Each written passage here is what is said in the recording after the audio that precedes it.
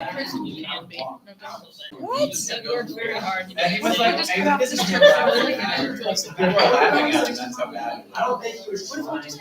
She doesn't I have. have that undertone, but like it came off in the No. This is like just random. He was a representative. Chris, there's a chair right there. If you want to be in the lunch. I want. I think it's funny. No, they did. He did. He taught his speech after I mean, why? his speech was going I think that's actually a good idea. Yeah. And then he was like, Technically, leave behind it. I wouldn't say Yeah. it's him, man. He did a good job. So. Is it back a bit? So we go like everything. That's about it right there.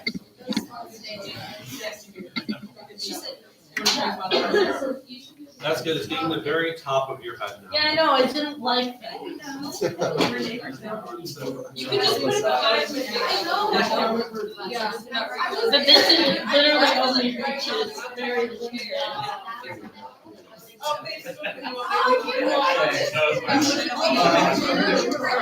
Thank you so much. It's just, you can like rotate the frame down a bit. It's very facing up. I can get it since. Well, I got some peppers. Put the laptop on the chair so we back the camera up more. Yeah. Okay. And I don't know if That's just what I would feel like it's free with. Okay. So I'll bring it back over to you.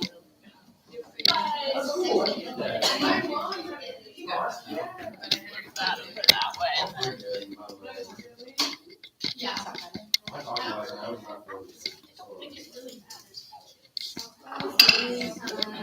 Oh, it won't say down. There we go. Does that work? Okay, cool. Oh my gosh, look at this. Thank you so much. I'm sorry. Let me know if you guys need anything else.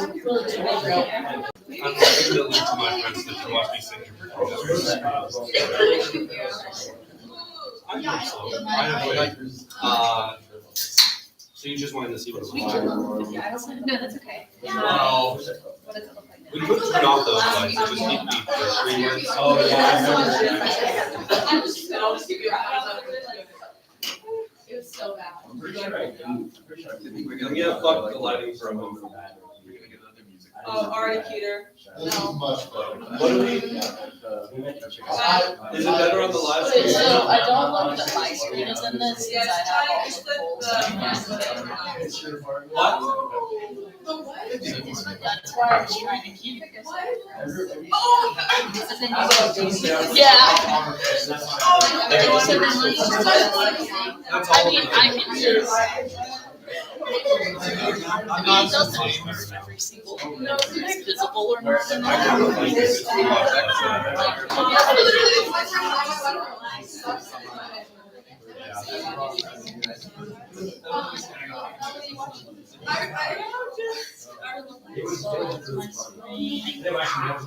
Is this good for the lighting? Okay, can everybody get off of the live stream right now? You guys do not have any reason to be on it at the moment. We're trying to work this out so my screen that will have all of the voting results on it is not visible on the screen. And also that none of our advisors' computers are on the screen. The person. I don't think what's the.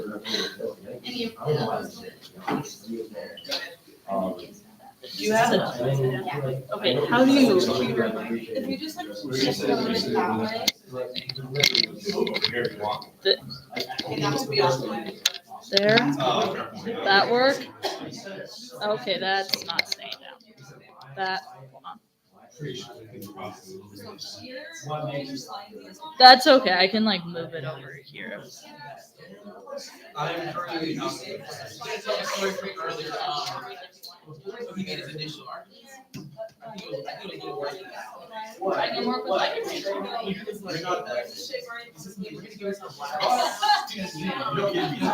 Why wouldn't you give it to them? Yes.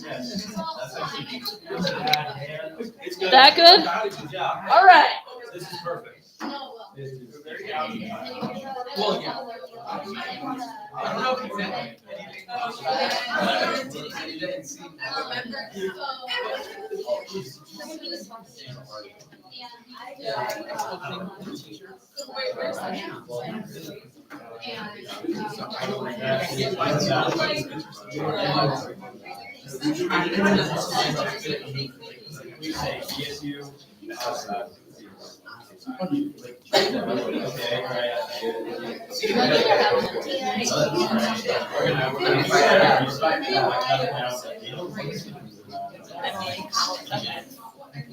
Have people say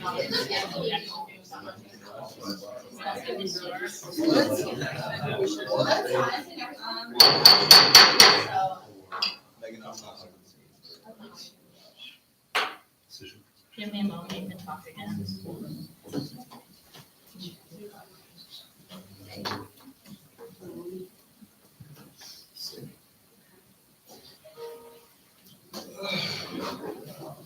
Check now.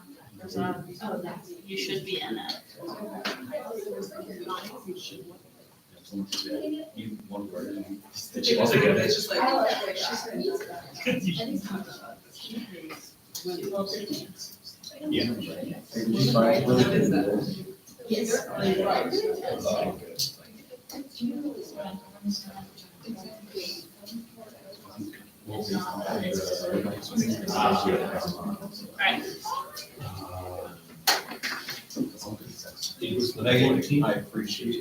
anything for you, Prasad?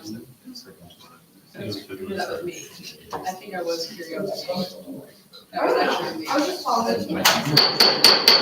All right, it is 2:15. We're going to call this meeting to order. We are going to start with attendance. Farzad, Present. Chris, Present. Shay, Here. Carly, Mia, Here. Sarah, Roxanne. thank you. Simra, Here. Molly, Here. Angel, Here. Ryan, Danae, your proxy for Ryan. Oh, yeah, here. Okay, and then Danae, you're here. Brendan, not here yet. Ivana, not here. Anna, Here. Ethan, Here. Pam, not here, but his proxy will be. Michael, Here. okay, perfect. All right, so you all have been through this relatively one time, so you do know what this process looks like. But I'm just gonna go over general rules and expectations. There is very clearly, we need to maintain a level of respect for each other and for what we're dealing with. This is very important matter that you all have been elected to decide on. The purpose of this committee is to allocate required student fees. Last year, the fee was $522.05. And that was, we most likely are working with an increase this year of around $10. We've already gone through one round of deliberation, which led to roughly $9.60 of increases. But that is not set in stone. We're gonna talk about all of that again today. And I wanna remind everyone here that you're not speaking just on your behalf, you're representing the entire student body here. You're not just saying, this is what I want, you're speaking on behalf of the 20 some odd thousand students that go here who will be paying this fee next year. So I just want everyone to keep that in mind, that this is not our own individual interest. And I do wanna also acknowledge that you've given up a lot of time to do all of this. And so I'm very appreciative of the fact that you're here and that you're here on a Friday afternoon at 2. And there's probably a lot of other places you would rather be that probably also have more fun things to do than sitting in the union. But I do really appreciate you all being here today. And another thing I want to make note of is that we're not experts on any of these entities that we fund. We do not go to their offices every day and work. We don't know what any given entity's day-to-day looks like. But we were given a presentation by people who do know what their day-to-day looks like, and we were given what their request was. So we just keep those things in mind, that we are not here to tell them how to do their jobs.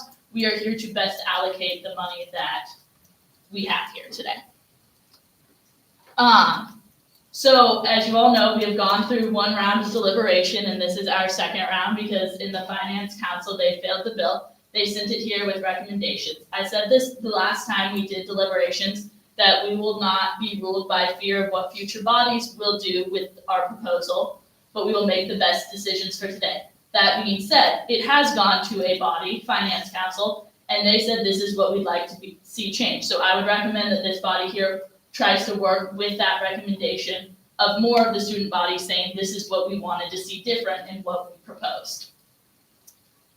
Are there any questions at this point, Chris? Can we go over the voting record in the Finance Council on the fee proposal and the recommendations and what the recommendations are? Yes, we can do that. Are there any other questions? Another point I'd just like to remind everyone, this is not our money, it's not Senate's money, this is student money, and we are just the stewards of it. It's not saying I'm gonna give, or this committee is going to give this certain group money, but this is student dollars, and we are saying this is where we think this would be most effectively allocated. And once again, there are very hard decisions here that we're going to make today, and there is no one right answer to any of this, but we're gonna make the best decisions with the information we have for today. I'm pulling that up, Chris. Anyone else have any questions? Michael? Could you explain the tuition fee package increase over the 5 years and with the approved, increase that we have for the student fee, since there is no apparently from what I'm getting, we can stay flat because of the 5-year plan of that increase. That Regents approved, because you mentioned it last time, but the student fee package, it's been approved already for the 10%? Was it 10%? Or 2%. It was, Oh, 2%. $10. Well, 2% for 5 years and then take 2% for this. Yeah, so basically, if I understand your question, the whole entire tuition package, my understanding is 2% increase, so this is a piece of the tuition package. And so they ask that you don't go above that 2% because it's a 5-year plan. So the 5-year plan is already approved, or from the It's- Regents? From the chancellor's office, I believe. Something that they're working with KOR. It still has to go to KBOR every year for approval, but that 2% is the target from the university based on what we know about KBOR's previous approval or rejection of previous packages. Do we have any other questions?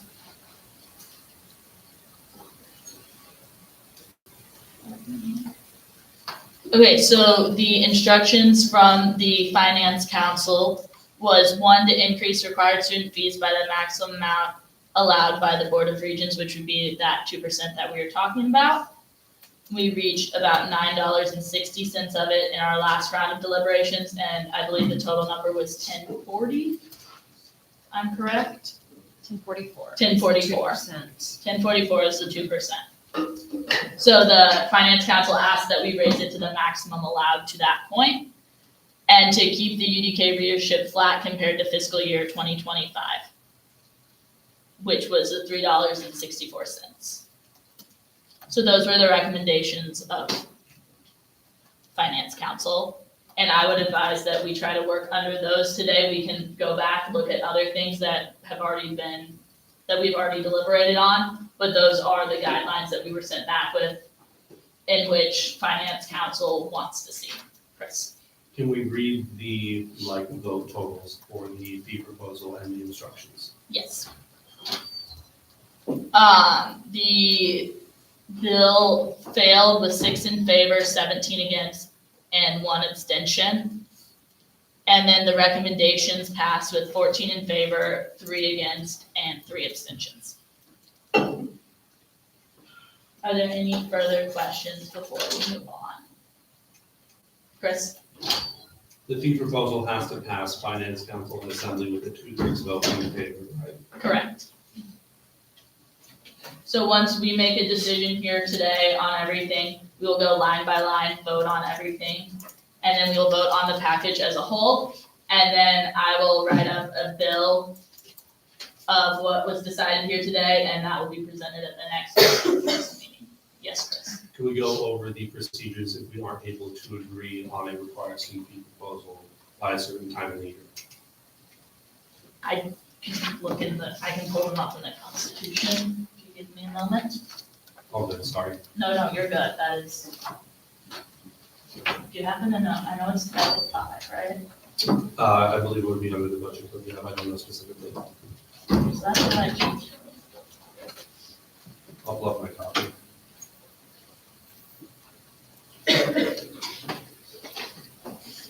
While I look for this, does anyone have any questions? Oh, I have a question. Yeah. Did finance council make any recommendations for other fee entities? That was the only recommendation from the finance council.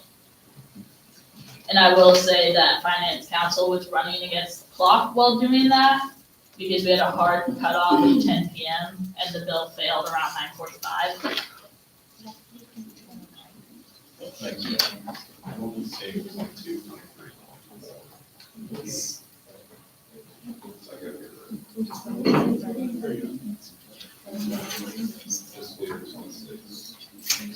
Yeah, that's just the vote. That's not where anything else is. That was just so we could do votes over Teams. Where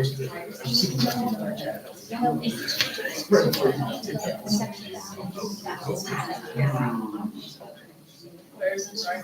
Section 6, the last paragraph. Okay, so mine's different. I can pull up.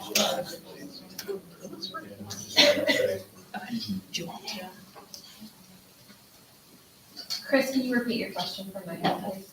The procedures for emergency passage of a required student fee proposal once we get near the end of the year.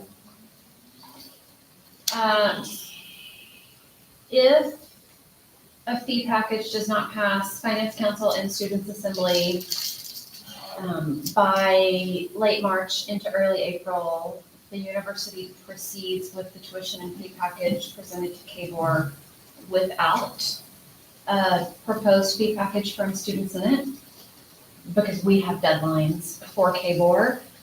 There are then a couple of ways that that could play out and has played out historically.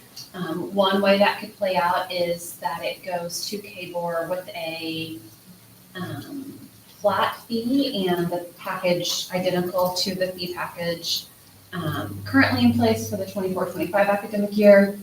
Another option is that it goes to KBOR and decisions are made at KBOR or at the university level, and then potentially comes back to Student Senate for a special summer session. And that might look like, here's an amount to work with. You can't go over this amount, but we deliberate a fee package after a total number has been approved by KBOR. So a couple of different ways that could play out, and we're really hopeful we don't get to that point. But needing to pass through Students Assembly and Student Senate late March, early April is ideal. So just for quick clarification, we have our two upcoming legislative cycles. We have one where finance would meet on March 12th, and one where one where finance would meet on March 12th, assembly would meet on March 26th, because spring breaks in the middle. Then we would have another where finance meets April 2nd, and assembly meets April 9th. Would we be able to consider a fee proposal at that second cycle of April 2nd and April 9th, or would that be past the deadline? It wouldn't be included. We can't, the one that we can guarantee right now would be included is the March cycle. The April cycle may not be included in the tuition description. Thank you. Are there any other questions? Okay, so there's one fee that I did want to talk about because there was definitely confusion among councils, finance, this body. I don't think we fully had a great understanding of it. So we're just gonna talk about that briefly. It's the Student Senate administrative fee.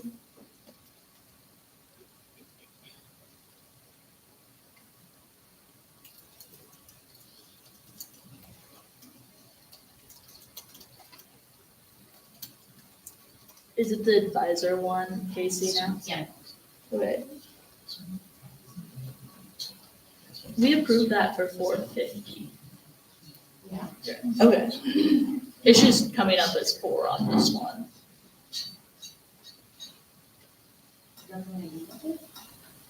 Hold on. Oh, here. Yeah. There we go. Much better. Got it. All right.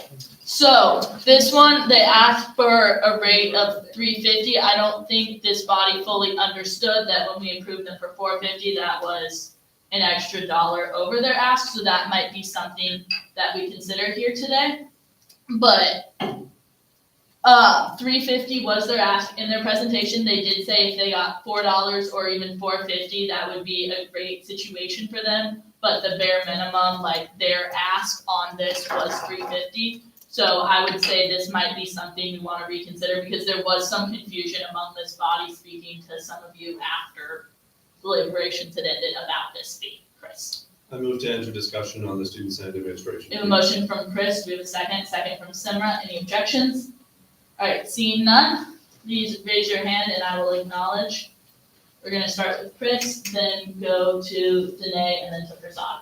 So if the advisors are saying that they need $3.50 for this fee to cover their salary and fringe and everything else for the upcoming year, I think we can move this dollar over to other fees. I think that will lessen the burden that we have today and the impacts on the organizations created that would differ from our last deliberations meeting. So I think that this is a fairly easy change that we can do to make the rest of this process easier. Thank you, Ms. Danae. Before we talk about it, I just had a question. Does Mateo need to leave the room? Because I know Mateo and Caitlin left last time. I have to leave the room, but I can leave the room if you want me to. Yeah. Can we suspend the rules and let them stay? I don't. None of the other entities get to sit in and Fair. add comments.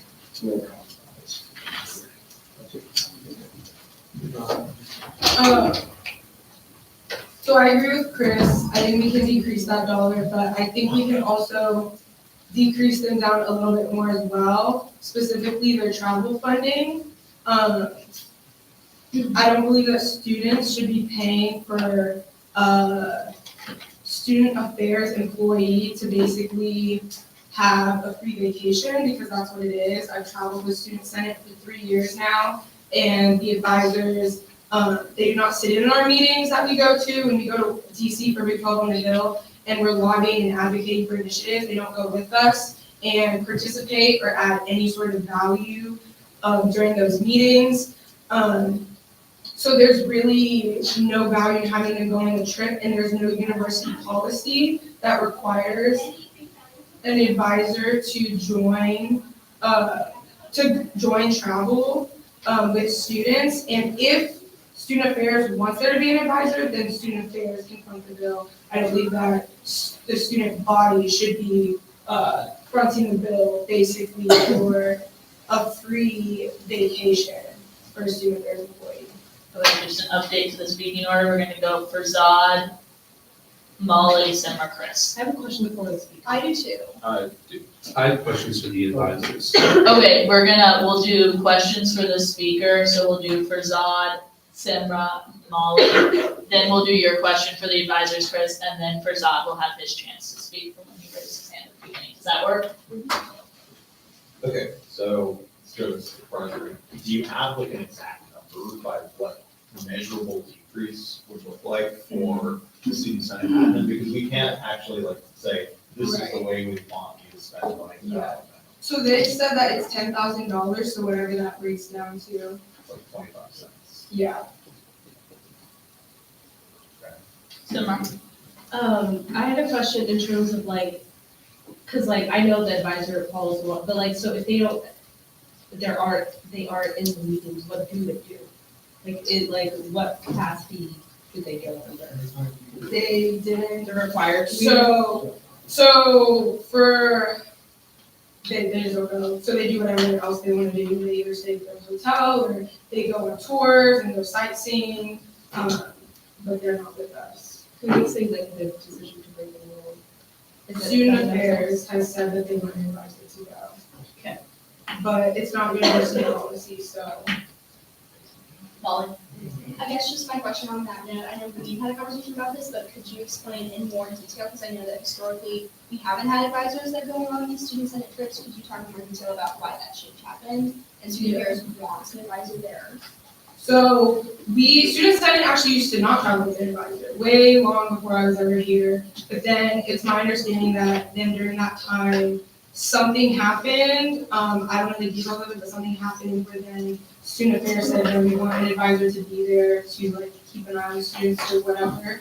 But again, they're not really with us. So, and then I'll also say K-State, they've never traveled with an advisor, they don't. And that's like our sister school, University of Houston doesn't, and there's also several other schools in the Big 12 that don't travel with advisors. It's pretty 50-50, some travel with them, some don't. And I'm not saying we don't have to have an advisor, that's perfectly fine, an advisor can go along, but student affairs needs to pay for that, not the student body. All right, Chris, your question for advisors? So yeah, I wanted to ask Dr. Treble specifically, since you do work in student affairs, like what was it, $10,000, the figure? Is that accurate compared to the student senate administration fee? Are you aware? It is, the simulation file is accurate. Okay, so hypothetically, if we were to take the $10,000 out of the amount that we are allocating to student senate administration, would this be something that student affairs would be willing to consider funding in the future? I don't have that information right now, Chris. That's fair. All right, Razan and Molly. I was just gonna motion to, Will you hold your Yeah, I'll hold motion mine. for whatever, Molly? Never mind, you're good. Okay, I'm gonna motion to cut student senate admin by $1.25. to $3.25. Okay, we have a motion. We have a second from Sean. We have any objections? All right, we'll move into a vote on this. Give me a moment to post the poll. Oh, we just do all recorded votes now? Yes. Okay. Razan, you have your test post up in the vote, should you want me to delete that for you? I can't, you have to delete it.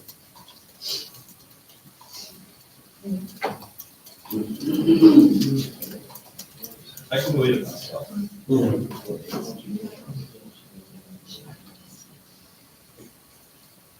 What?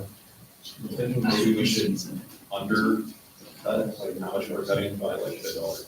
Because 25 would be what, a little over 10,000, and I don't want that going into so unless we have like I think 20. Hold on, Dr. Treadwell, is the 25 cents for 10,000, is that accurate? That's a Casey question. Mostly, more or less? Undershooting would be better. I don't know what the fee multipliers are. And I will ask when we're doing voting today, I would prefer if we could keep that in silence. Not right now, I've not posted the poll, continue. 25 cents? Okay, yeah, it's about accurate. Okay. $10,950. So it's more like $19. $10,950. Is that another 950? Yeah, still better than undershoot.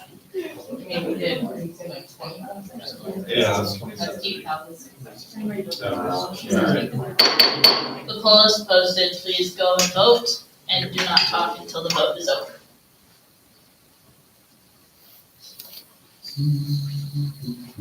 If there are any issues with the poll, please let me know.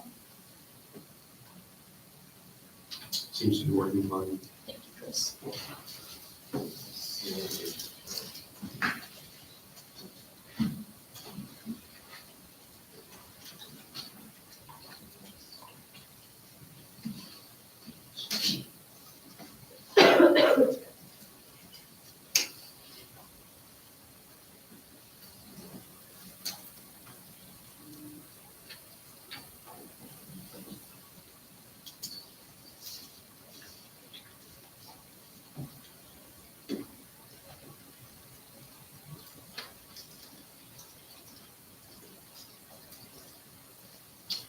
We are missing one vote, so if you have not voted, please do so right away.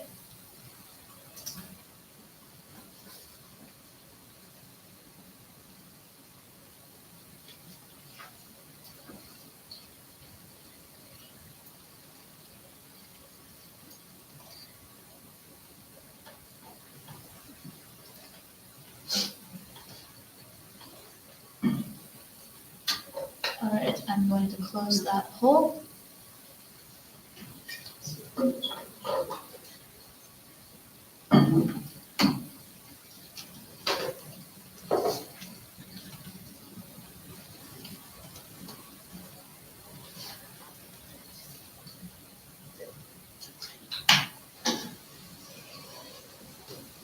With 11 in favor, 1 against, and 0 abstentions, this passes. Um,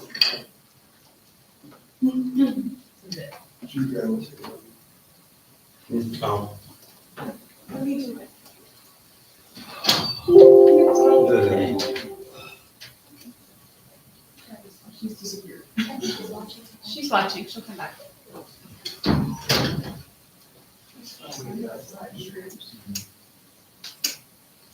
So the live streams that have been the fine room. Yes. All right, so now that we've handled that matter, do we want to just kind of have a refresher, take a look of what we agreed on during the last deliberations, just so everybody's on the same page, any proxies know exactly where the numbers are at, and then we can figure out where we want to go from there? Does that work for everybody? All right. Okay. So first up, we have the Burge union fee kept flat at $18.40. If anything was changed by a penny or two, I am not going to discuss that that's a change. That is just, we have to work with the nickels, and that's not an appreciable change. So that was held flat. The student union building fee was held flat at $71.90, which was fulfilled their request. The Edwards campus fee request was $11. Last time we approved $11.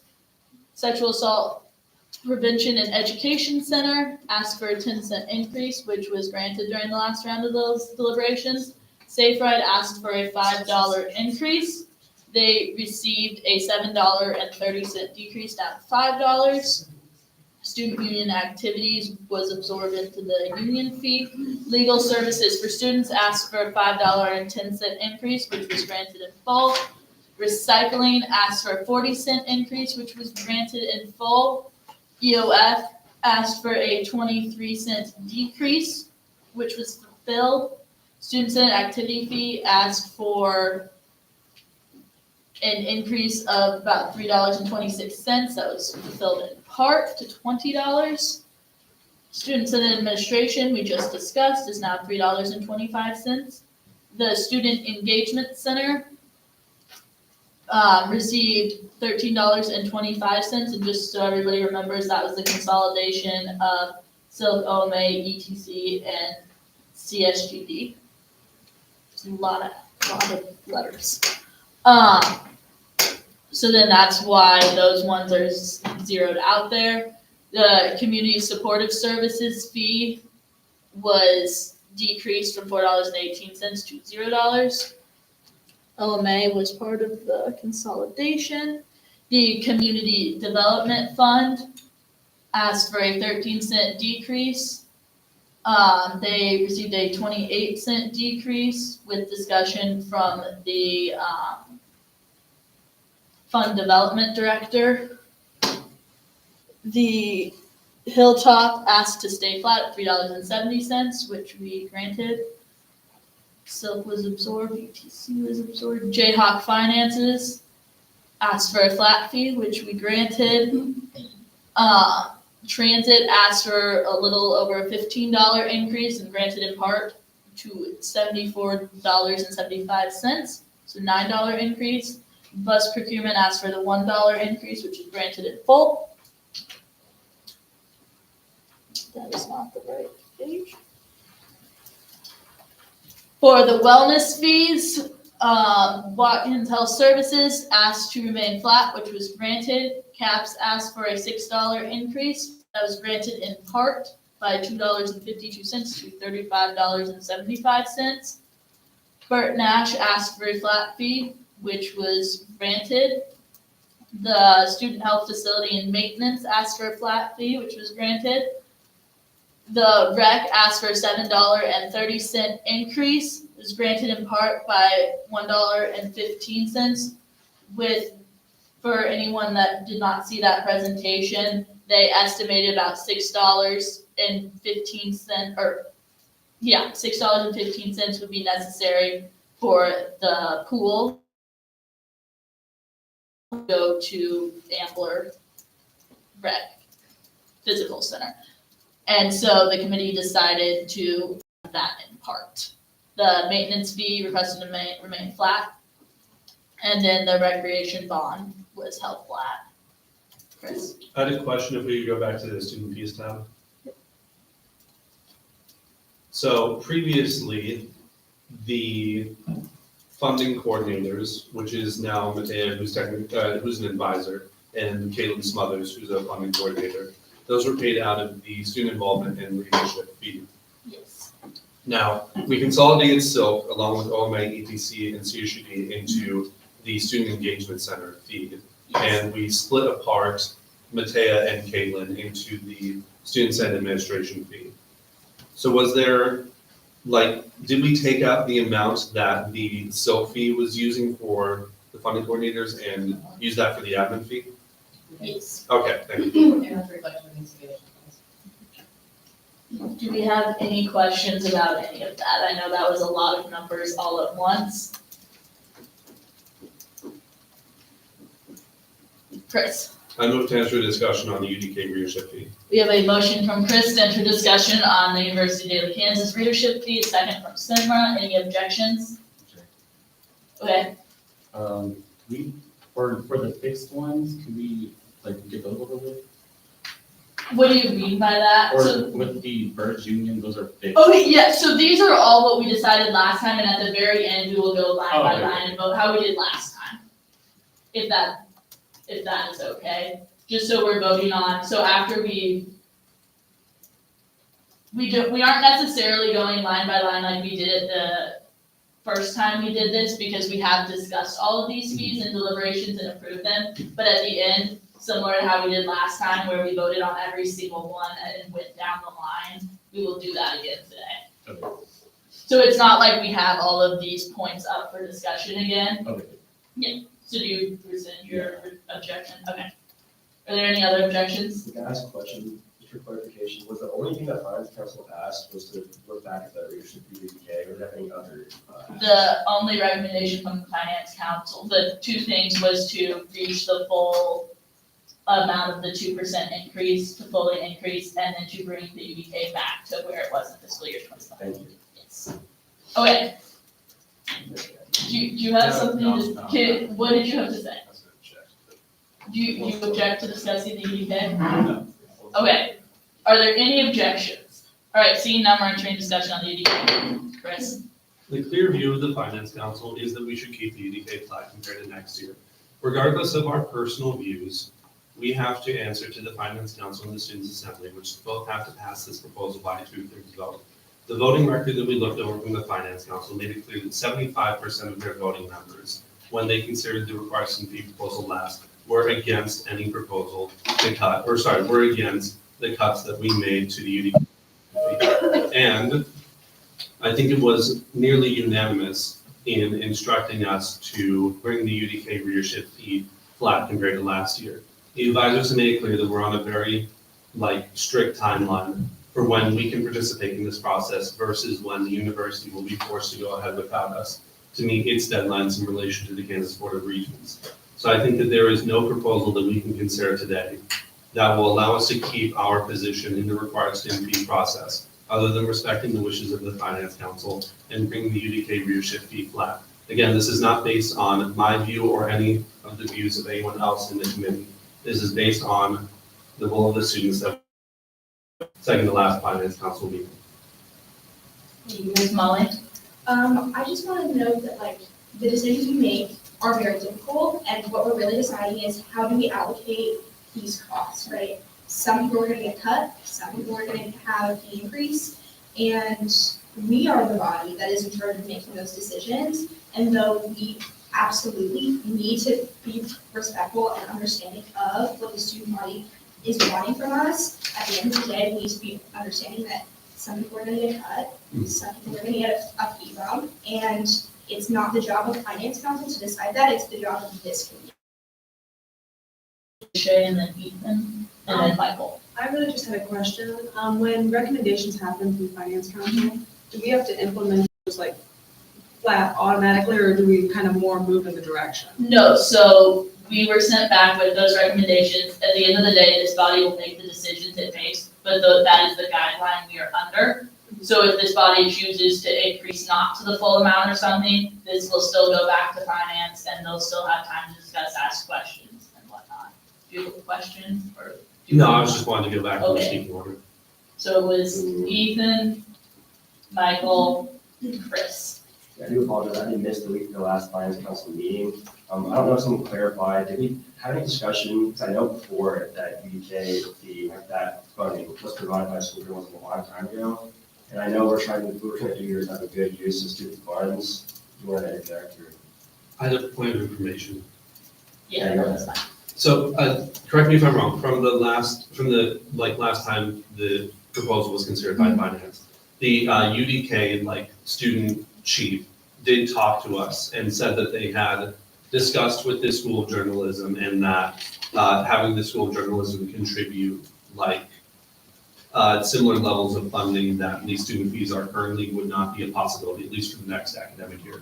Is that correct? No, they didn't say that they don't have the money, they just said that in their own theoretical sense that it would cause problems with the UK, not that they don't. Gotcha, okay.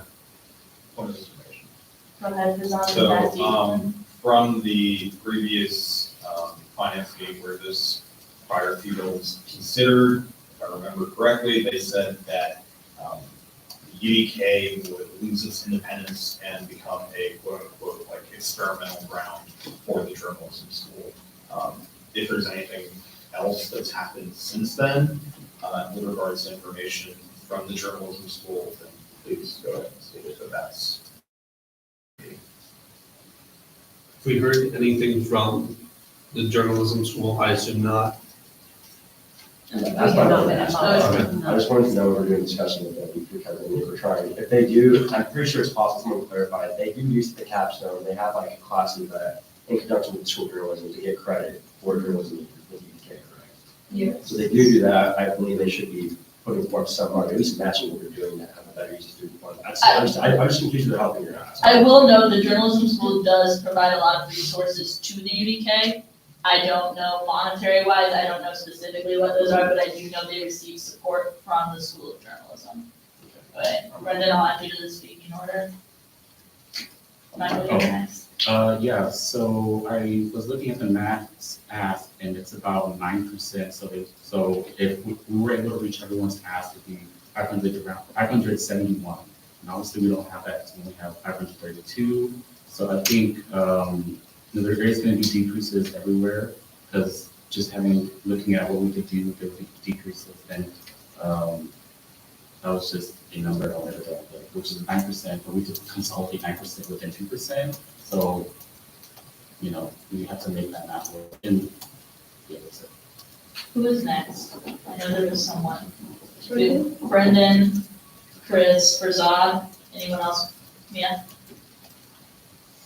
If I remember correctly in the finance meeting, we were told that school journalism charges the UDK to utilize their own space, which in my mind does not make any sense for something that is supported by the school of journalism, and is directly taking our own fee dollars to put in their own pocket for space that has already been paid for it, that is supposed to be used for the school of journalism. So I would love for someone to provide me a strong argument as to why we should be paying the UDK's rent to the school of journalism when the school of journalism should be providing that space for free.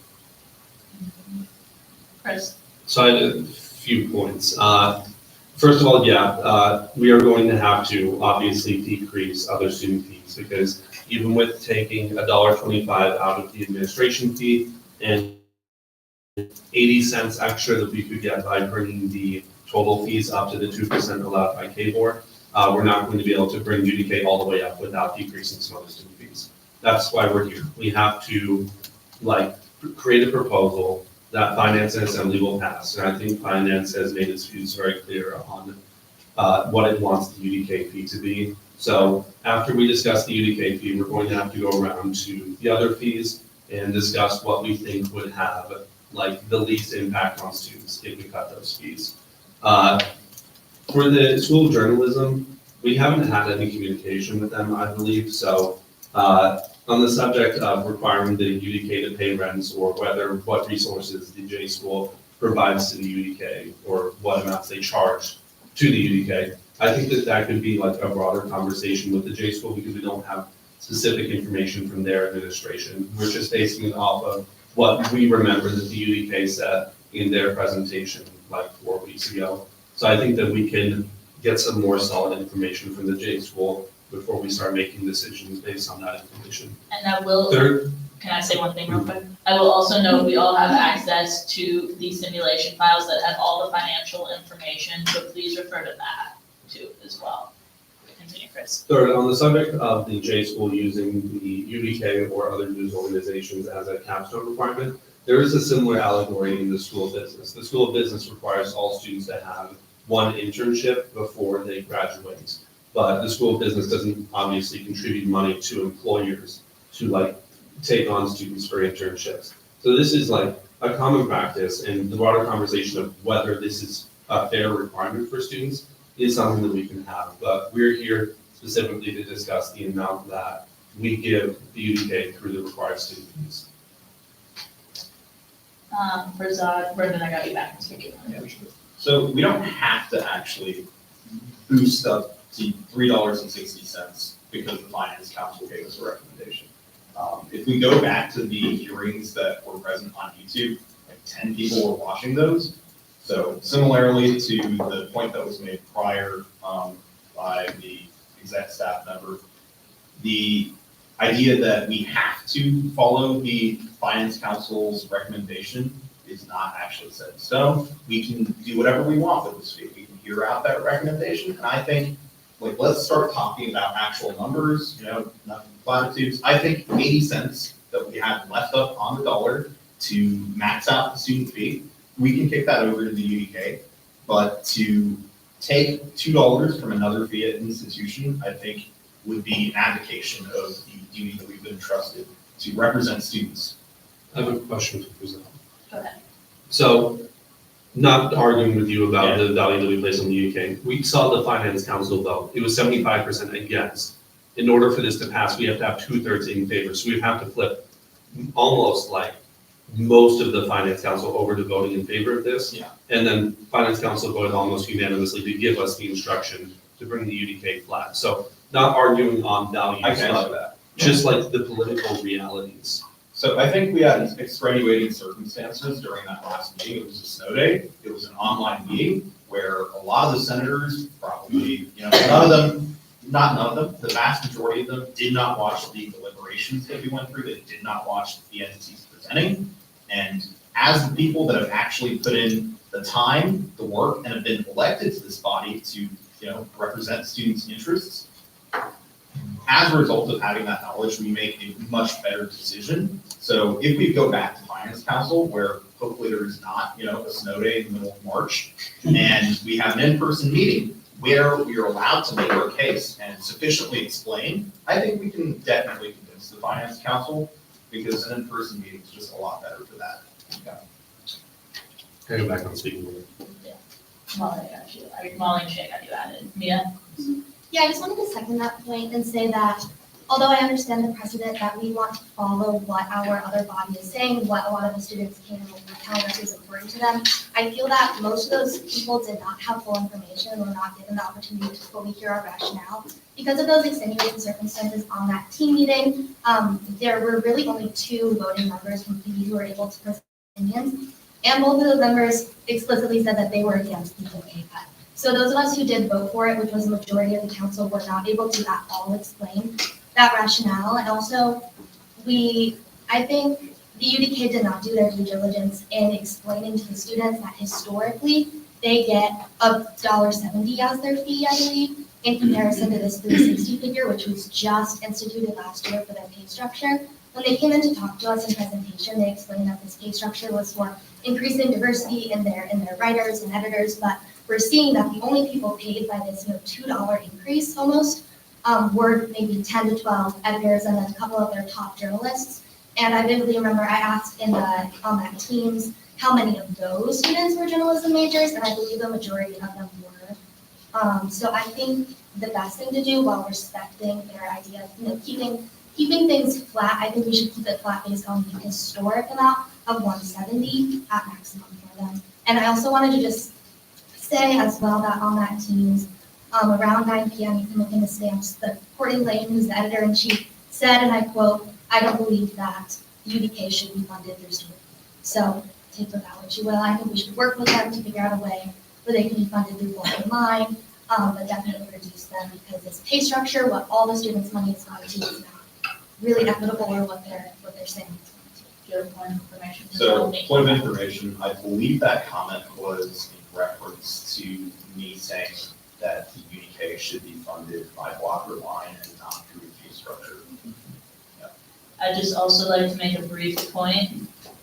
As with how we looked at the student survey, the recommendation from the Finance Council should be viewed the same way. It's very important for us to consider that in conjunction with all of the other information that we have of this entire body sat through 20 hours of hearings. And I respect that all of you did spend a lot of time, and a lot of time you could have spent doing other things. But like with the survey, this is just another piece of the puzzle, what the finance recommended. It is not the end all be all of the decision, but it should be all of these different parts come together to help make this decision. So it should not be just thrown out the window, but it should be considered in some capacity. Brendan, you are next.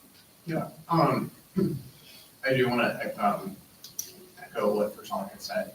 That was an extremely extenuating circumstance, and we only really were able to talk about the UDK. I think we're really ignoring the safe ride conversation and the transportation conversation, because we were very far away from meeting the ask of transportation, a much bigger number that we weren't able to reach than the UDK.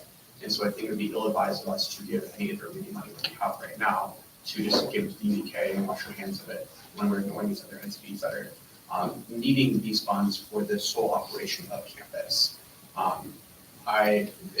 In my personal opinion, I believe this campus would operate just fine with the amount of money that UDK has. I don't think this campus would operate if we were to reduce, let's say, Fridays and what transportation is. I think that has a lot more implications and ripple effects on the line than an Instagram post here and there or an article that someone reads on their phone. Thank you, Brandon. Shay, you're up next. Yeah, I got you on this. Okay. I'm kind of in agreement with most of what has been said earlier. I agree with Mia that we should just return it to the historical. Sorry, 180, I was wrong on that, and there have been some more changes. Yeah, I kind of agree with that. Mainly because I do think that the safe ride conversation was ignored. In the meetings, we didn't have time, but it's still very, very significant. And I think cutting safe ride has a lot more impact on the overall campus, as you said. When it comes to actual function of a student, I don't think looking on your phone, as you said, is something that we need to do in our day-to-day lives, especially when we have local newspapers, national newspapers, and just like anything else we can read at DBK. And before we put out this 364, they were still pumping out articles. Like it's not like they weren't writing at all and they weren't taking pictures. They were still doing their job. Maybe not as quickly as they're doing it right now because they didn't pay as many of their editors. But acting like the UDK is just gonna fall off the scene because we stopped providing them this 364, I think, which I feel like is what most students believe is going to happen, that the UDK will stop existing. Not true. It's a cut more to, I believe, staff funding. Correct me on that if I'm wrong.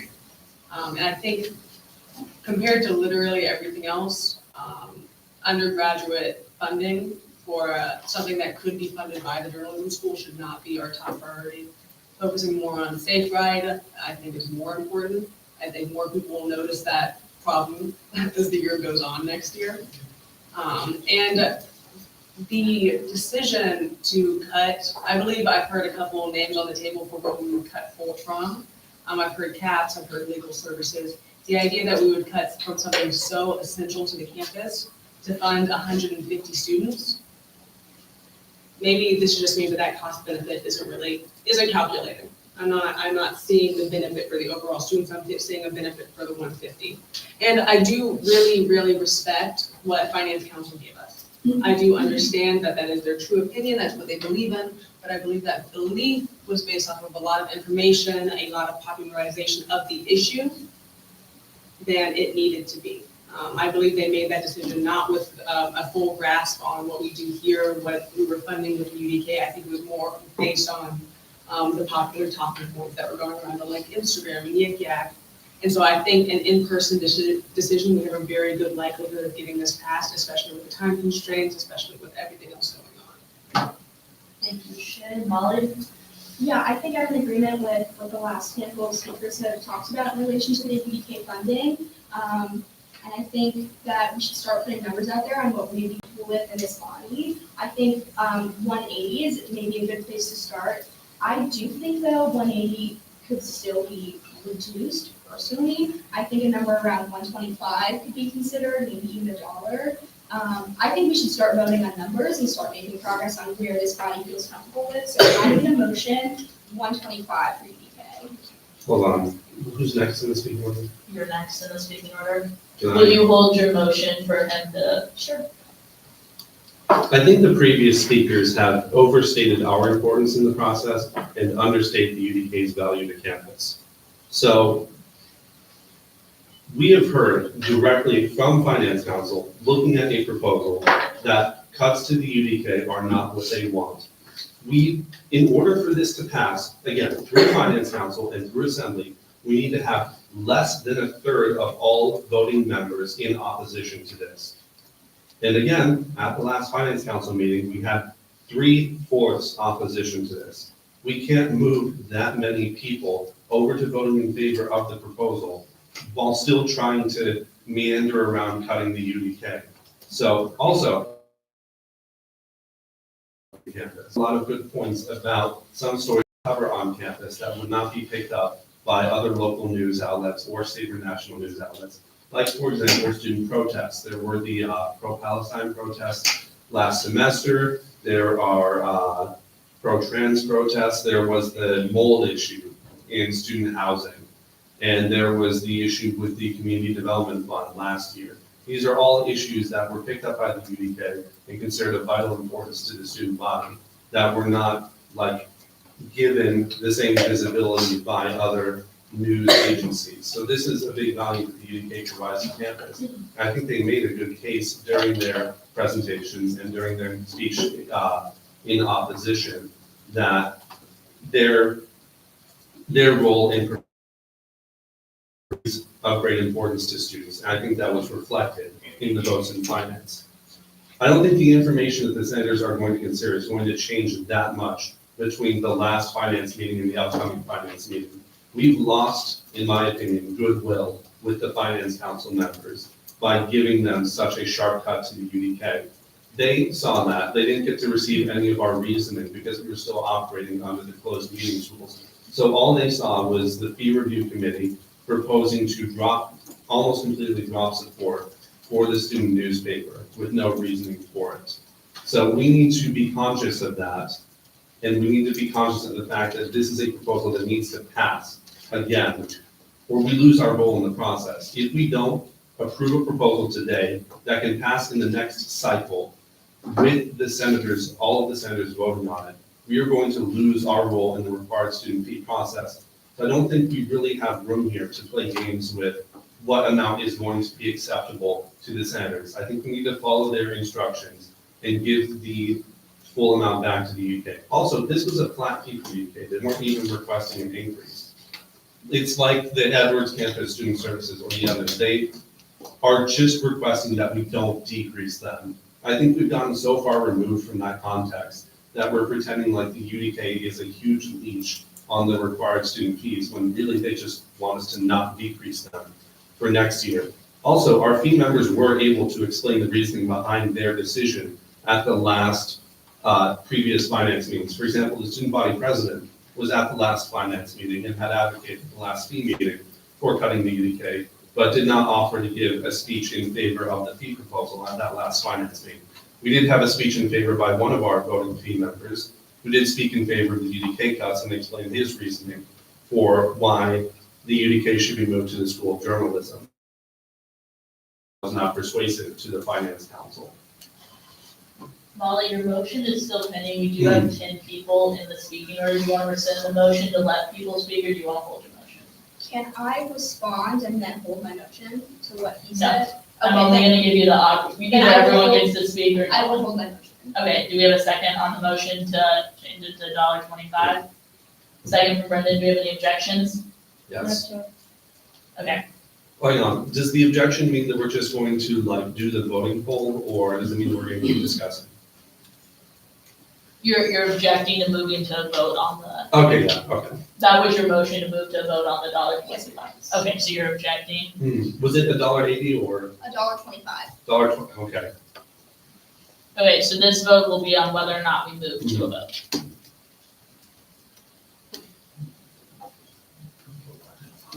No. What? What's the first step on this? It was Sean, Anna, Prasad, you, Ethan, Danae, Shay, Brendan. Do all of you have something very specific to say? Yes. Something that has already been. So, because like, I agree. And I love y'all, but I was gonna propose another dollar amount, so. That's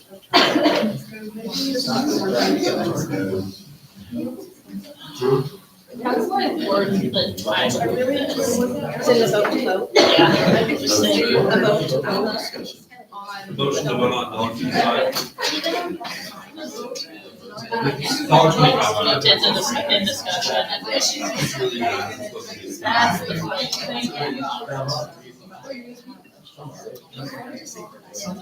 They're always. Well, me too, but every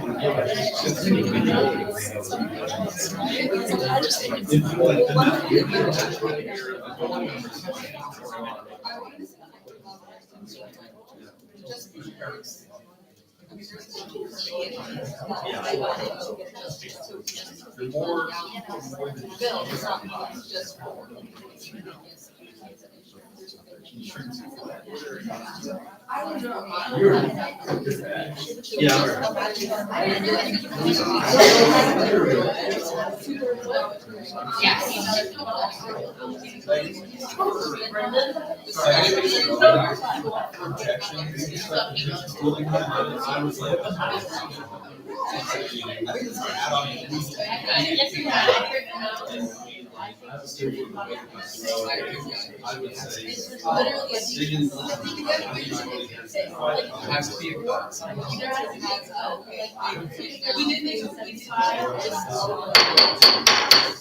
The poll has been posted, we're voting to end discussion and move into a vote on the $1.25 proposal for the University Daily Kansas. Please vote as quickly as possible.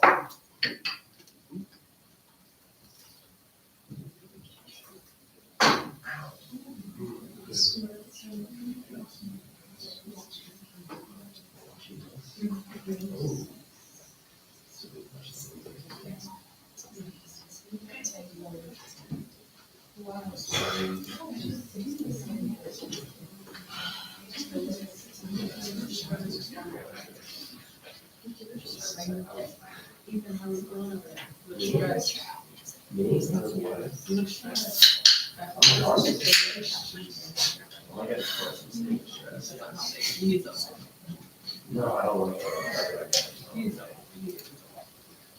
Why are you in a consultation? Mood, as you should. We looking forward to spring break, guys. Oh, yeah. We are voting, can we please remain I'm sorry. silent? Thank you.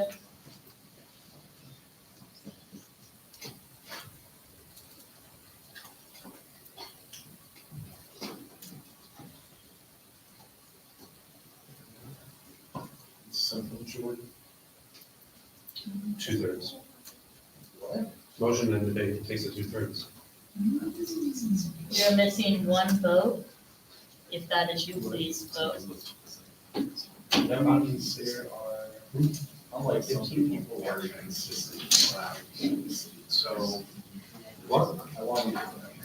You recognize yourself in like 3 follow-up questions when you were chairing the selection. Once again, please remain silent until voting period is ended.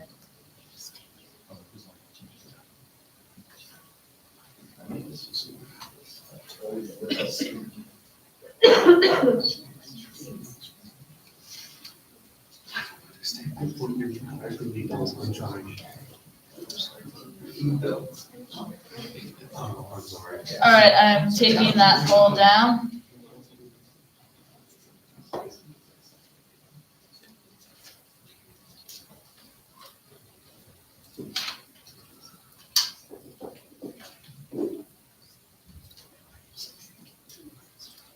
With 4 in favor, 8 against, and no abstentions, this fails. We will remain in discussion.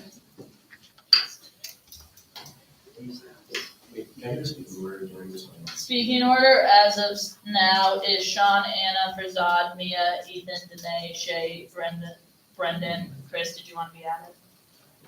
Sure, just in case. Is there anyone else that wants to be added to speaking order as of now? All right, did everyone hear that? I will tell you when it's your turn, which is.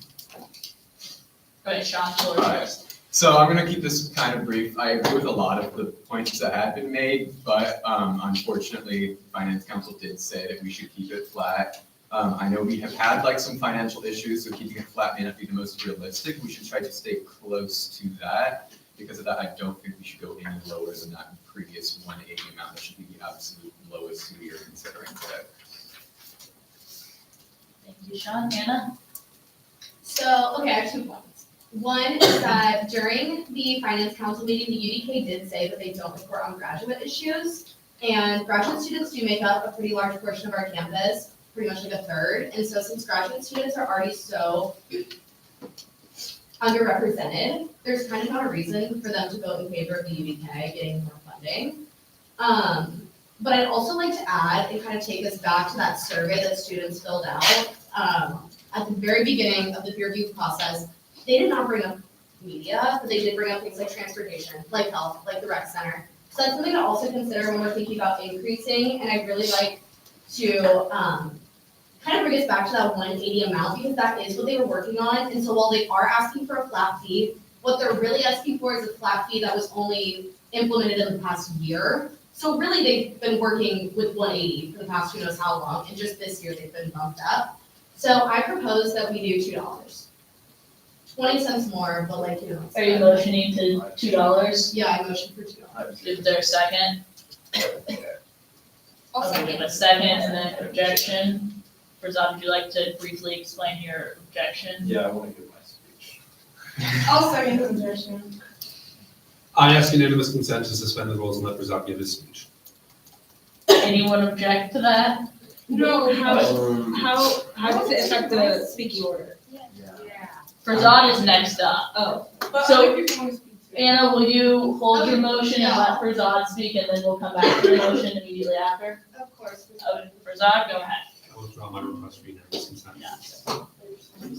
Floor is yours, Farzad. All right, so I want to start this speech off by addressing some of the points that were made, for meeting the Finance Council's recommendation to keep the UDK flat at $3.60. It was said that they make up a very small part of the overall fee, that they're not asking for a whole lot, that they just don't want to be cut. And the way the numbers are looking are not actually accounting for inflation.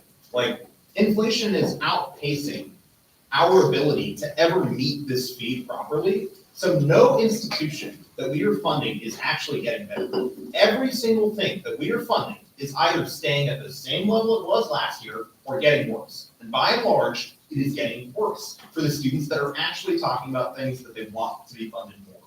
Transport has always been the #1 issue for students. We took something around like 60 to 70% of Safe Ride's funding away, funneled it into transport, and buses are not going to get better. They're going to stay the same, probably get worse. Every single thing that we have chosen to increase funding for is either staying the same or getting worse. How do students interact with these institutions? What we are here to do is to act on behalf of students as their conduits of things that they would never know, because they don't sit through 20 hours of hearings and nonstop information by meeting with all of these people. So we don't actually represent Finance Council. We represent the 28,638 people that go to KU, most of whom probably don't even know that this committee actually exists. How do we impact them? The way we have to evaluate it through is how many students are using these services. How essential is it to their education and the reasoning for why they go to this institution, which is KU, and how much of an impact would it have on the students if we were to, let's say, cut a certain entity, or if we were to raise a certain entity. The primary beneficiaries of our package that was previously passed on the 7th were LSS and buses for the specific bus component where they're still technically getting worse.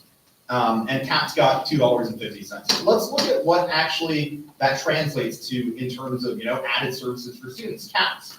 It's actually not improving anything for CAPS whatsoever. They needed $4 to stay competitive and raise their, and I can quote the director of CAPS, Dr. Chris Corbett, where he said, each $2 increase responds or equals to $86,000.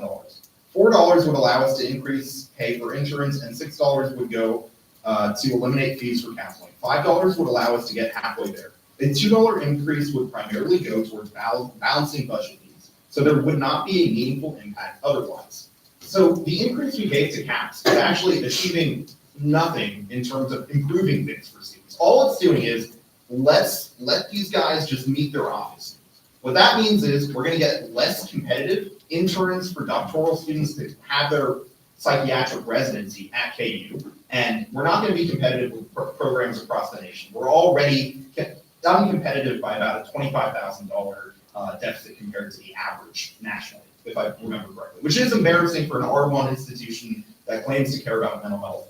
Okay, let's move on to LSS. We give them about $500,000, rounded out, in funding every single year via this fee. They generate over $3 million in value for students. That is something that plenty of international students, who a lot of them tend to be graduate students, rely on for navigation of their visa process, especially with the administration as it's currently happening. There are more and more legal trials that they have to go through, not in the court system, but more work that they have to put in. Taxes. They help save students money for their taxes, and then let's say you get evicted by your landlord or some sort of junk fee put on you. These are the only affordable avenues for students to go through to have some amount of money funneled back to them, so they can probably afford to pay their tuition. Which again, that is the most important, or rather the most popular response to our fee. Do not raise the fee. I know people with 5 cents in their bank account because they are just trying to push and push across to the next semester to pay for their tuition. So, somebody might say $3.60 is really not a whole lot.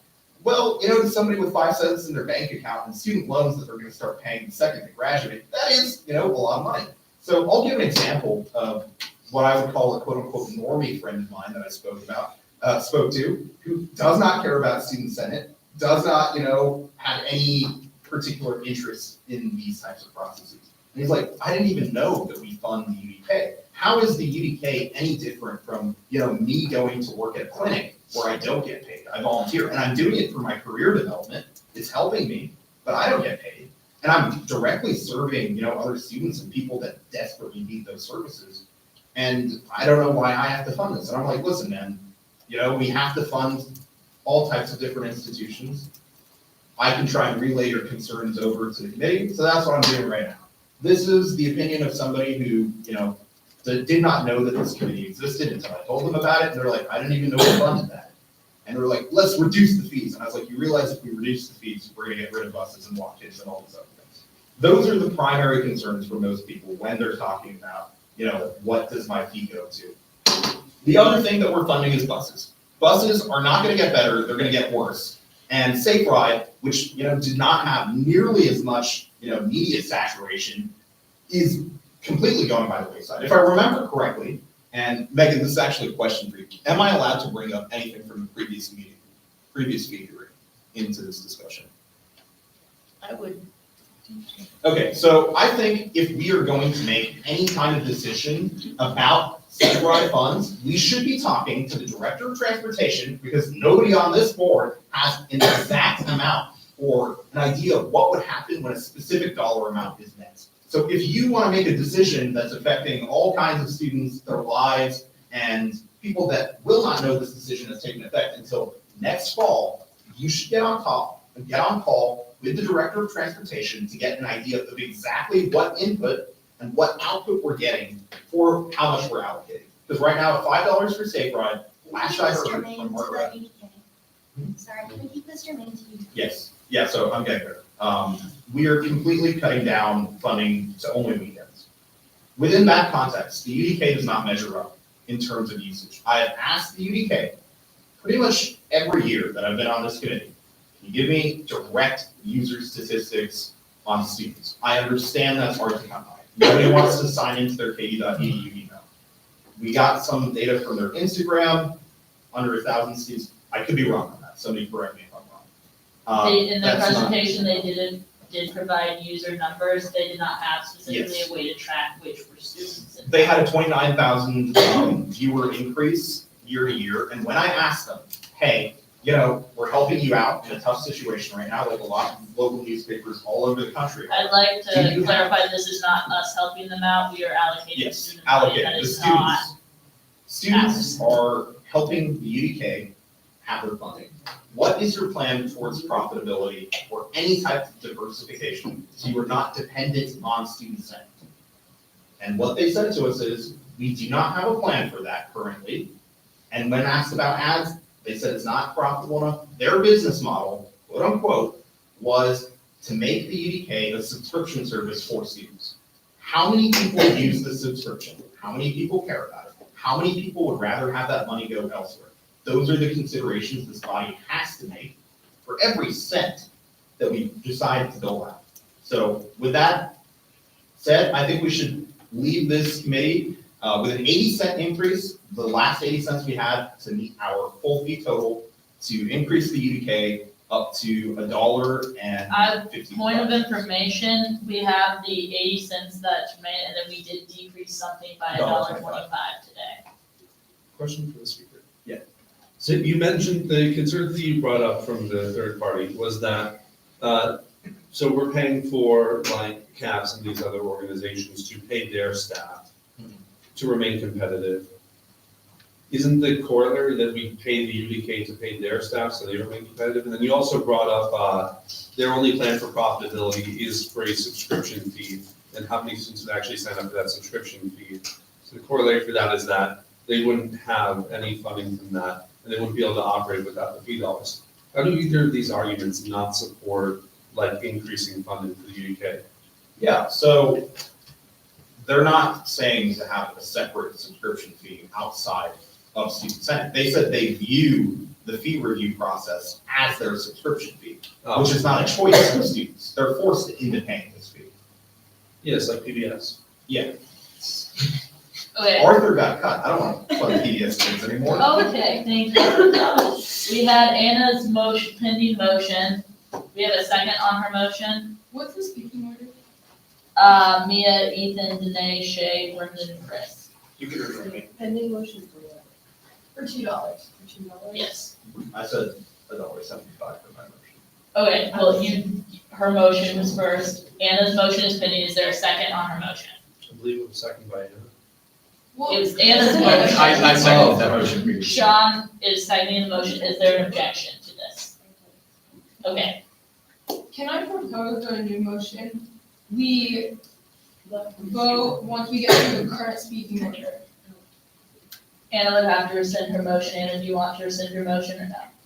I'll rescind my motion if everybody promises not to motion something else. No, we'll just immediately return. Your motion will be on hold until we reach the end of the speaking order. Okay, that's. So no one can motion before hers, yes? So it's gonna be the motion to vote on $2 after we finish the current speaking order? Yes. Okay. And Clarification, does that mean nobody else can be added to the speaking order? right now, if anyone wants to be added, we will add them right now, but once we start speaking order, no one will be added. And just for clarification, Brendan, you want to be removed from speaking order? Yes, yeah. So can you read the new? Yes. Mia, Ethan, Danae, Shay, Chris. Can we take a bathroom break, please? There's no bathroom. Oh. Isn't there bathrooms on the fourth floor? I don't know. Water is. There's no water. Can we I take will the just check put a break around 4:30, because that's prayer time, so I think if we just like wait an hour and then do a break, it double whammy, Does that work for the group? Yeah. 1 hour. It is at 4:34, Oh, okay, so now we're on the bathroom break. so about an hour.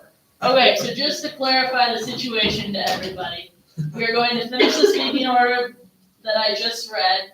Then we will return to Anna's motion, and at 4:30, somebody will motion to recess Yes. for a bathroom break and whatever else we need to do. Is there any questions on how we're going now? All right, Mia, you're up. I just quickly wanted to correct myself. I threw out one assembly number and claimed that it was stagnant, but 2020 through 2022 fiscal years, they had $2 flat 3 years, and then they were increased 35 cents fiscal year 23, and then cut down to 180 for the year before the 364 increase that we're talking about. So there has been some change, but I overall agree with the $2 figure since we saw them operating on that the most consistently. My only point in addition is just, I don't think we should set the precedent that any group who is not happy with not receiving a full increase should be able to storm Senate and. Point of information, they asked for a flat fee. It is not considered an increase. Oh, I'm because sorry. it's what For they a said last flat fee, that, I don't think a group protesting a decrease should be able to have the full power to derail a budget package and potentially lose our voices in the process. Another point of information, only the voting members of Finance Council voted on that matter. Just to be clear, we cannot say the UDK derailed anything. But I think she does have the right to say that they. No, she's more than welcome to. I just want to clarify, the only people that voted on this package are the Finance Committee members, and I just want that to be clear to everyone. Yes, of course. All right. Ethan? I think I wanted to make this known to the whole committee is that I think we're losing the grasp on how we're trying to have a good management of student funds and what the average student will have a net benefit where that student activity is going towards. Like I talked about earlier, I know it's not about UK, but just point on like transportation. For the student survey, they wanted, the number one thing was to reduce student fees. And after that, it was transport and UK was like the fourth one. So I think we need to kind of go off of what she was saying, is to give them like $2 and not the full ask. Didn't the Finance Council want to go back to the full amount? I think we have to do what's better for students as a whole, and having that money allocated to other entities is a better use of student funds to provide a better experience on campus than just giving them newspapers. And they will be okay and will still be there with it. I think $2 is going to be a good use of student funds, and that's going to go I have a quick question for Megan. Can we call the UDK editor and ask them how different dollar amounts would affect their ability to operate? Because they did say during their presentation of finance that 70 cents would prevent them from doing anything. So I want to make sure we don't end up in another situation like that. Well, Rob mentioned also, when you mentioned inflation, that also affects students who pay this fee, and we want to reduce it every year, and each year we're increasing it, so let's keep that in mind and try to allocate to other entities that benefit students more. Wait, would we be interested in asking the UDK that question about? I think it could be helpful to ask them about the $2. I think we need to stick with the plan we had, which was to give them all the speaking orders. Then after that, if we want to call them, then we can. Okay, so I think how we're gonna proceed then, we'll go through the speaking order, and we will consider the current motion on the floor, and then if we want to contact them at that point.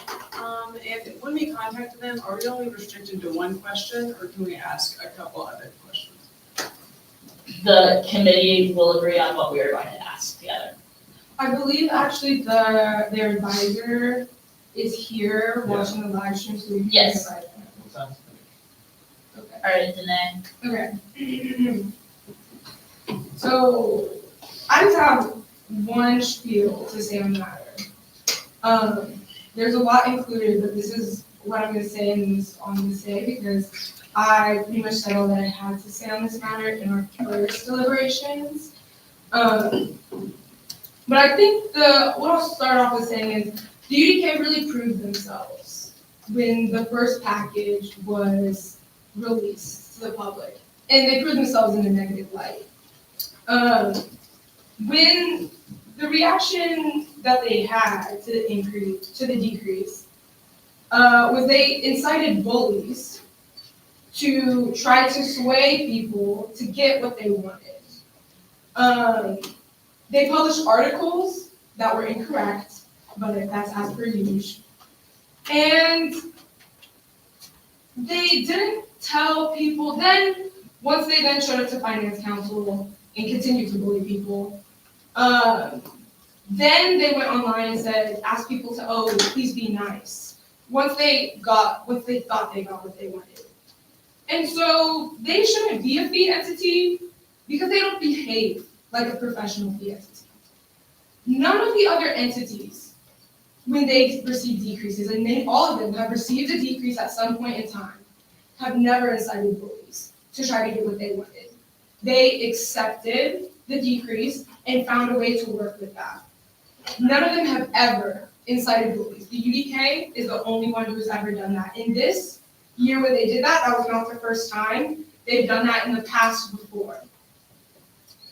And for example, the rec center, a couple years ago, they received a decrease. They didn't go online and try to bully people. They didn't show up to finance council and try to bully people. They took the decrease and they took the advice that was given from the fee review committee at the time, which was for them to go to try to find sponsors and find other funding. And the rec center took that and they did that, and they found sponsors, and they got the other funding that they didn't receive from the student fee dollars, because that's what a professional entity does. They don't go online and try to bully people, which is what the UDK has done. And so they've proven that they are not a professional entity that deserves. And again, as Mia pointed out earlier, their editor-in-chief said themselves that that the UDK should be a fee entity, and what they then said afterwards was, but that's the situation that we're in, so just give us funding. Which just goes to prove that they don't want to put in the effort to try to go find funding elsewhere, to try to get sponsors, to try to find other areas where they can receive the funding that they need. They want to just bully people to try to get what they want to get funding from the student fee dollars. And so we need to follow what the survey of the student body said, which they had the UDK rank almost last as their priority. And so the funding needs to be delegated in that way that is representative of the student body, which is what that survey was, versus some people who decided to show up to finance council and again, bully to try to get what they want. Okay, I need to make information. The finance council meeting was held in accordance with Robert's rules, and decorum was held the entire time, and anyone that broke those rules were removed from the meeting. I want to be clear on that. I cannot speak for anything that happened outside, but I know my council ran properly. Yes, but I will say in the chat, there was bullying, and those people were not kicked out. So let that be held. Point of information. Go ahead. Yeah, I mean, if there are like 200 people in a chat, like I was chairing that meeting. I have no problem with them not being kicked out. I'm just saying that there was Finish my point. Like if there are 200 people, like you can either choose to run a meeting of 200 people and then assign a speaking order, or you can look through the chat about, who's bullying and then kick them out accordingly. So I also have a point of order. I was like moderating the chat and responding to people's questions. Most of them were respectful in the chat. I can think of maybe like 5% of the total chat messages were disrespectful. Most of them were just supporting the UDK speakers. All right, I'm going to get back to my speech now. That was your opinion. There were I have screenshots, Brendan has screenshots, other exec staff members have screenshots of bullying that was happening. So I don't care. I'm just pointing out that that was happening. And again, the finance council was not even the main point with that. There was bullying happening, or tried to bully happening outside of that. And the main point around that is no other fee entity does that. So, with that being said, there's also the question of independence.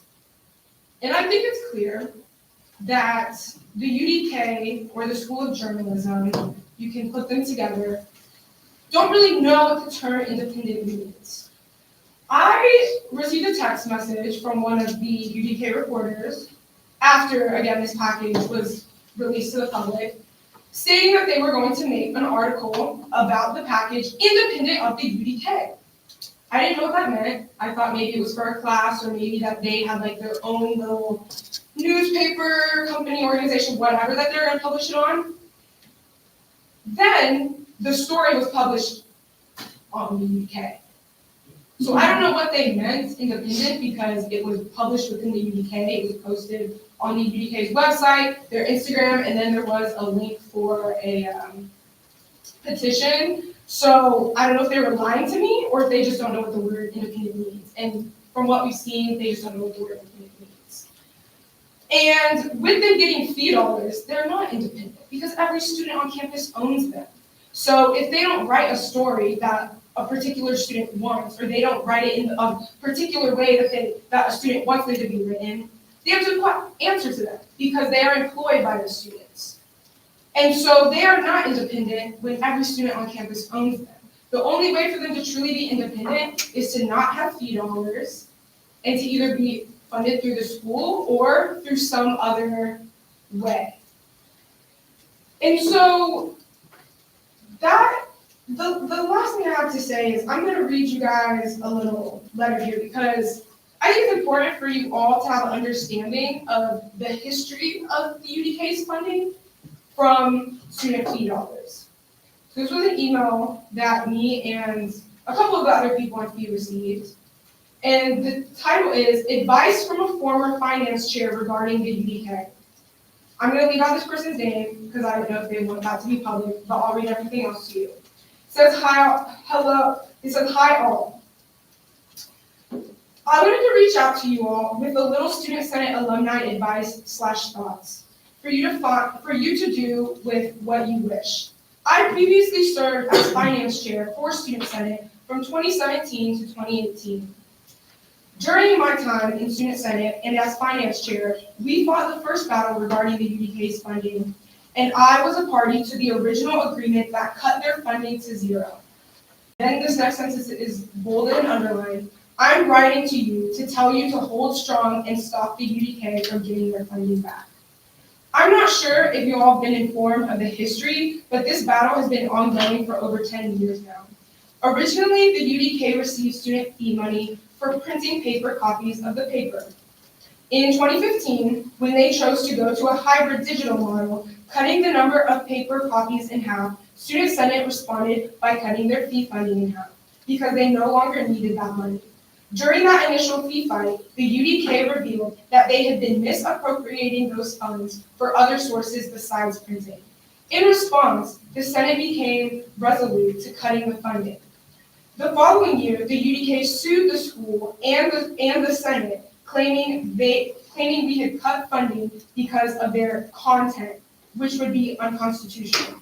Eventually, we reached a settlement with them where they received funding for 3 more years and agreed to find alternative funding during that time.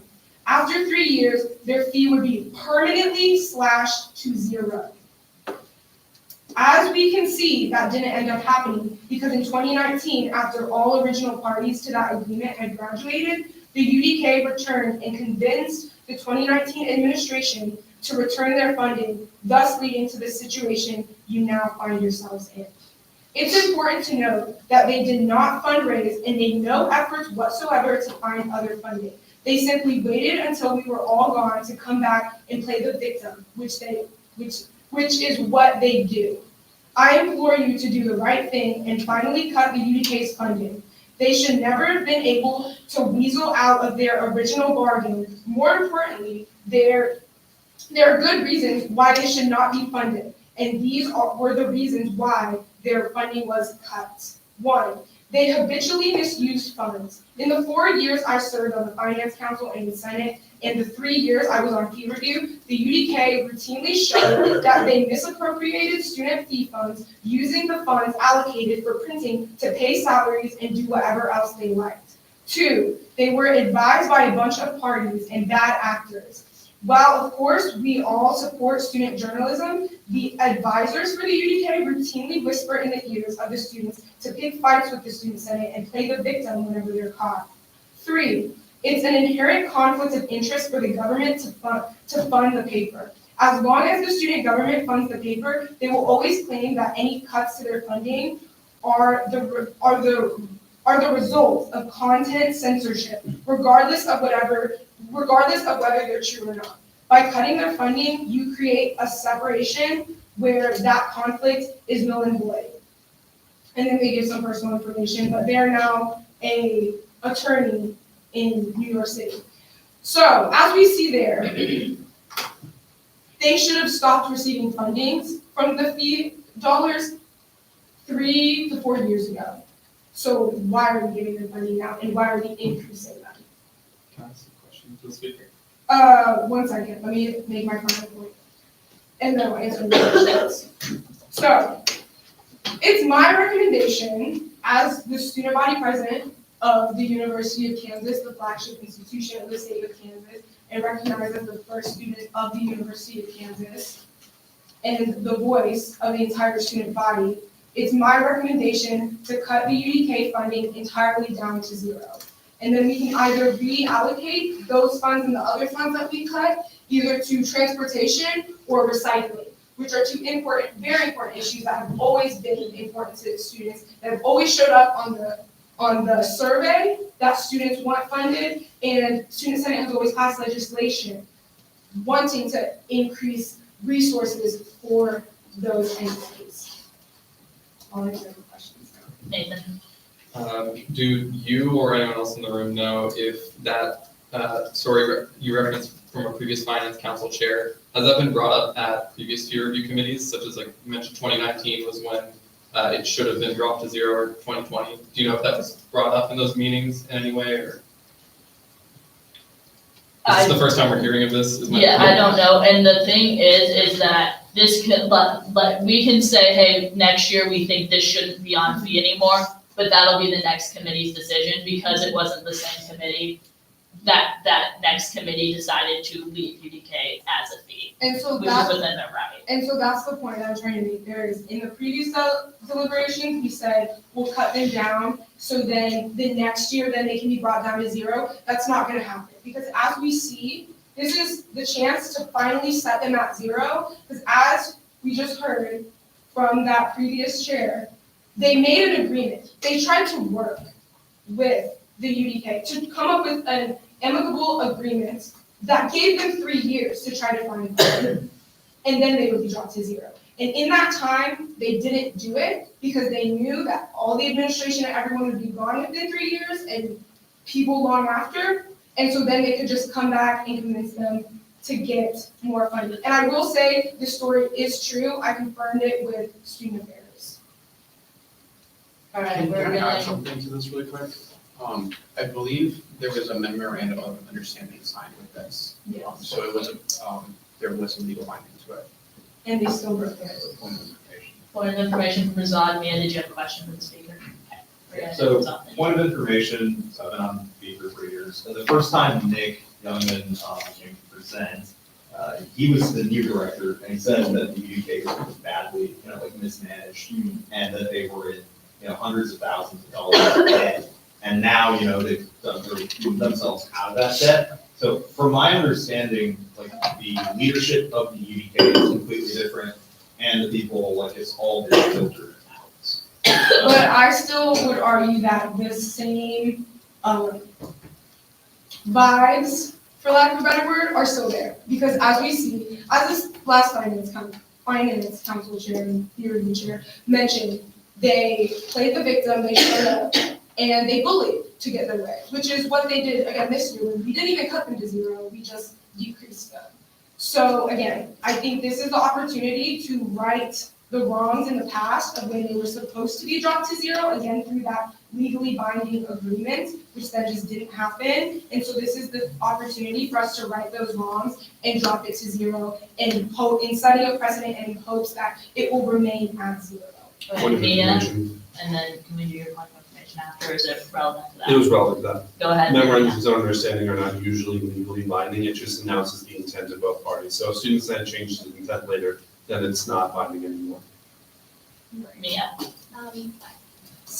be able to pass a fee package in time, I believe we need to make a compromise with UDK, and so that finance and all of our other senators and journalists will be understanding of what we're trying to do. And I think that requires a show of good faith, which I don't think that was. And I'm just wondering, how do you intend to pass any sort of package with UDK at zero, considering the backlash we had when it was at 7? They didn't as it was mentioned multiple times from other people here, the finance council, was ran very well, but it was still a mess. There was a lot going on. There's a lot going on in the chats. There was just a lot going on. There's also a lot of misinformation out there. And so I think like this information that I just shared with you all, I didn't share that at that last Finance Council because I knew it would be pointless, because people weren't open to actually listening because they were blinded with rage. And so there's no point in trying to compromise with people who have seen nothing but anger. So I think once this information is shared more publicly and more widely, I think that zero UDK package could pass. Are you intending to share it?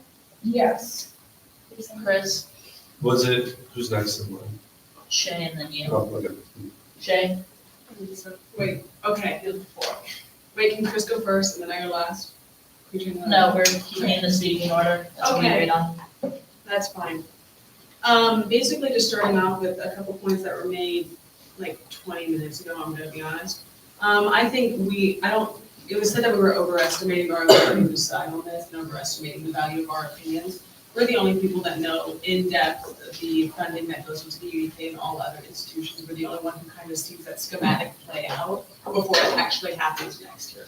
We're the only ones that have the knowledge of that, and we can try to communicate that to people as efficiently as we want, but they'll never get the full picture unless they were here. I just think that's a good thing to point out. And it was also brought up that we're understating the UDK. I want to say this now, I'm speaking for myself, but I would like if I was speaking for everybody else in this chamber.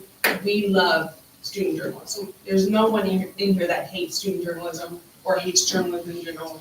We love it, we support it, and we want it to be successful, but it cannot be successful when it has a relationship to the student government like this. As the editor said, they believe they shouldn't be funded by student fee, but that is the present situation.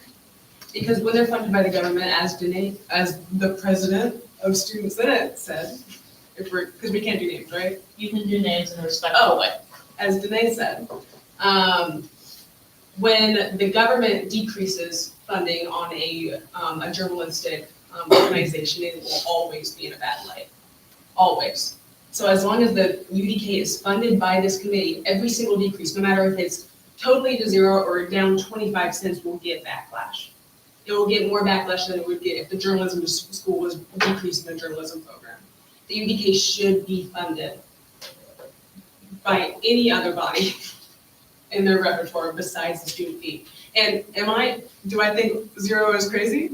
I think zero is crazy. But I believe we can, this is my thing. I believe we can start the reduction now and do what they tried to do in past years where they submit a memorandum to fully get it down slowly so it's a gradual change more than a sudden stop. Because I feel like a sudden stop would look more aggressive than we need it to. Because while we're not responsive to bullies, I believe everyone in this chamber can agree that's not the best way to get our decisions swayed in your favor. The UDK couldn't control all of these bullies. Some of these were journalism students that were angry that aren't a part of the UDK. Some of these are independent UDK actors that obviously didn't share what they were doing to their exec staff. And some of these were just random people, random alumni out in the world who decided to get angry. I don't think we can fully blame that on the UDK. While I would have preferred a statement to be made way before saying, hey, don't spread hate or go into people's emails. My email was clogged. Don't go into people's emails, basically just threatening them. While that didn't happen quickly enough, I still believe that the UDK did put it out, which I think is important. When we talk about increasing the funding of the UDK to $2, $2.50, I feel like that's very, very drastic. Like, I understand why we want to do that. It will easily pass the Student Senate, hopefully. But I believe we can still do that with between a 125 and 180 range. I believe that is still moving in favor of the recommendation that the students of Student Senate made, without fully going above and beyond what we need to do, because we do have things like legal services, like CAPS, like recreation, like transport, like safe ride, that are critical to the infrastructure of this campus. Like when we're talking about defunding CAPS for the UK, we're talking about 1 in 5 students that are suicidal. That's 20% of the campus that are suicidal. That's 1 in 5, and those are the people that are willing to admit it. Like when we're talking about defunding organizations such as CAPS, such as legal services that people don't know they need until they need it. When we're talking about defunding critical organizations because a couple students got in their feelings for a couple weeks, I feel like that is rash on our part. We need to look at the cost and benefit. We're talking 150 to 28,000 students. That is a significant difference. And we love student journalism, and student journalism should be funded by journalism so that this journalism can be free and independent and release whatever stories with whatever narrative and release whatever opinion pieces they want, because that is their freedom. But under this assembly, we cannot allow that. If that makes sense. They need to be able to say what they want to say, and they'll never feel secure enough to do that if we are funding them. I have a question. Yeah. You go ahead. So you mentioned something about like a gradual decrease and like then I guess signing another memorandum. How is that any different from the situation that is true? Because, so we put it down to 75 cents in the prior deliberations. That was a shock to them, to say the least. It was a shock to the whole campus because that was an over $2 decrease.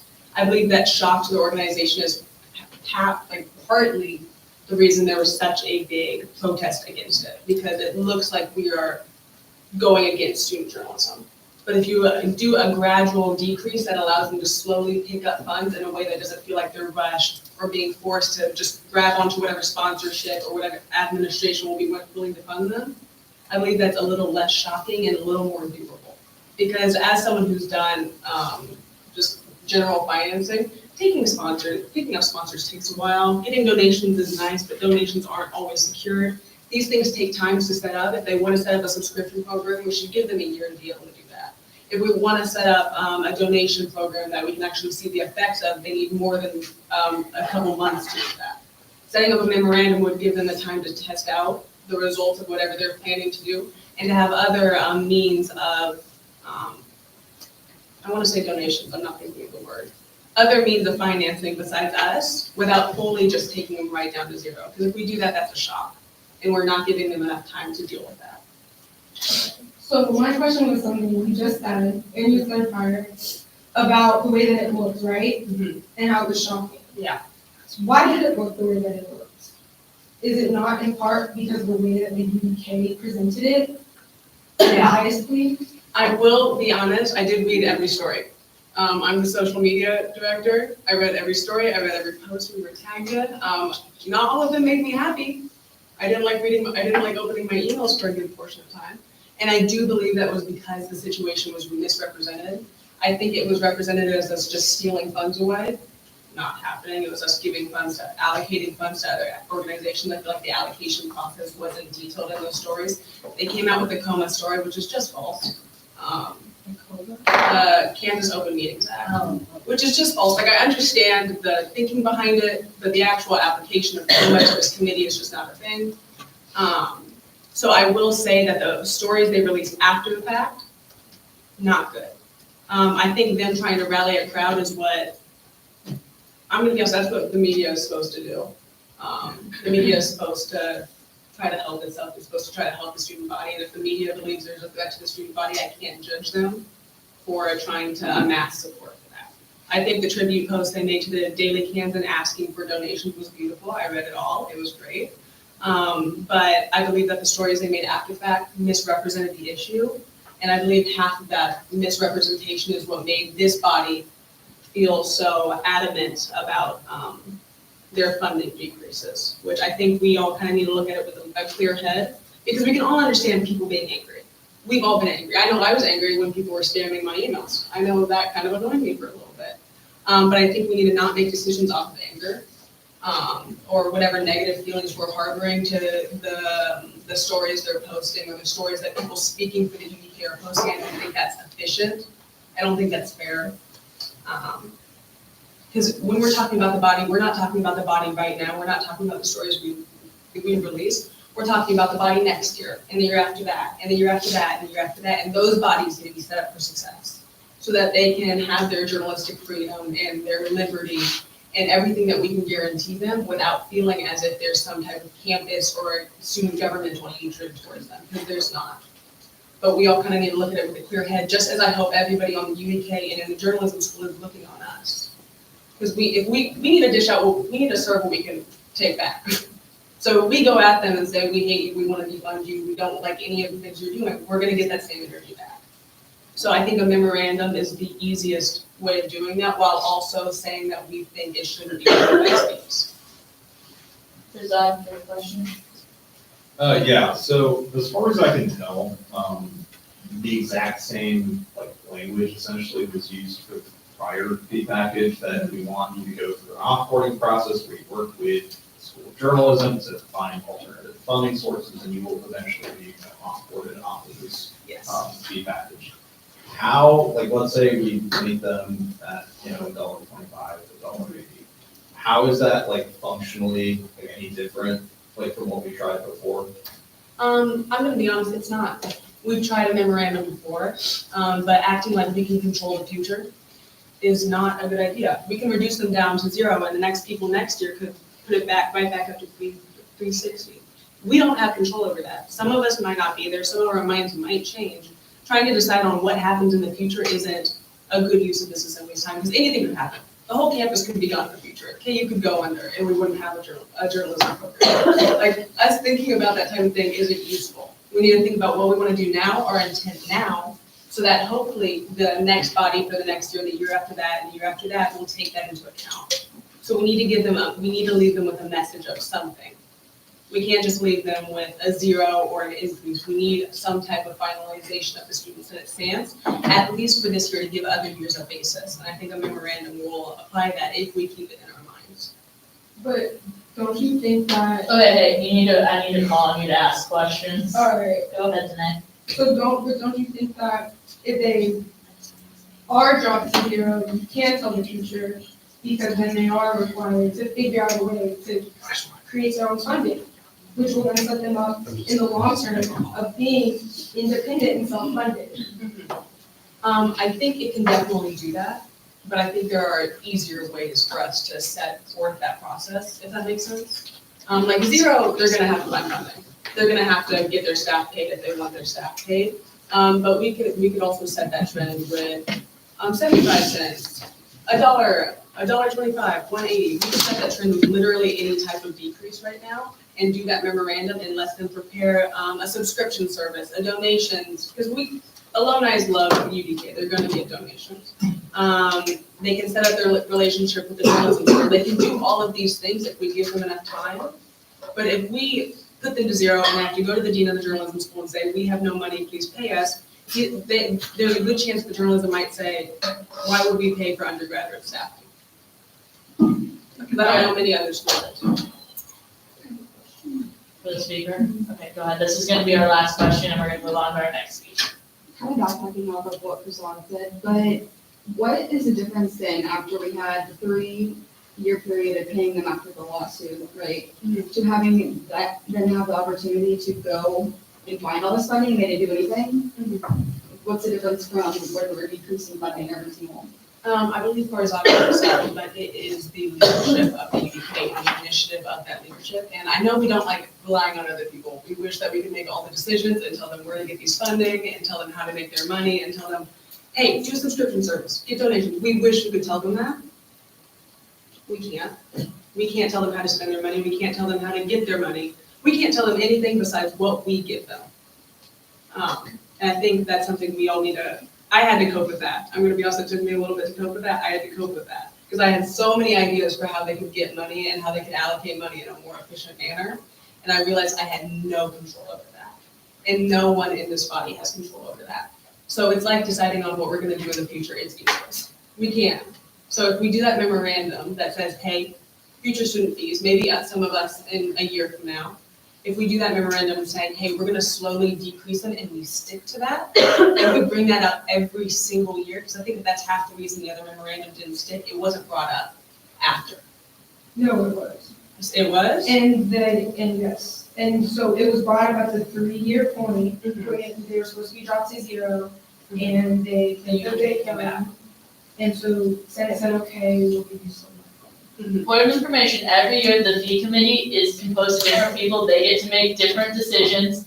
These aren't the same exact decisions that I've made any of the years that I've been on this. Razan and I have both been here 3 years. This is Danae's second year on this. We all can tell you that it looks very different each year, and we can't predict what what the next fee body will do, we can give them recommendations. And also on the question of how will they hold to it, UDK is under different leadership now than they were when this happened. So we can't say that didn't work in the past, it won't work in the future, because they do have different people running it now, different leadership, different advisors, different editors. Yeah. Same as Senate works. We're gonna move on to our next speech. Okay, first of all, it's my intention that we can reach a compromise on the amount of funding by the UDK. I can see that I probably don't have the votes to bring them back up to 370, even though that was the clear wish of the Finance Council, but $0 is insane. I'd like to discuss a few points. First of all, independence. Student Senate does not fund the UDK. We look at what the students pay each semester for the required student fees, and previous leadership of Student Senate has for many years chosen by student representatives that students should pay some amount of money each semester to go towards student journalism, because student journalism covers issues that are important to students. And Farzad has covered that even though we had issues with their leadership multiple years ago, before the pandemic, which is ancient history, they are now in a much better position and have been much more responsive. I mean, just over the past couple of months, I've heard a lot more contact from the UDK Senate's reporter, which makes me feel a lot better about the quality of their articles moving forward. On the note of bullying, that is completely wrong, and it is unbecoming of the student body president's position in Student Senate. These people came to our meeting so that they could discuss their opinions. Most of them did it in a respectful manner. Certainly, all of the people who were there officially from the UDK did it in a respectful manner. They waited their turn for speeches, they gave their speech, they took questions, they left. We have some crazies. You can't control the crazies. They show up everywhere and they make themselves a problem. We remove them from the meeting. We had some people in chat. The chat people, they aren't speaking out loud, they aren't interrupting other speakers' time. It's not a big issue. You can't control all of that stuff. On the subject of content censorship, that's honestly kind of a fair claim for the UDK to make, because in our last deliberations, we spent a lot of time criticizing the UDK's specific articles as a justification for cutting their fee down. So if they want to make a claim about content censorship, we really have not done a good job in defending ourselves against that. Lastly, I'll say this. Since day one of this, the student body president has had a vendetta against the UDK to remove them from support by Student Senate. This vendetta is childish, senseless, and foolish. No, we're not gonna do Fair. that. And I'm We gonna ask know- that since I was mentioned in an inappropriate manner. That's fair. You may defend your character right now and we will continue to, Chris. First of all, do not mention my character. You have no right in it. Because as for the bullying, there was instances that took place outside of the Finance Council meeting, which I mentioned. So do not mention that. And I have not had any vendetta against anyone. I work for the benefit of the entire student body. Nothing personal. I will not be here next year. I will not even be in this country. It has no impact on me.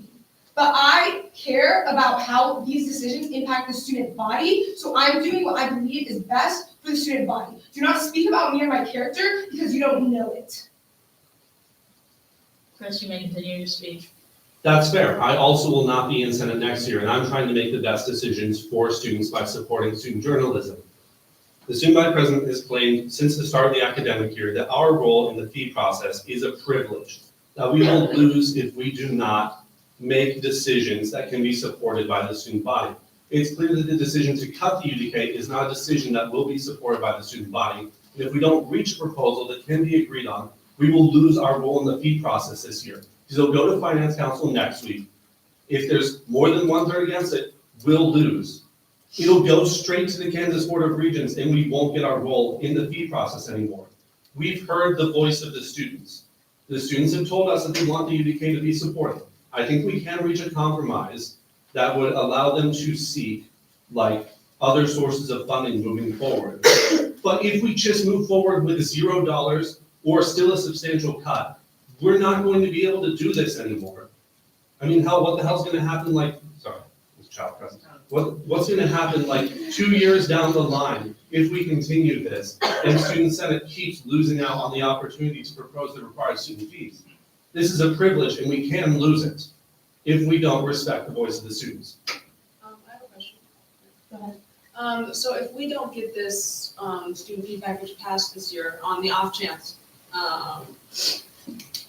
will that mean we don't get a say for all years after or just this year? Not necessarily, but it is a privilege that students get to do this. There are very few other schools that have this many students deciding things at this scale. A lot of other Kansas universities, their student body president has a voting seat on the board that decides this, but it's not predominantly students on that. So not necessarily this would go away, but if if we don't get a proposal that passes through, then There's a chance. yes, and we will divert, as Dr. Treadwell said, back to last year's proposal, essentially. Are there any questions for the speaker? Are death threats bullying? Is this relevant to the discussion of the UDK, Anna? I just feel like asking. I will say, if Okay. anyone received like private communications for death threats, you can bring that off with the Office of Title IX and they'll support you.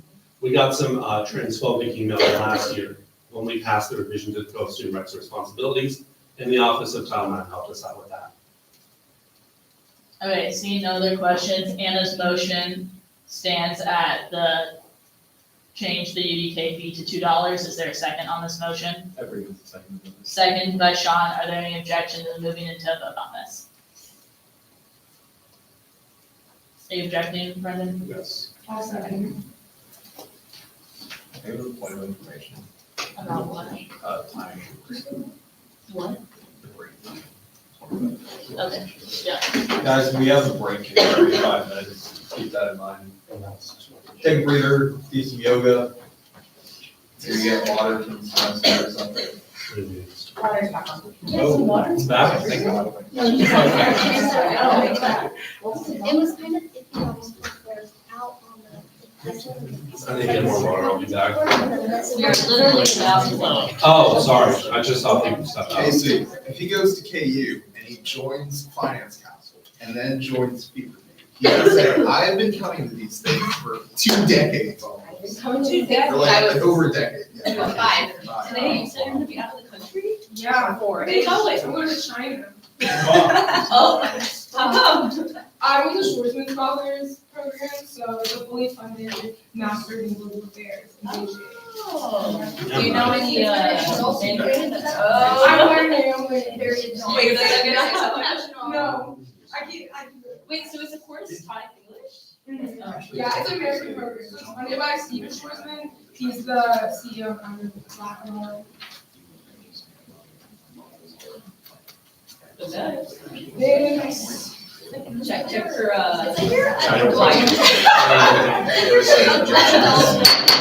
Poll has been posted, please remain in silence until the results are announced. And this is a vote to end discussion and move into a vote on the $2 proposal. Question. If we like vote yes, then we would just be voting on $2, and like if the $2 gets shot, then we can continue discussing. Correct. Okay. 32%. This needs 2/3 to pass, Brent.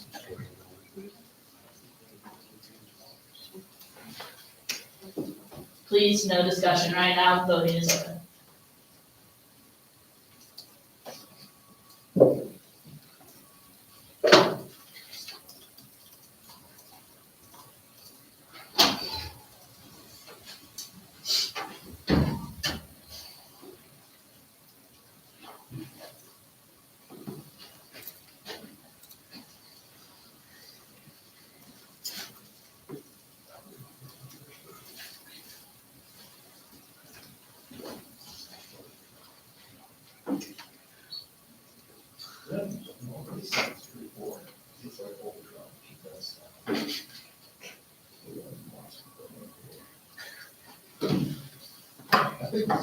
With 7 in favor, 5 against, this does not reach the 2/3 threshold. We will remain in discussion for the UDK.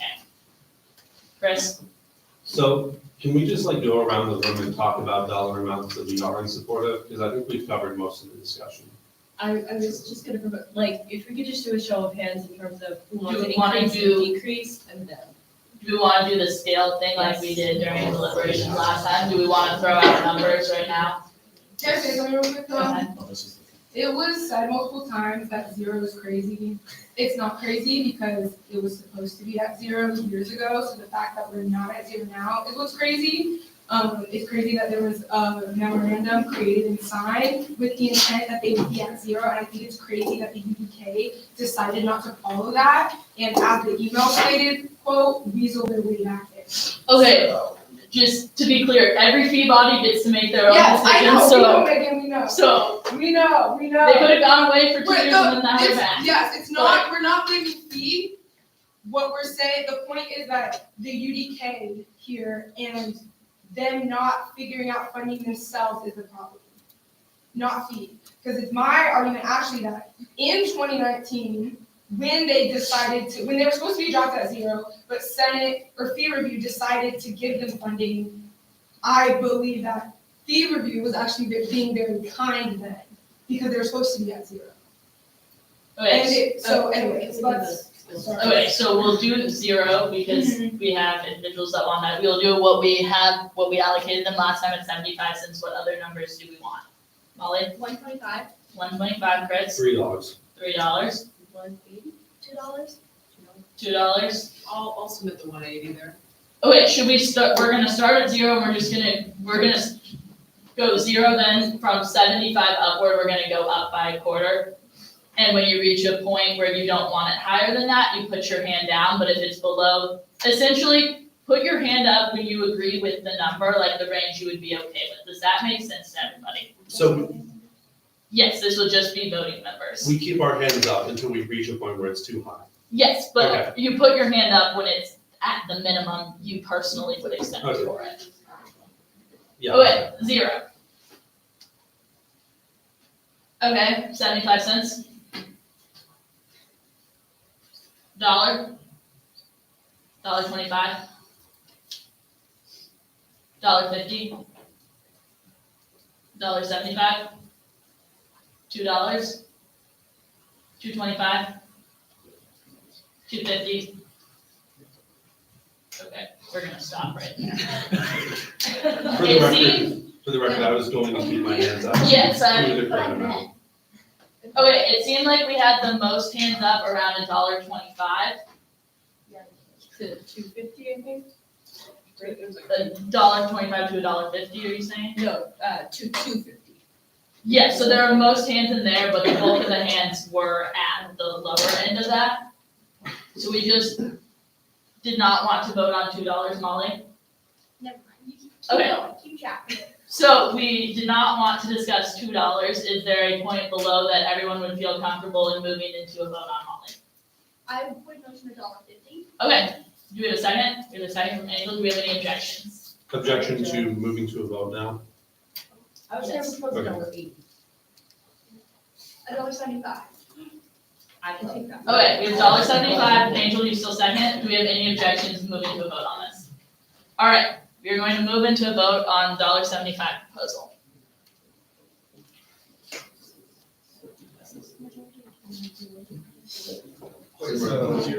When's your first? Well, When's your first? I'm saying at 4:34 now, so like it's Okay, around so 4:30. Probably like a little more discussion, right? Probably. Yeah. Guys, like, none of this matters till we get to St. Friday. Yeah.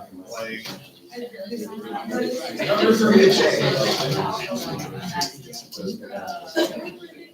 And we also like actually. Like, watch it. Oh, hey.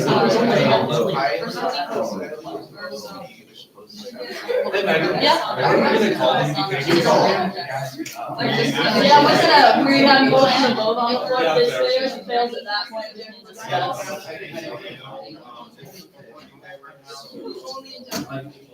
We could also talk.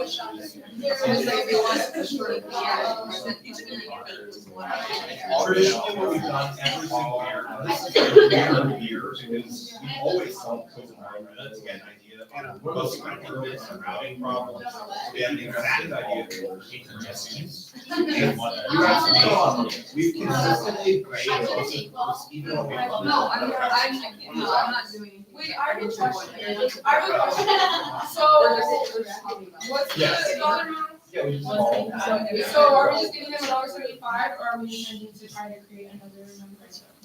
That we'll discuss second, like, at the end, we're gonna discuss, same as we did last time, what notes we want to be on the bill, and at that point, we can discuss that, but that's still in the realm of possibilities, just, I wanna have a separate discussion of that.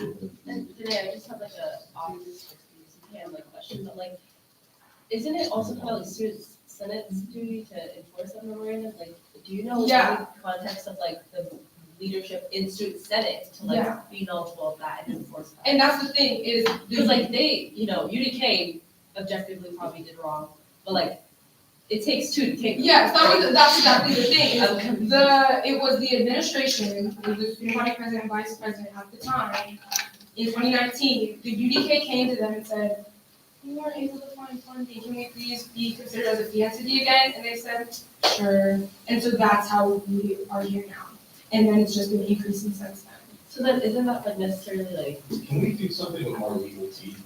That's what, no, yes, yeah. I like that. How do we do something? Okay, I'm posting this poll, if we need 2/3 on all of our votes to pass, please remain silent for the duration of the vote.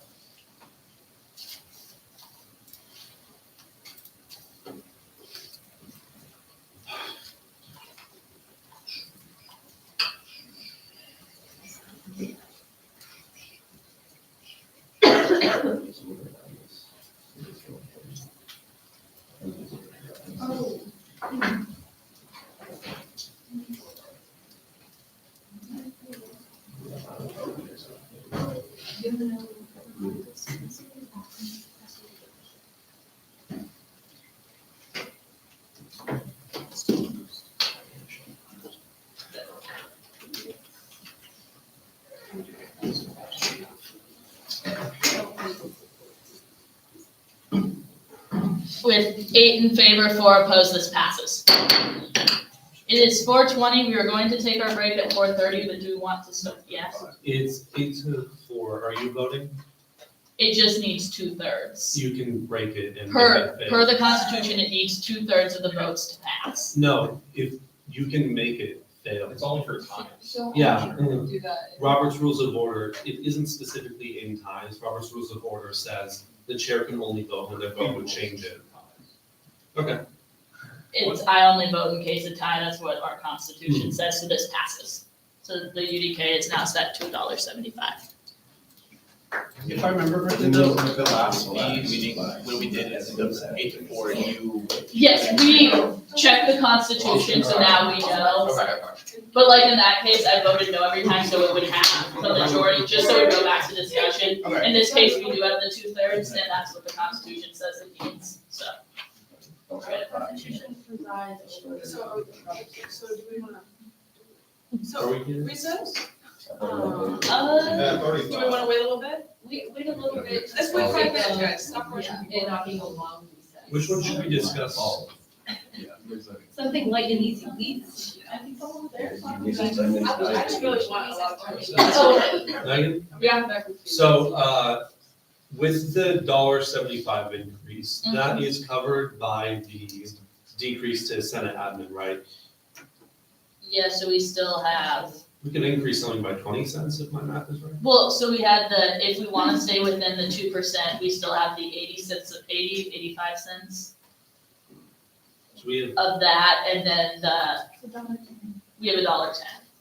If we Oh, wanted to, so we could like increase something by $1. if we wanted to do that, and we will remain within the 2% guidance we were given. Ethan has his hand up. I just wanted to remind you all again, the Finance Council, they recommended to use the full capacity 10%, or 2%, whatever it was, but let's remember that survey said reduce student fees, and we keep doing the president, and we're gonna use the full thing, and we'll never actually adhere to what students actually want. And I know it's not possible, inflation and all that, just like students, we are students, government students, for students, by students, it's their money, it's our money, and we should be using it in the best way possible. Chris, then Mia? Point of clarification, I think our 2% increase to the fees that is being allowed by KBOR is part of like KU's overall 2% increase to tuition that we covered at the last fee deliberation. So if we increase by 2%, that will be within the total 2% that KU is going to raise. Is that right?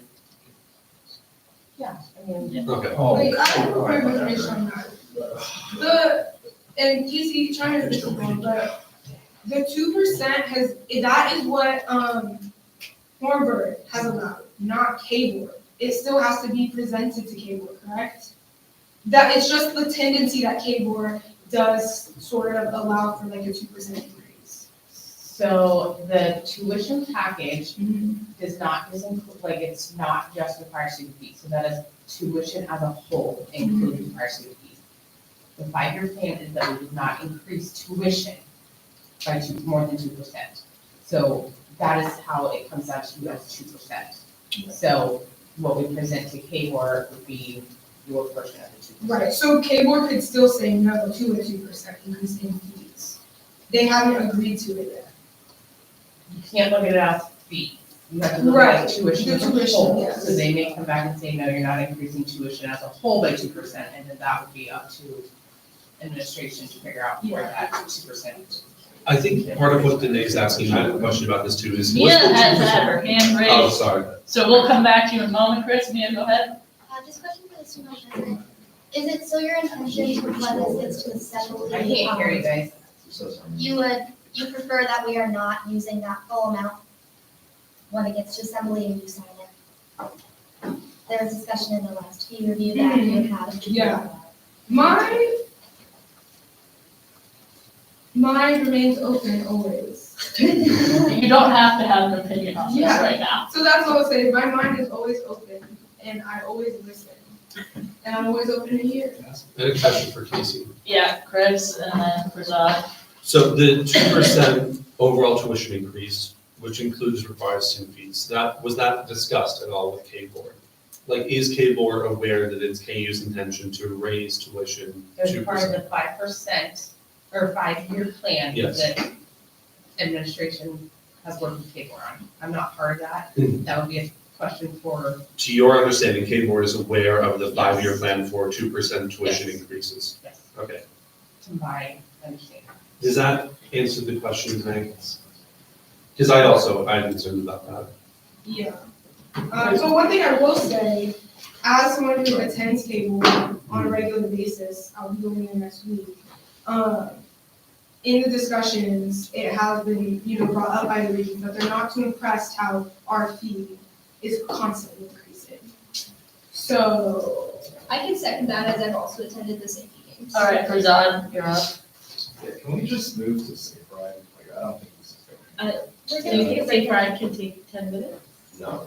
Yeah, So I know, but we can open the discussion of it and start it. I think it'd be harmful to the discussion to cut it midway. Okay, then do you want a motion to recess now? Just for a long time. Would you guys be okay with like possibly a 30-minute recess? 30, yeah. To maybe eat and do other things? I mean, I guess. Would that be? I have to leave, I have to go to my office. Okay. So What time do you have to come back? I need to come back. Okay. You guys on Monday, or I can pop on. Safe ride? Okay, so just before we go into recess or anything, just so we can get a general idea, what are the entities that we have not already discussed today that there's interest in revisiting before we go through a final vote? Chris? I think there was some discussion of safe ride that we should go back to. Okay. There was a lot of discussion in deliberations and some discussion in finance that was overshadowed by the UDK concerns. You don't have to. Oh, sorry. As well. Okay.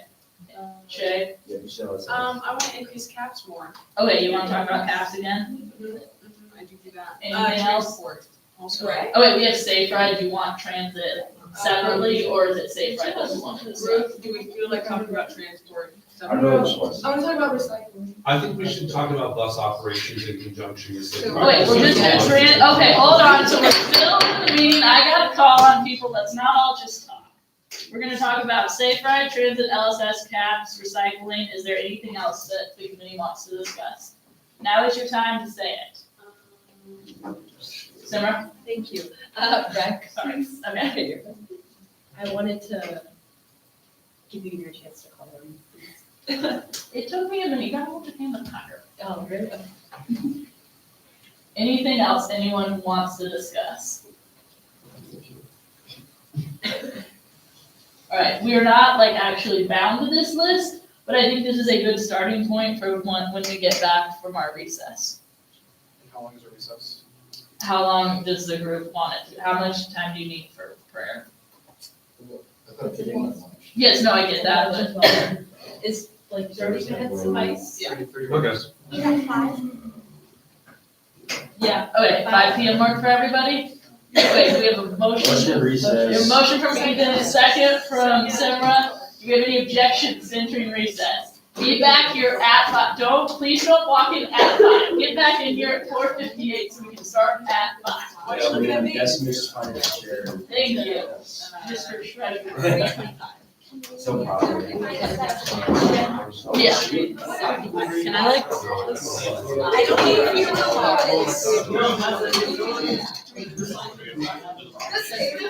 I'll just add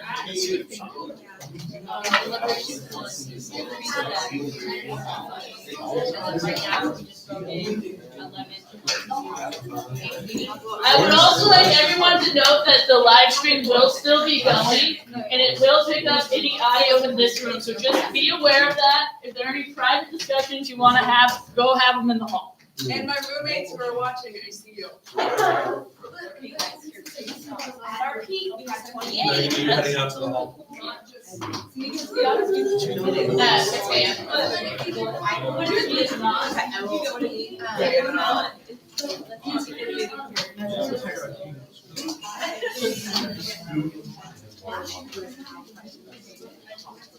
Yeah.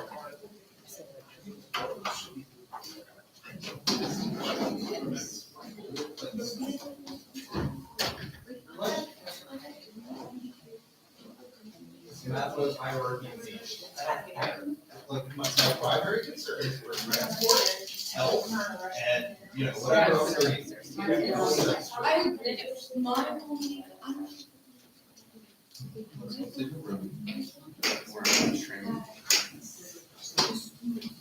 And love it always coming, they love the hot shot. And part of it is because they don't understand. Yeah, none of them want to sit for 20 hours a day. I don't want to either.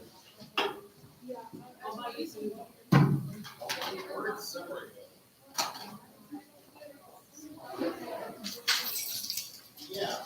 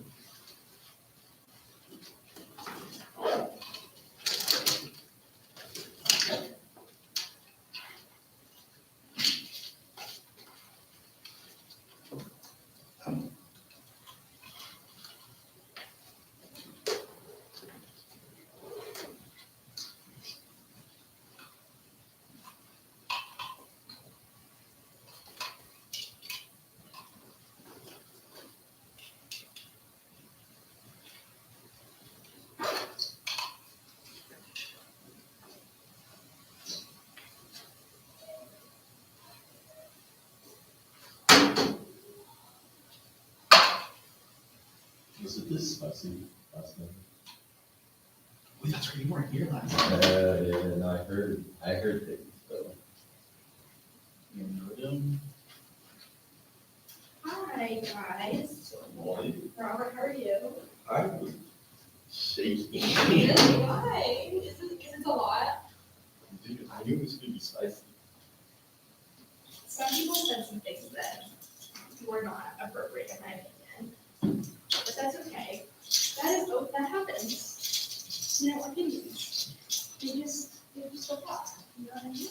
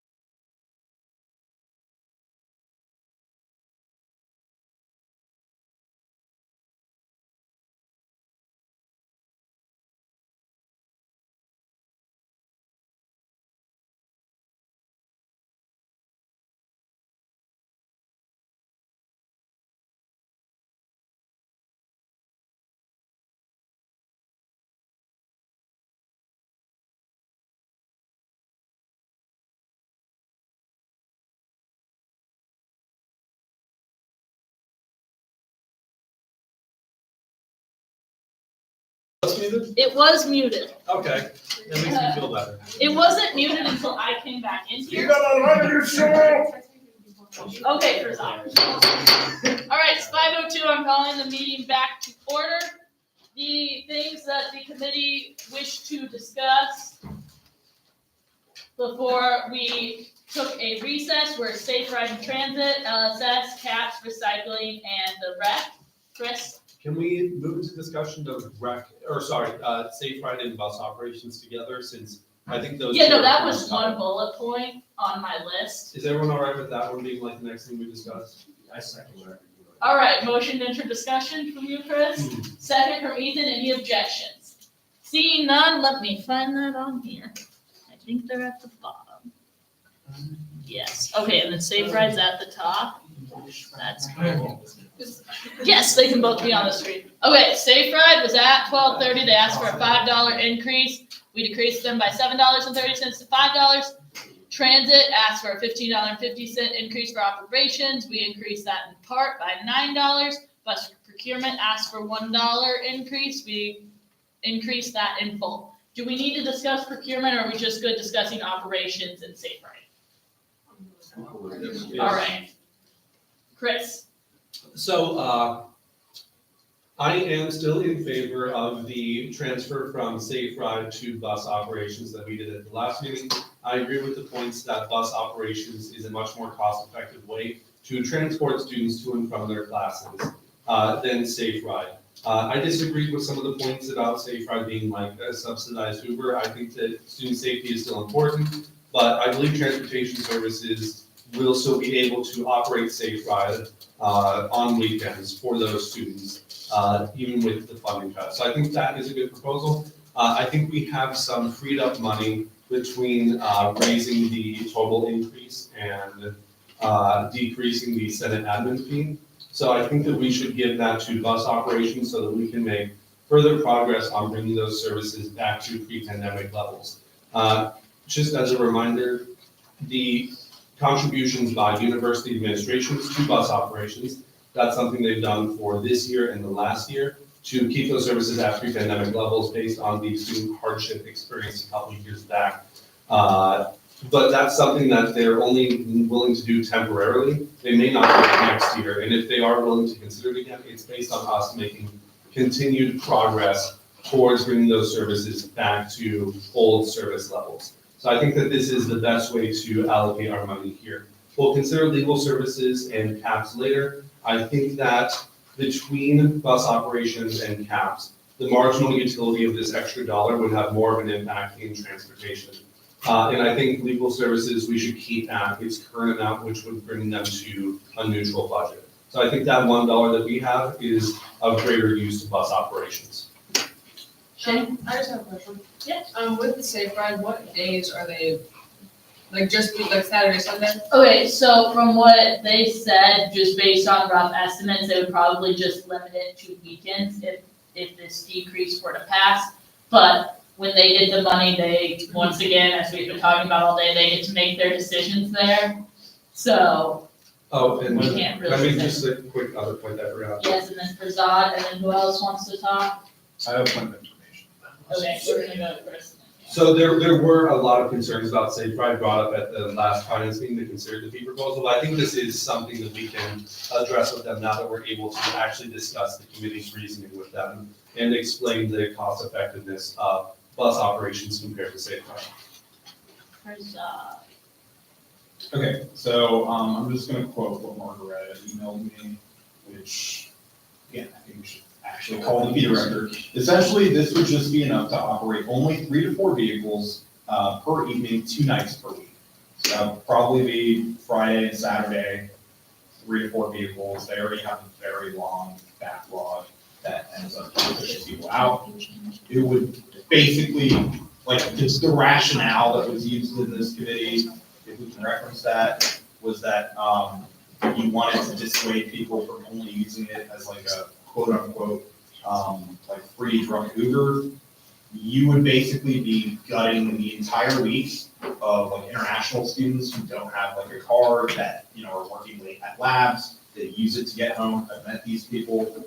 people that are in the libraries, they would no longer be able to get home from like, let's say, Anschutz or ISB or wherever they're doing their research during the weekdays. It would only be used, most likely, I mean, it might be used for something else, but by and large, it's only used for cards. So if your, rationale for getting rid of safe rides, like to discourage usage only for cards, this policy would likely only. Yeah. I have a question for Kazan. Yep. Or maybe a question for you too. So like your primary, what you want to see from Safe Ride is more service during the week to focus on students whose academic needs prevent them from being able to use the current bus system, right? And that's not mine, I'm talking about what the committee said. Oh, I see, okay. Would it be possible, if the committee agrees, to like prepare a statement alongside the fee proposal that we want to see Safe Ride allocated more on weeknights than on weekends?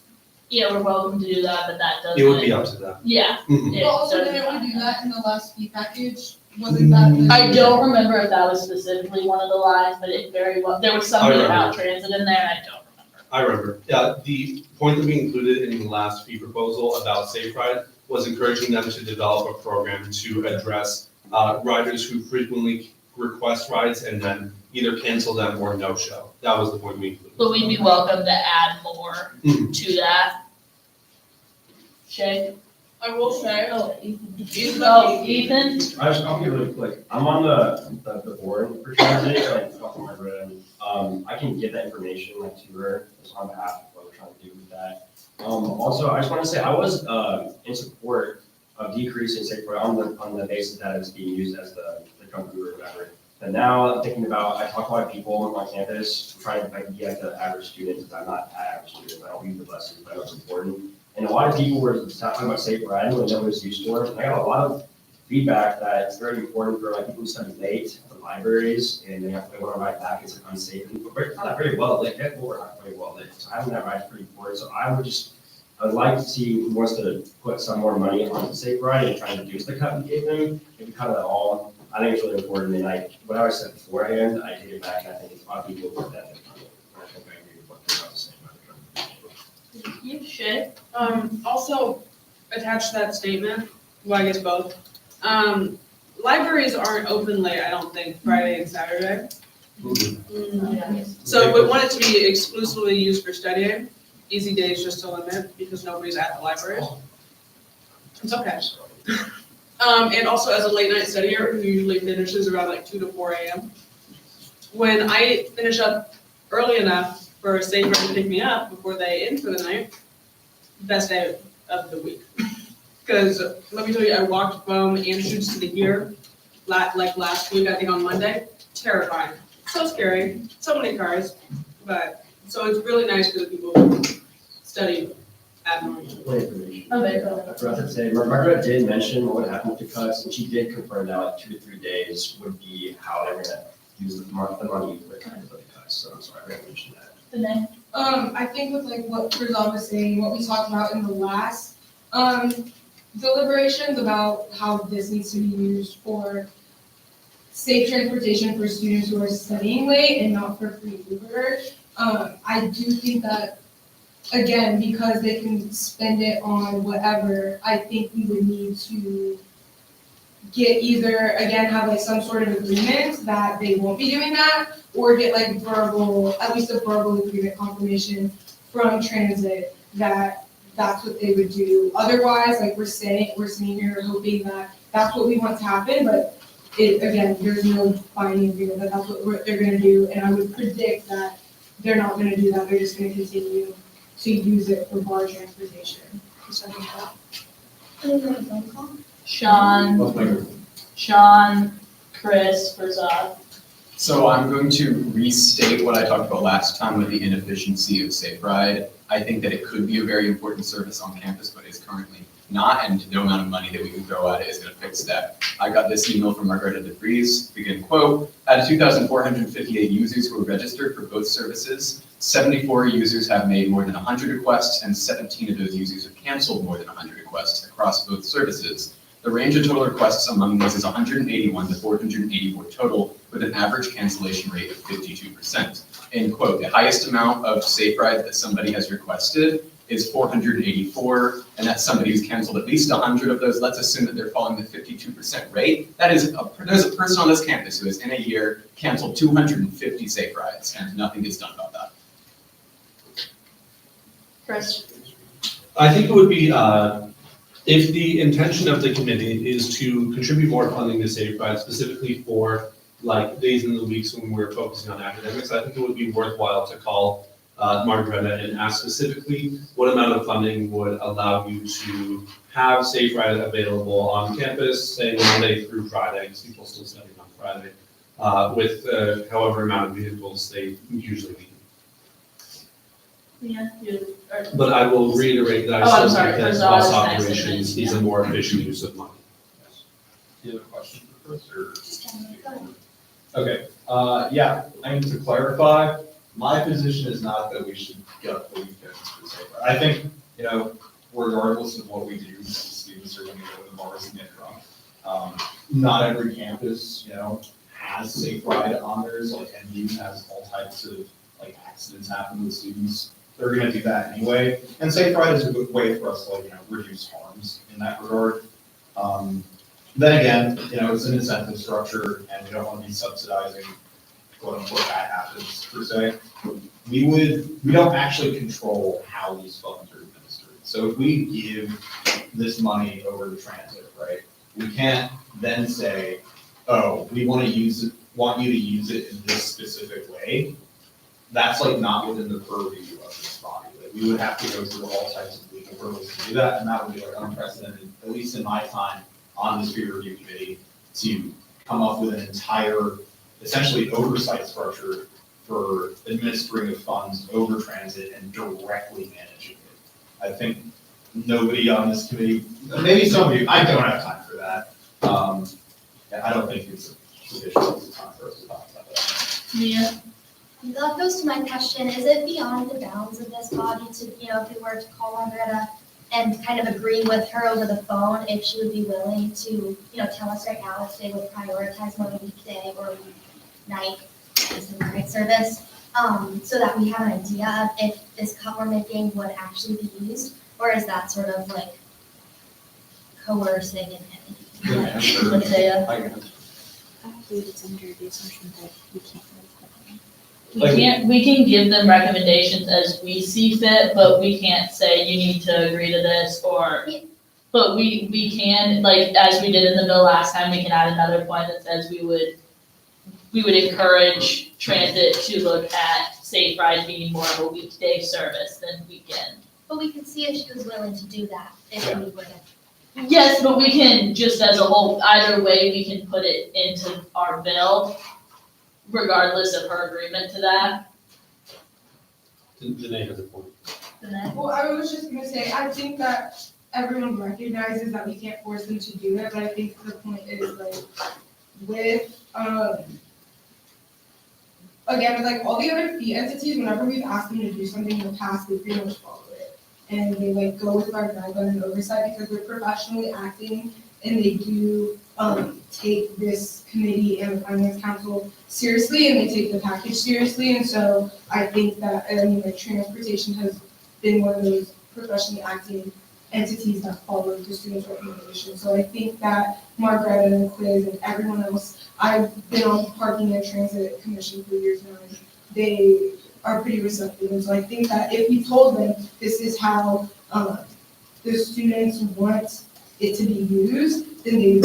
And I think that they would then try to go above us and spend it how they want to use it. Yeah, my only point is that we don't have to anything on the park, right? Right. Yeah.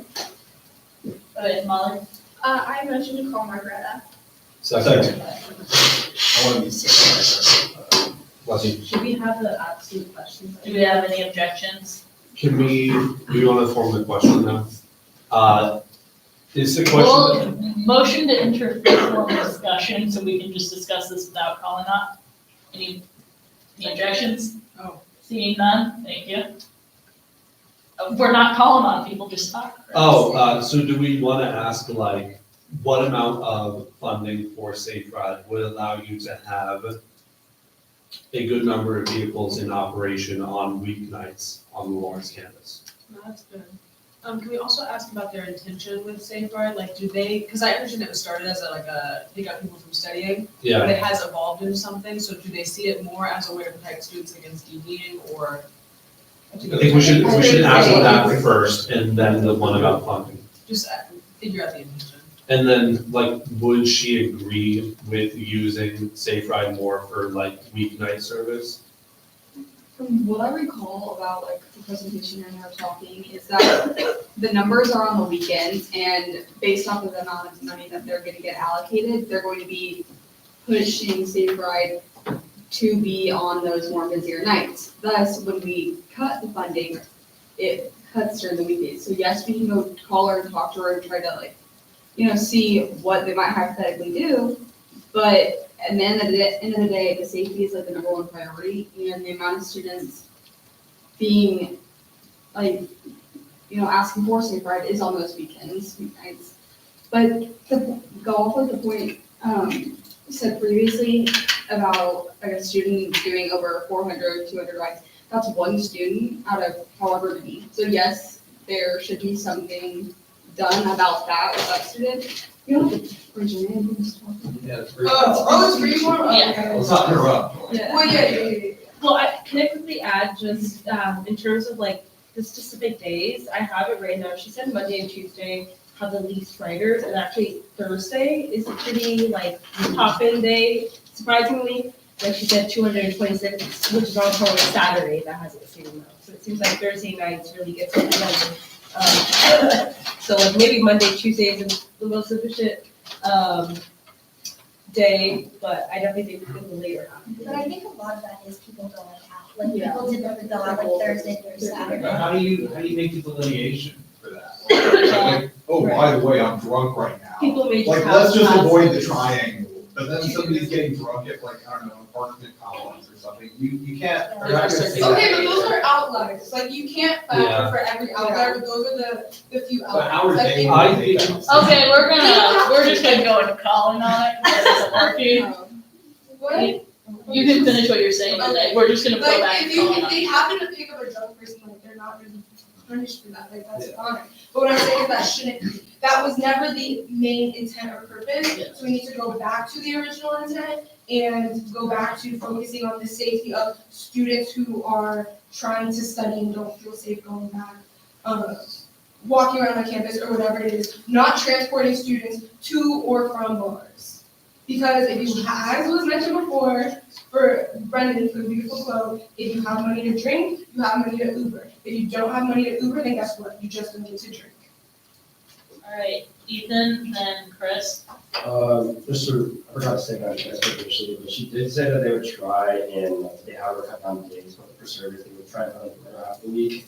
And also, I just wanted to point out that if we asked Margaret what the intent and vision is for Safe Ride, and she said that preventing DE or like whatever isn't involved in that, and that would disprove our decision to cut it initially, because we're trying to do the best use of student funds. That's a part of the vision of the board, then I think the cut would be against the wishes of what the students want. But I mean, it's all more, if she said that it's not part of the vision, then obviously it kind of makes sense. Chris. Yeah, I agree with Ethan. The point of our discussion right now is just to discuss like what questions we're going to ask Margareta. So I think the question raised by Shay, and then the one about, so the three questions would be, first of all, what do you see as the purpose of Safe Ride? Second, what about funding for Safe Ride in fee dollars would allow you to run good service on weeknights? And third, would you be willing to prioritize the money we're giving to Safe Ride towards weeknight service? I think a better form of that would be, are they willing to accept the recommendations? Okay. That is- My only question is like, how are they supposed to know, like, whether somebody's calling because they're drunk at a bar?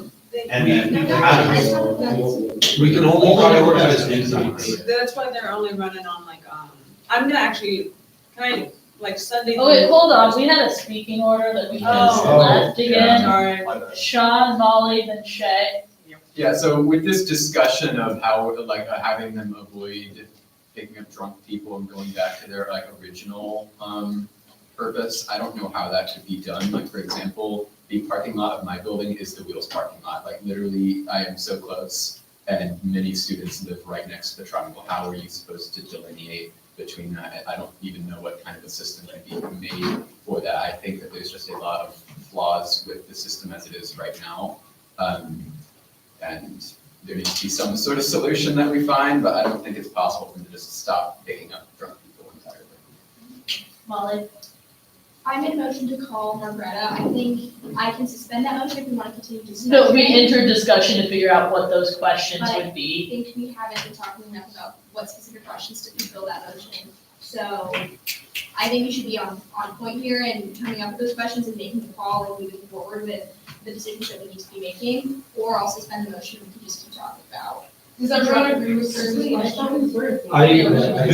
The two questions and then your suggestion for just are they willing to follow our recommendations? Those are- You repeat like the vision question was again? What do you see as the purpose of Safe Ride? What amount of funding for Safe Ride in fee dollars would allow you to run good service on weeknights? And are you willing to follow the recommendations of Student Senate for the use of Safe Ride? I guess my other question is like, what would a dollar get you? What is each meaningful impact? Because like, let's say, we have another $1.25. $1.10. $1.10. What would a $1.10 realistically do for you in terms of operations of Safe Ride? That's fair, so we can ask you for. And for buses, how would it impact like the amount that we're giving them? An exact like detail of how those funds. Okay, so we can't get specific Not like number that. answers. We are calling her at 5:30 on a Friday. So we just all need to acknowledge that. And one of the things before we came into deliberations the first time we did discuss is that we can't always get specific number answers. We can get general ballpark ideas, but we're not gonna get specific number answers. And I just want everybody to know that and be prepared for that and not be upset when we don't, because we never really can. So for John, you fine with the three then? Yeah, I still think we should get out generalities of how this. Like what the funds transfer, what does each dollar All right, we're still in deliberations, so we still gotta follow rules, Summer. I think the two questions, Chris, three? There we Yeah, go. 3 questions that Chris delineated are All right. perfectly fine. Is everyone in agreement on these questions? I have one question. Okay, Prasad, what was yours, like, what Hold does on, each you guys dollar- can be quiet for a second. Shay? When we're talking about weekdays, are we talking like Sunday through Wednesday? Like what are, Monday through Friday was my idea, but we can make that more specific. because Friday, no one's studying, because the libraries are closed at 5. So. Fair point, do you want to change it to Answers. Sunday? We can say Sunday to Thursday. Everybody good with that? Yeah. Okay. Okay. Prasad? I think we should ask them rough estimate, what does a dollar translate to in terms of service? So we All right. know what we're funding.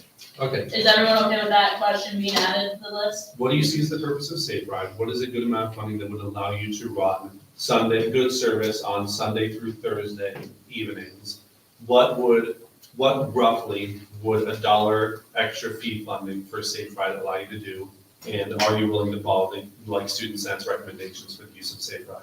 Is those the four? I don't think Thursday should be on it. I think it should be Sunday through Wednesday. We're doing that because those are the nights that the library is open late, just for consistency purposes. I mean, a lot of I students think do it have classes on conflicts Friday. the DD issue. We should know what we're funding.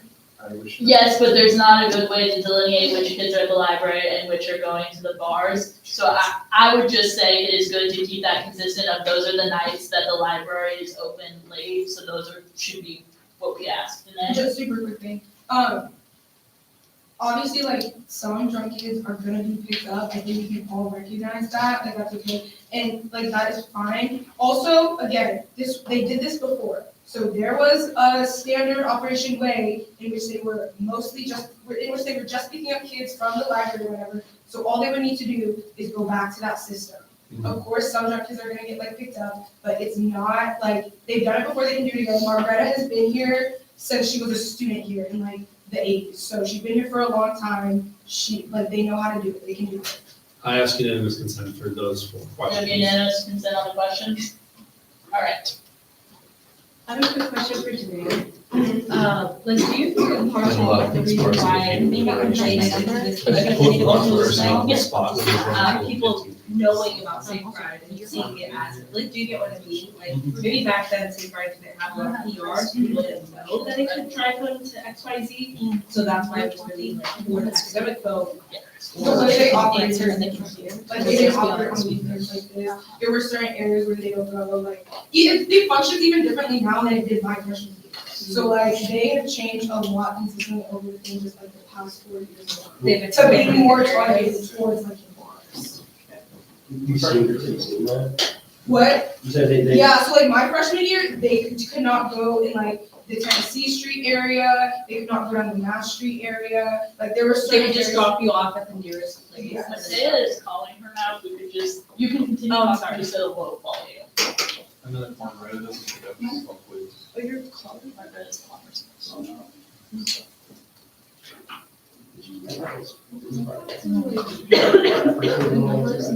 I think quiz said on. What? Yeah. It's not 7 minutes. My view was what the name was saying. When I was undergrad, like, they were very specific spots where they choose.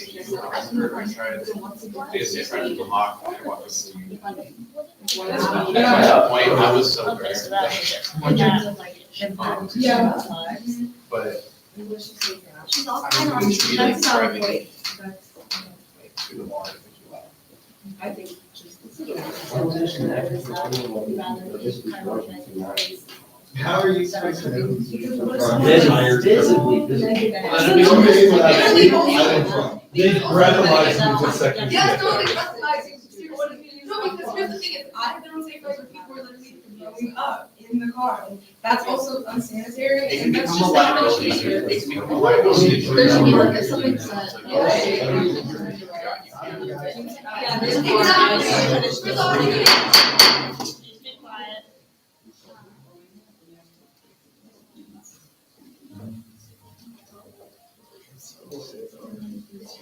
Be quiet. Equations, models.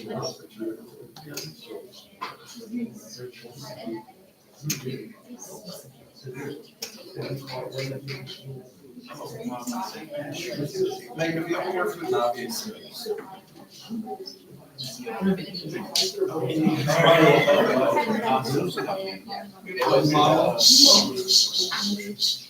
your has a few questions that they would like to ask you, if you could give me a call back, the best number would be 785-864-1443. Thank you. Okay, so not get an answer, do we wanna table this, discuss the other fees that we listed and then come back to this one? Can I ask you a question? Go ahead.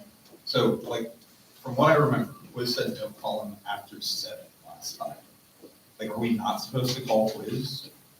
I would recommend not calling quiz right now, but if we get to a point where Margaret hasn't responded in a little bit, maybe we can.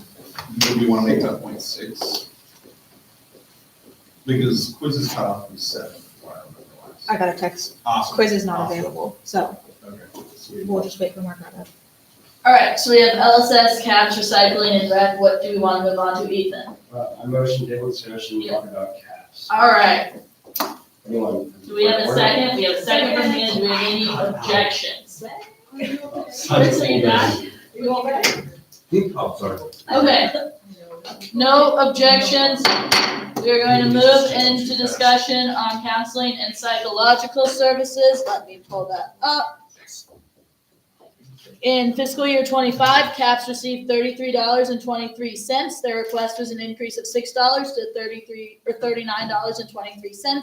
We increased them by $2.50 rounded. So it is, their new amount was $35.75. What discussion do we have on this, Ethan, then Shay? What was, right now, what is the amount that is like able to allocate? $1.10. $1.10. I remember, I think on my notes, but I remember there was like a certain amount that not only would it fund free therapy, which I think is awesome, and also be able to pay their interns more because of our own institution, maybe more competitive. Does anyone know what the, I can't find it right now. Yeah. Wasn't that I the have full $10? It was, Yeah. I have an email. Was that a $6 increase in the fee? It was a $6 increase in fee. In order for them to pay their interns more, we need to bring them to $4. In order for them to meet their operational costs, we're doing that right now, $50 fishing more. I'm just gonna say last thing before I, is that if we are doing a good use of student funds, we're gonna change any of these entities for an increase. I think it has to be like top of the list, because it does, like, with 1 in 5 suicidal, that's ridiculous. And I know there's a lot of good people, I've been in my psychology class who use this, and I think it's a great service, it's really good money. I appreciate it, we've given to CAP, and a lot of people agree. That's just, yeah, that's my opinion, so I'm done. All right, we had Shay, Chris, for Zod. I'm gonna basically second everything Ethan said. I believe Watkins does a survey before every appointment, and 20% of all the survey respondents said they had suicidal thoughts in the last month. Not in all of their life, we're talking last month, so we're talking present suicidal thoughts. That's 1 in 5 students. And guys, I'm looking around, there's more than 5 people here. We could be talking about people in this room. And that's only the rate of people that are willing to admit that they had suicidal thoughts. The average suicidal rate for public universities is 13%. We're 7% over the national average. We're catching up with Ivy Leagues when it comes to suicidal rates, and we're not fully funding our psychological services.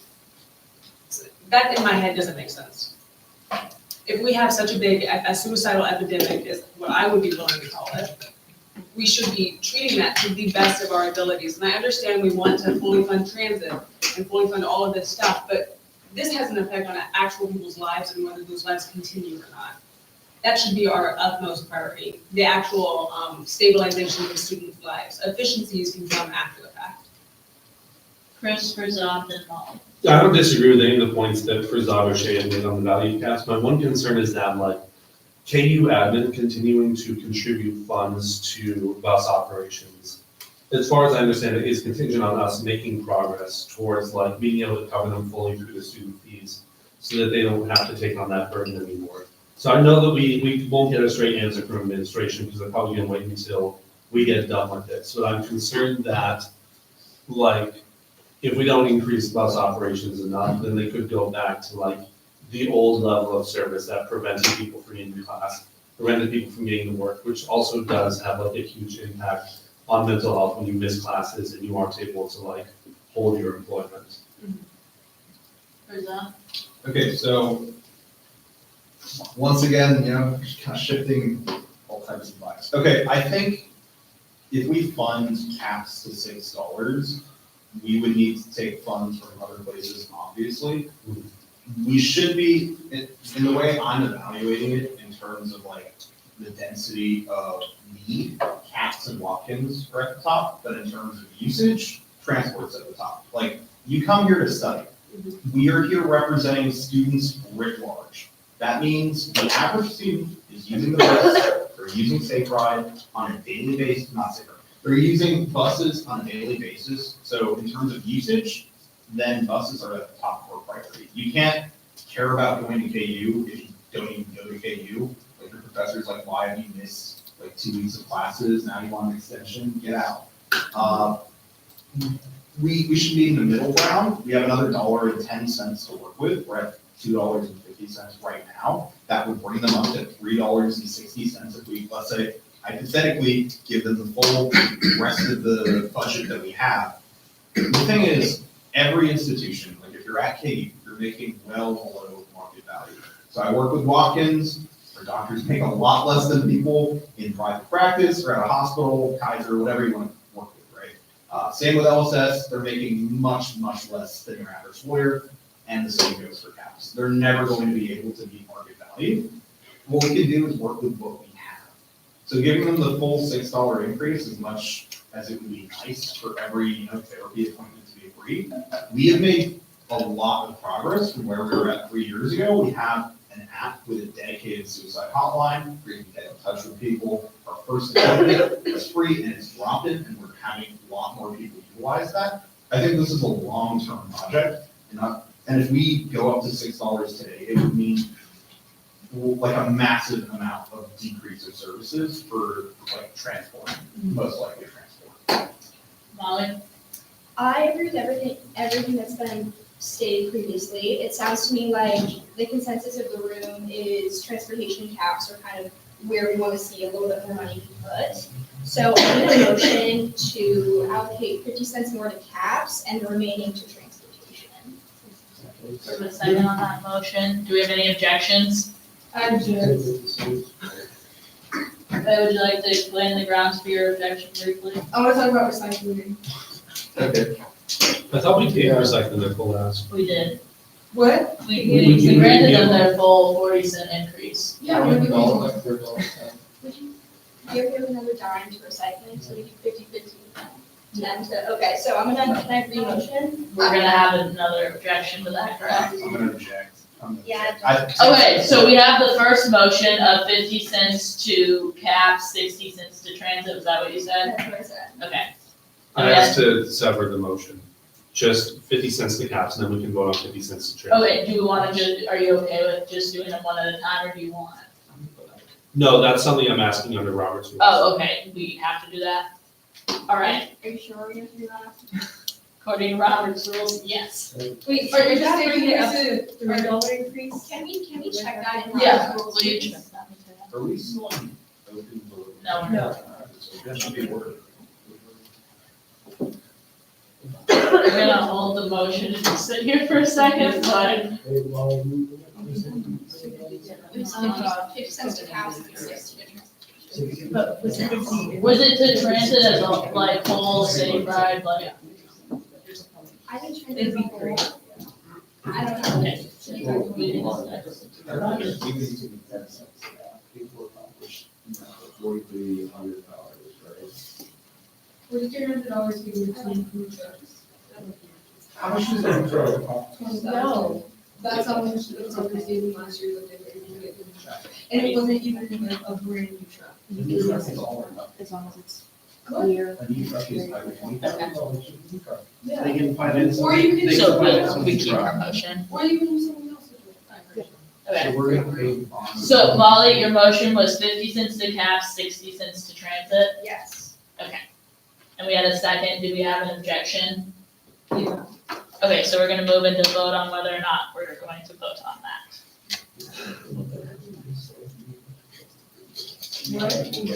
So 50 to caps, what would 50 cents to caps? What is that? $3 increase? Yeah. Okay, so that would be like the full amount they need for their budget. That's overall half of their entire ask. I don't know how it breaks Yes, down. it would cover, I actually really love therapy and resources. No, I thought we had $3 for the doctoral and $3 for museums. It's 60K. Do they For doctoral, so this would go to decreasing employment costs? Then why do we even have recycling at all? Yeah, do it partially. Yeah, well, yeah, they want $4 for, that was to eliminate, so we're gonna reduce. Because community should. That's fair, yeah. But it's so we need to give them more money. So we should And where all be does the same. 50 cents in transportation, what's that? 60 cents. 60, okay, yeah. I'm in favor of 60 cents. I believe that the distribution. Was I that? believe it was an extra. No, because we have about $1.10 allocated, so if we give 50 cents to cap, that leaves us with 60 cents. No, we're keeping it from. Right. Oh, sorry, I thought about we give 40 to drink. Oh, my bad. Also, it's a cost, we're still giving them. I'm not sure what's up with recycling, still give them their part. Usually we never give 20. I'm thinking of it. I just added an N. And it's setting the standard that. A cumulative. They gave 5 cents to recycle. The poll is posted, please vote. Are we still maintaining that? Yes. And this is just a clarify, voting on voting. Yes, it's a vote to end discussion and vote on Molly's motion.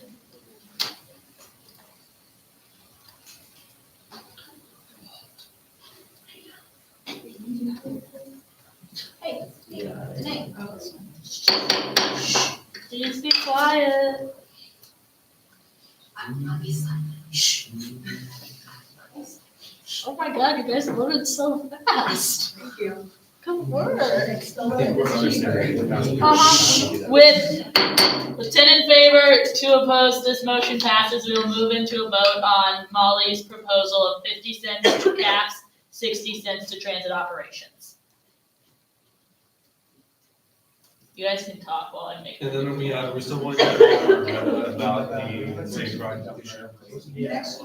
Well, voicemail is left. yeah, we'll see if she gets back to us. We left the voicemail. I wrote the questions on the board. Really? I can't read that. What? I can't read those colors against each other. Sorry, there wasn't many. No, I think it's more of a me Who issue. makes a blue whiteboard? A blue board. A blue board is not a thing. I like lights and lines for this, but it's practice. But that's, it's different. It has to be so many different colors. It's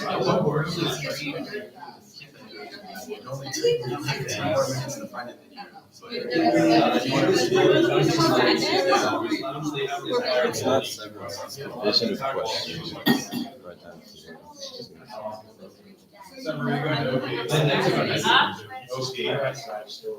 What about it?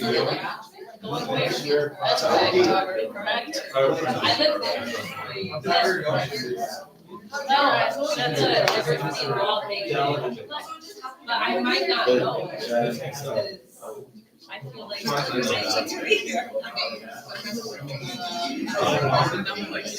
You can do your voting rights. Don't.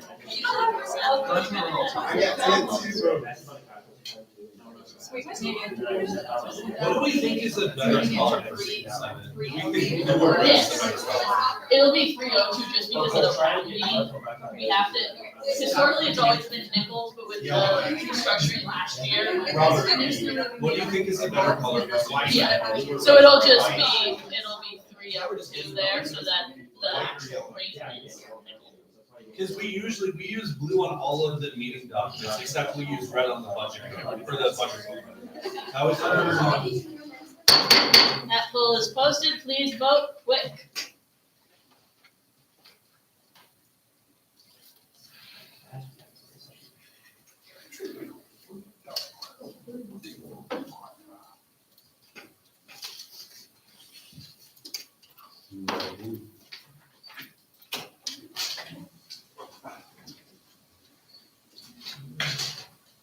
If you have not voted, please vote.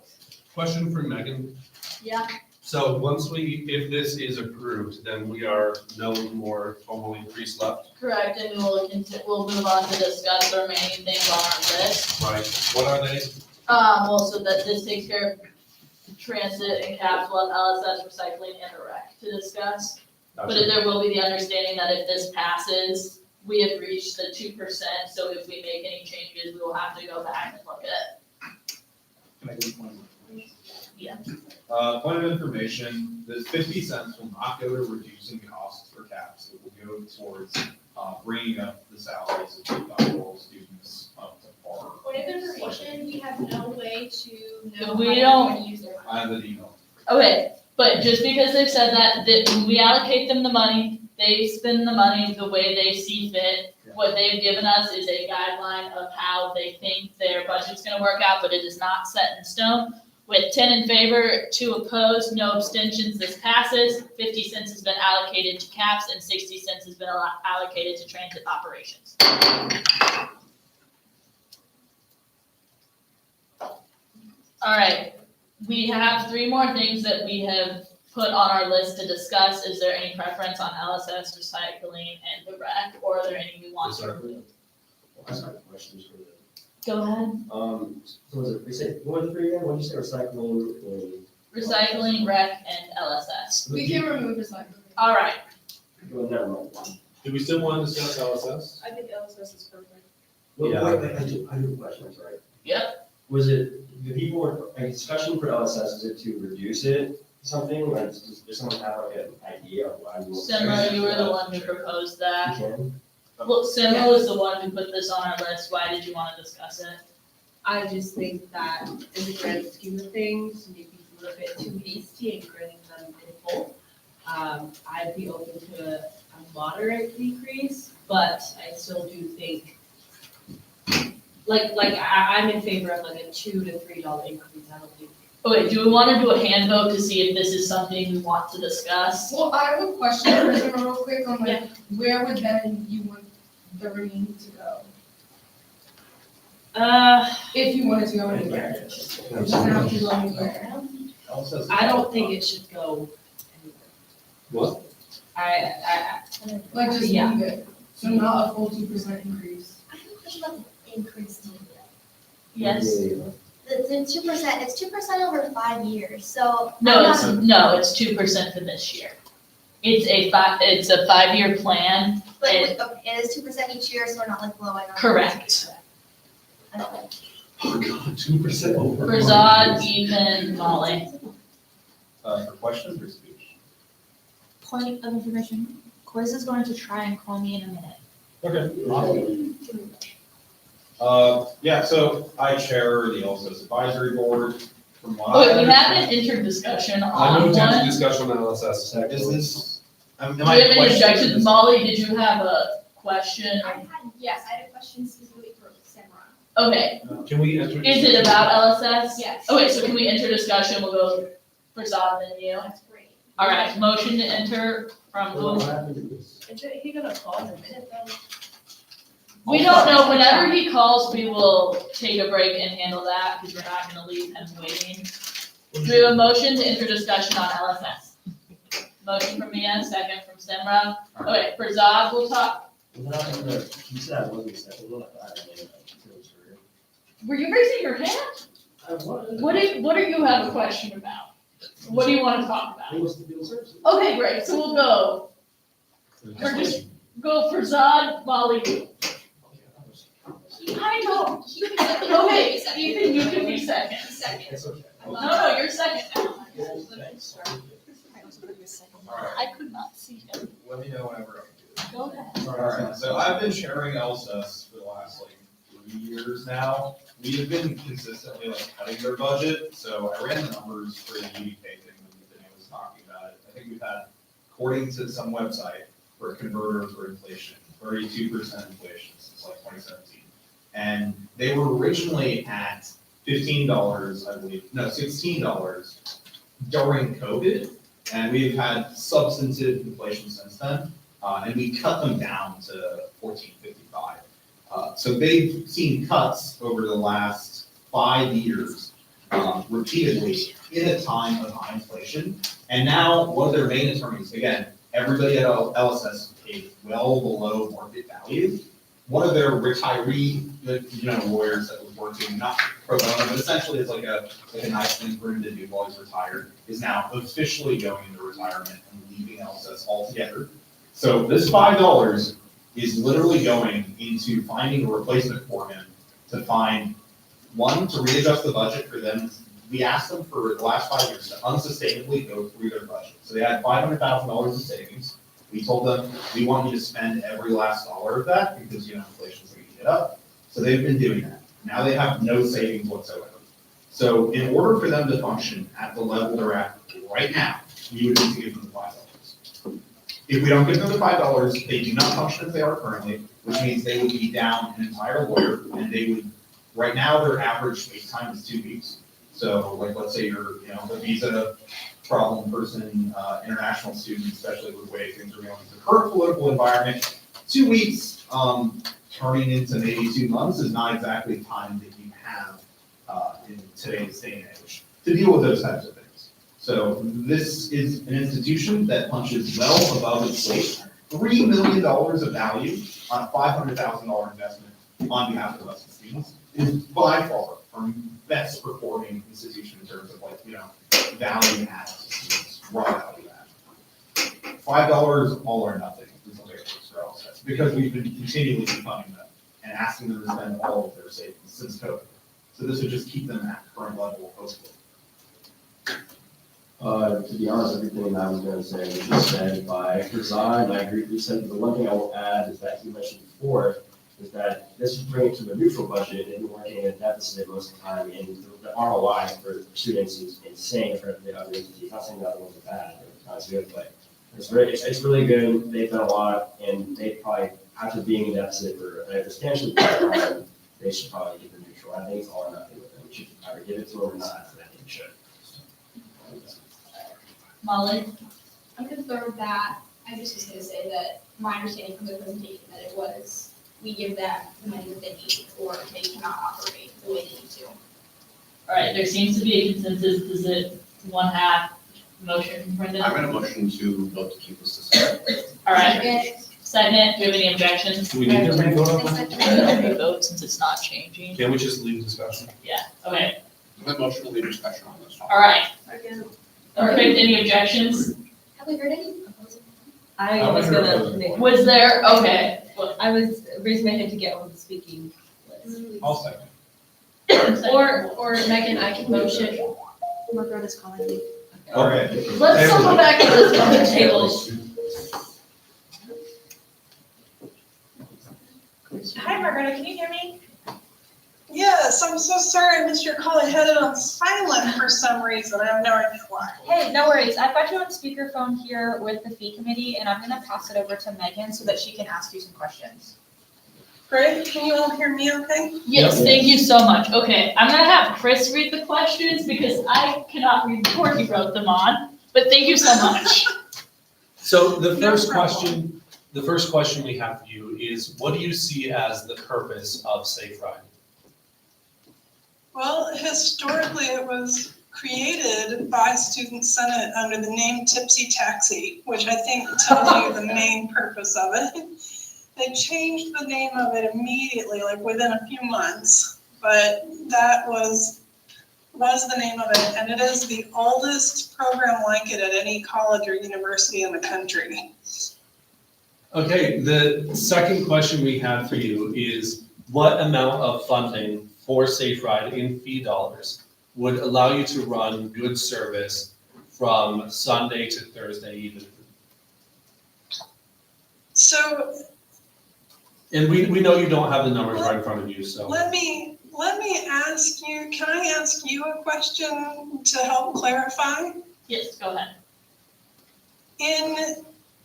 Do you think that what you have, like, if anybody in the room uses Safe Ride, do you think that the service we have now is good I've used it and on those nights?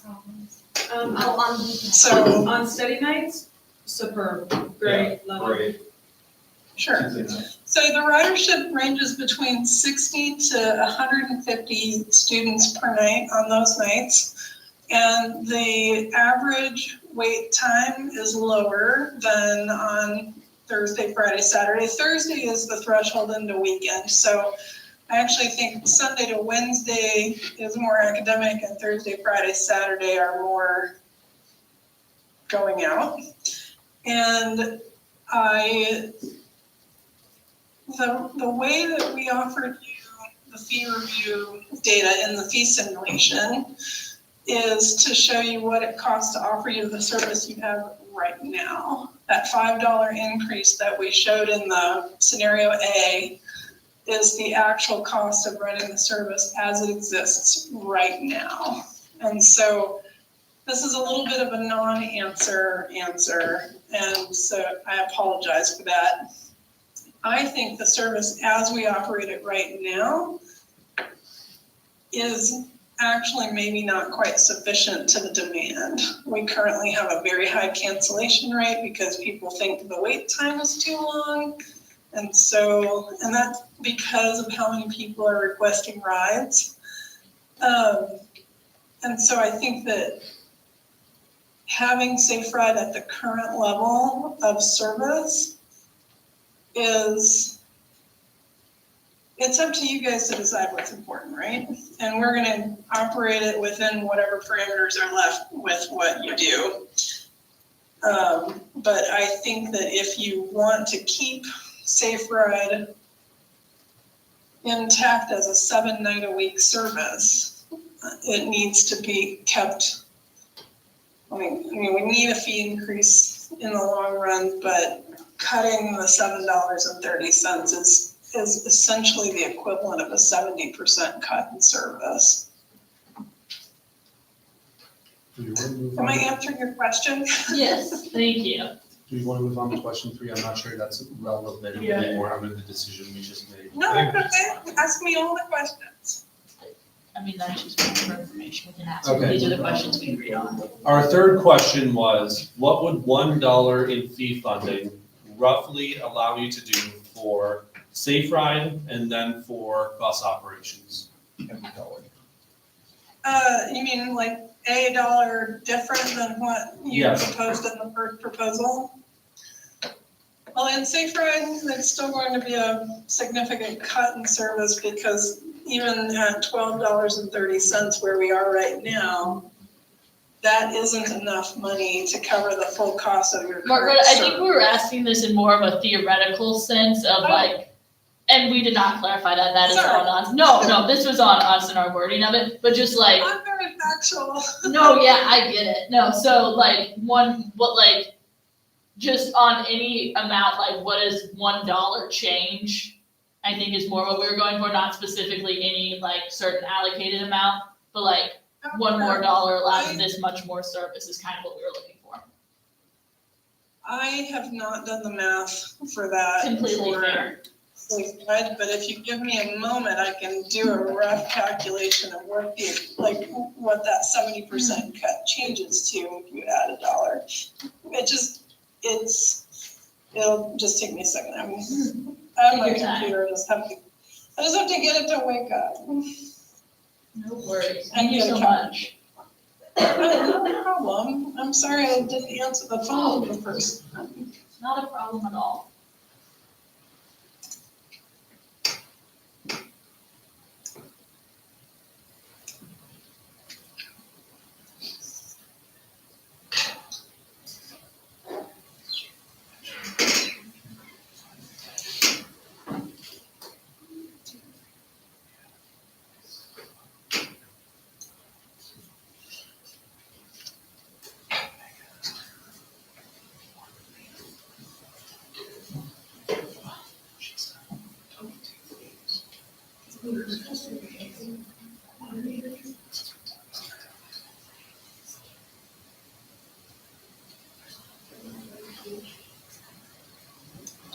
So, some very rough math. And this is based on fee dollar numbers, where we calculated that the fee we need to offer the existing service in Safe Ride costs $17.30 in student fee dollars. So the $5, if it went down to $5, that would be a 70% cut. If it went down to $6, that's a 65% cut. So $1 is about a 5% difference. And if the fee stayed flat, we would still have to cut service by about 30%. In buses, $1, I can tell you that it costs about $1.50 in fee dollars per bus, per route. And so $1 more is incremental into how much we would have to adjust service. And that would probably go across circulators and I mean, it's harder, cutting a whole bus from an off-campus route is a pretty big difference from cutting a bus out of the rotation for circulator routes, and it's a little bit more complicated, but $1 in fee dollars impacts how much we would cut circulator routes essentially. Does that make sense? Yes, it does, thank you. Our fourth question was, are you willing to follow Student Senate's recommendation for how Safe Ride is run? Well, the normal process is that the Transit Commission, which is made up of 7 students out of Student Senate and 3 faculty and staff, are who make the final decision on operational changes based on the input from fee review and fee dollars and such. So what we'll be doing is having a Transit Commission meeting next Thursday where we'll start that conversation pending the outcome of the entire fee review process, which obviously isn't going to be complete by Thursday. Just to have start that conversation about redefining what Safe Ride actually should be. All right, awesome. Those were all of our questions. Thank you so much for your time. Thank you. Thank you. Thank you. Have a nice Thanks, weekend. Margaretta. Hey, may I add one comment? Yes, go ahead. Before I go? When we sat in on the finance committee meeting, I noticed that a lot of the be it resolved statements indicated asking Lawrence Transit to help make changes for Safe Ride. Mhm. And I wanted to clarify for you all that Lawrence Transit doesn't have any input into how Safe Ride is operated. And Safe Ride is a wholly university organized and operated service. And so those be it resolved statements, you might want to revise them to address transportation services and not Lawrence Transit. Got it. Thank you so much. That's really helpful. Yeah, no problem. See you, Margaret. Since we're on the phone anyway. Yes, no, we appreciate it. All right, have a good night. Thank you so much. Thank you. Thank you. Have a good luck. Have a good evening. Thank Don't you. work too late. Thank you, Margareta. Bye. Jill? All right, before we took the phone call, we had a motion to exit, to end discussion. We had a second. Were there any objections to the motion to end discussion? Sorry, this is for LSS. Yes, that's where we stood last before the phone call. I objected. Okay. Do you withdraw your motion, Bourbon? No, I do not. All right, so we'll move into a vote on. I'll hear you out. I'm consistent. Because I was gonna propose, 475. You know what I guess, they said five. But we do, That's we good. make My It would main bring point them is zero. like, this is one of the Which very the deficit few is like, items on the required student fees where we can actually bring it back to the service and show time. That's something we can't really do with buses. It feels nice to be able to accomplish like one thing. we accomplished. Again, We we're not decided making we have a anything lot, better, but- we're making yeah. things worse this year, or the same. Okay, we're on a live stream. Let's be careful what we're saying. Everyone here is working very hard, and once again, we're making the best decisions we can with what we have. Farzad has strong I'm a doomeristic doomer, I'm a insights. doomer, proud doomer. All right, that poll is posted. Please vote quickly. I would just like to remind everyone it is now 6 p.m. 14 minutes. I thought sunset was at 6:20. That's 6:18. 6:19. I kind of want to go over it. 6:18 according to my. 6:19 according to my. What's the rest? I'm missing 2 votes. If you have not voted, please vote. Also remember, we're not talking during voting.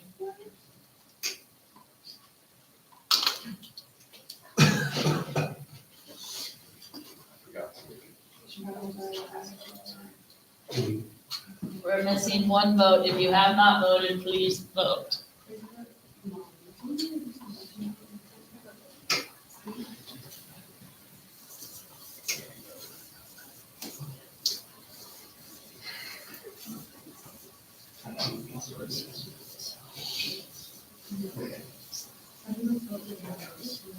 With 8 in favor, 4 against, and no abstentions, this passes. Or any discussion on LSS?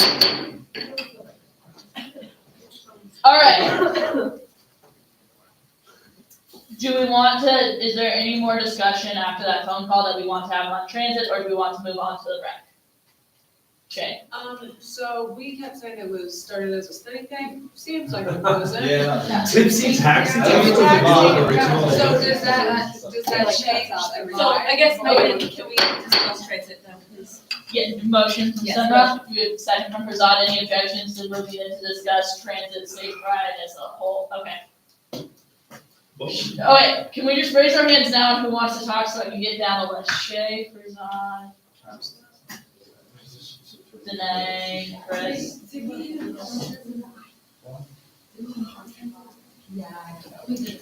We did vote on giving transit the 60 cents, but with information. It was the transport. Wait, You were moving to this. but theirs is not so much $1.50 or nothing. It will just go to improve the route services and they within themselves figure it out. They're just saying as a number, it's $1.50 per route, but it's not the same as we need this amount for salary or nothing. Just, all right. So we have Shay, Farzad, Danae, did you want to speak on? Okay, perfect. Chris, anyone else that wants to talk at this point on this? All right, Shay. Mine's more of just a couple deliberative statements, really. Tipsy taxi, guys, doesn't sound like a steady rideshare to me. So I don't know if that changes any of our vibes with whether we want to fund it only on steady nights. Like, do we want to turn it into a steady thing? Because it's not.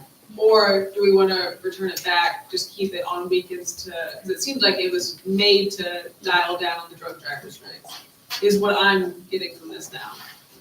So just clarification. Yeah, pretty much what Shay said. Like, I think a lot, again, it wasn't even my opinion. In a perfect world, I'd love to fund everything. But we don't live in a perfect world, with the consideration that like, the purpose of Safe Ride was to service drunk students. I think we should probably rethink how much we're allocating to Safe Ride, unless everybody is in agreement that they don't want to be funding weekends, then that would be the opinion of this body. But I think we should probably take it back into consideration if the premise was that we're trying to stick with the service, again, which is apparently the oldest in the entire nation, for helping, you know, curb deaths from drug harms. Today.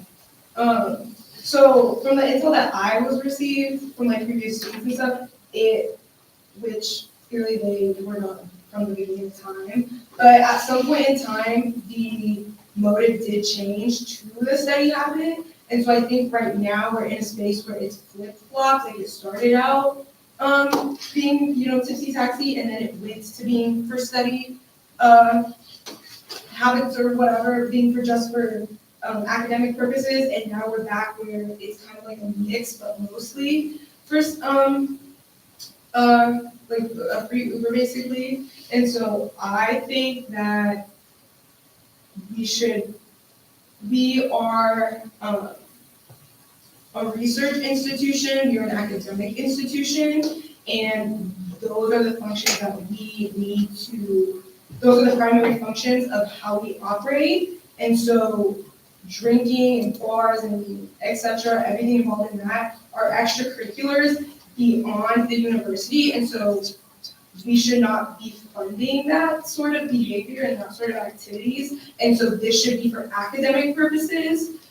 And so it should be for just during the weeknights for studying, for going back and forth from the library to the home, etc. Of course, there's going to be outliers where they are going to be able to abuse the system and take home drunk students, but if the primary purpose is for studying, then that's what's mostly going to be. Do you have a question? I do have a question. Yes. And not to be overly rhetorical, but if we want to disincentivize and disconnect, you know, student fee dollars from funding alcohol-related activities, should we not also get rid of the campus bar for that same reason? Fee dollars don't come from that. There's no student dollars going into that. But like as a general idea, if your idea is to not promote that type of. It's not to not promote it, because we have, like, there's several university events that I've gone to where there are drinks, but they're not telling people to get drunk. Also, When you have a free Uber, you're telling students, yeah, get drunk, we'll get you home. Point of information, like that, the bar in the Kansas Union is only open on 3 days and it closes pretty soon. It closes early. Yeah, so people can still take the bus home if they go to that. I have a quick question. It's not necessarily like an Uber, like you're not gonna get there by using Safe Ride. No, you can. Oh. But the hours operate like late, so I feel. No, they start at 9:30, which is right when students start showing up at bars.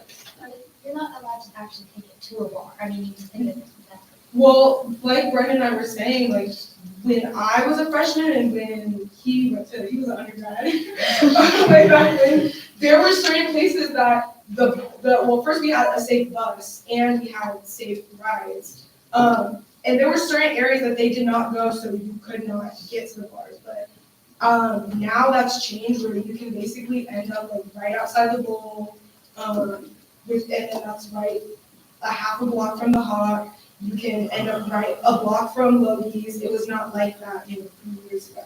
So, yeah. Okay. Chris and then Anna. So,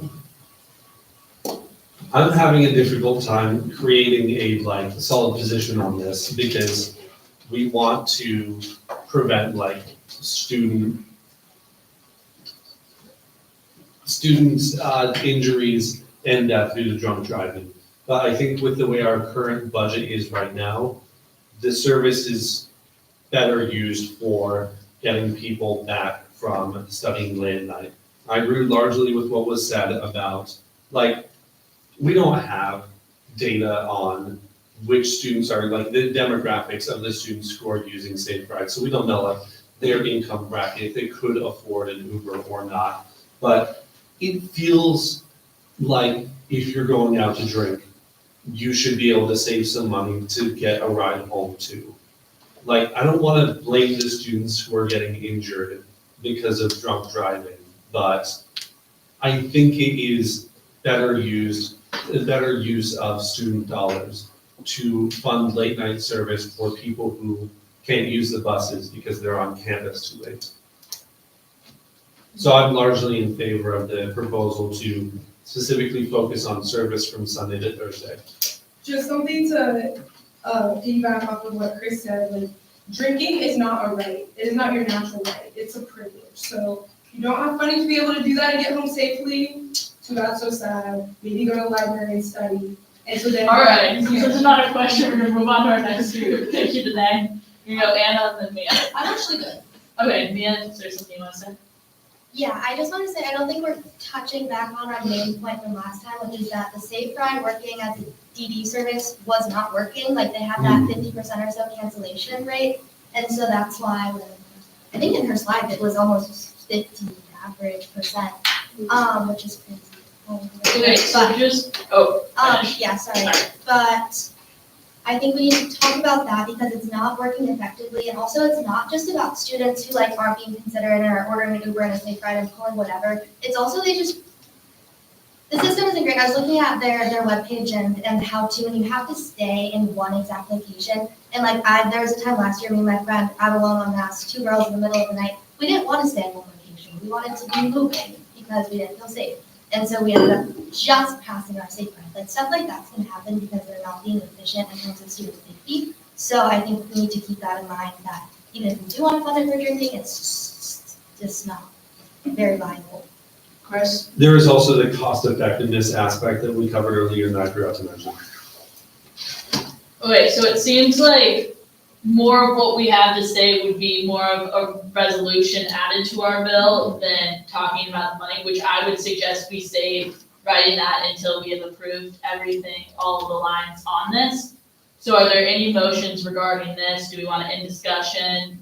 Can we get a quick look at what the numbers are For what? for bus operations and Safe Ride? And then can I go with point of information? Yeah. Point of information, we would need to increase them from what we gave them a month ago regardless for us to cover the entire Monday to Thursday timeline. So we have Safe Ride as the top line there. It's $5. We're going to set it at $5. And bus operations, we're setting it at 75.35 with the 60-cent increase we just put. $9.60 on a $15.50 total ask is really good for bus operations compared to what we were able to do last year.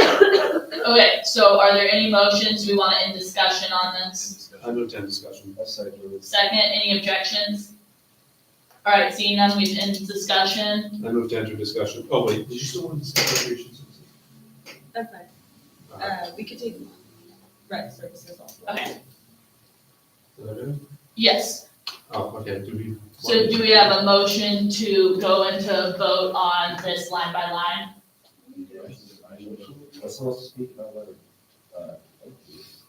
I second that motion. We have a motion from Ethan, second from Shay. Any objections to moving into a line by line vote? Just to be clear, I made a form. We're gonna go through line by line together. I'm gonna read them and explain what the difference is. If you wanna go faster than me and click the buttons, that is perfectly fine, but there's only the final amount on there.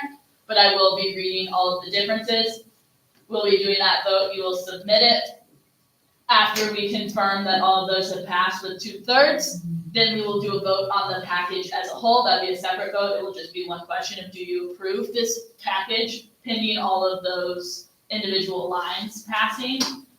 And then after that, we'll move into discussing the resolutions that we had on the previous bill, any ones we want to add. And so I'll pull up the bill when we get to that point. And we can, if everyone's fine with it, we'll start with from what we have from the previous bill and make any edits. Does that work for everybody? All right. I already made this form, so you don't have to watch me make again another form. This is the one time I don't want to repeat. All right, that form is posted. We'll go through it line by line. Once you have it open, please let me know. Oh, nice form. Are all the numbers accurate? Yes. I would hope at least. Yes.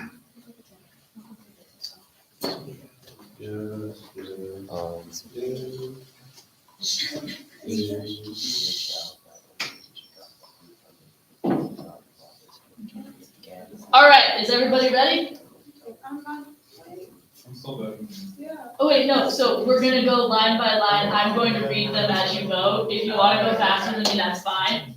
If you already have, totally good, but I just wanna explain to you what the difference is. Does anyone know how I unhide a column? Oh, select the two columns around it, and there should be an option on it. So. Yes, okay, that worked. Thank you, Chris. No problem. I am certified as an expert in Microsoft Excel since high school. Oh dear, okay. Word and Excel both? Wow. Yes, I'm certified as a Microsoft Office master, in fact. Not joking, that was the title. All right, first one, student union building fee for $70.90. That is a flat fee. I'm gonna go get some water. So- You said 70s, and you said 71 everyone. Sometimes for rounding. Yes. They'd have to change pennies for rounding. So if it's- No, it's like the dollars. She said $70, the form says 71, I'm trying to see which one's right. It's 71. Okay. Sorry. I'm sorry, I can't talk sometimes. I'm trying my best. Services were approved for $11. That is a new.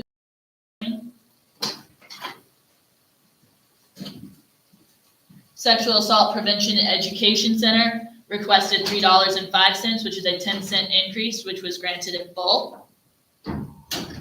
Safe Ride requested $17.30, a $5 increase from $12.30. This body elected to decrease their allocation by $7.30 to $5. Legal services for students received $14.66 in fiscal year 25 and requested a $5 10-cent increase to $19.75, which was fulfilled in its entirety. Recycling requested $3.35, a 40-cent increase over fiscal year 25, which was granted in full. Educational Opportunity Fund requested a 23-cent decrease, which was granted. So they $4 for them. Community Supportive Services requested a flat fee of $4.18. That was zeroed out by this committee. The Student Senate Activity Fee requested $3.26 increase. That was granted in part to $20. Student Senate Administration requested $3.50. This is a new fee. They were allocated $3.25. Please no talking while we're doing this. The vote is still live. University Daily Kansan requested a flat fee of $3.64. It was decreased to $1.75. The OMA Long-Term Maintenance Fund is 25 cents. That was flat. The Community Development Fund received $1.28 in fiscal year 2025, and they requested a 13-cent decrease. Overall, they received a 28-cent decrease to $1. Hilltop Operating requested a flat fee, $3.69 due to our rounding. Jayhawk Finance also requested a flat fee from again due to rounding. They received 71, they will receive 270. Campus transportation fee requested $15.50 in increases. They received that increase in part to $75.35. Campus transportation fee bus procurement requested a $1 increase to $28.05, which was granted in full. Moving on to the health and wellness fees. Watkins Health Services requested a flat fee of $132.05, which was granted in full. Counseling and Psychological Services requested a $6 increase from last fiscal year where they received $33.23. This was granted in part to $36.25. Burton Nash requested a flat fee of $1.60.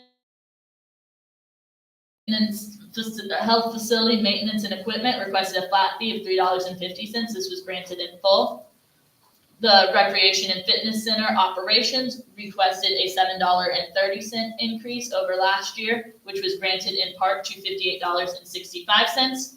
The recreation facility maintenance fee requested a flat fee of $3.15, which was granted in full. Get it all? All right. Please vote if you have not. Can you tell us the total? The total is $532.50. So we met the full fee.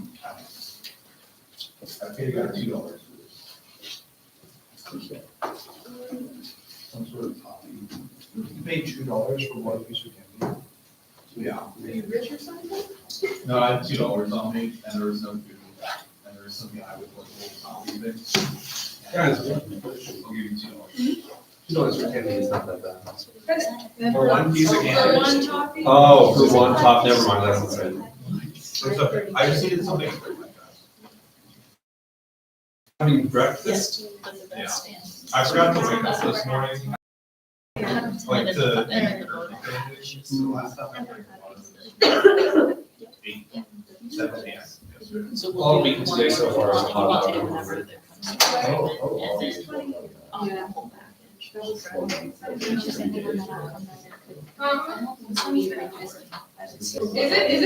6:20. Vote is still open. Please do not talk. If you haven't voted, please do so.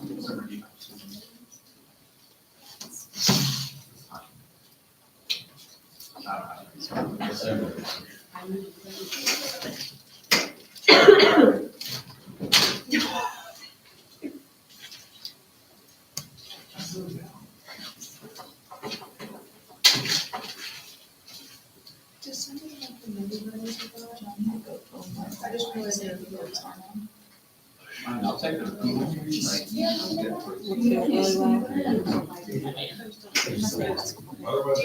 We're still in this, we're still in voting. Yes, please be quiet. Okay, all fees but one passed, so now we will move back into discussion of the University Daily Canton. It failed with 7 in the affirmative, 5 in the negative, and no abstentions. You got that 2/3. I'll change my vote to positive. You can motion to vote on the $1.75 because this poll is closed. Oh, I can't just alter my vote. No, but you can motion to vote on this again. Okay, I move to vote again on the UGK fees.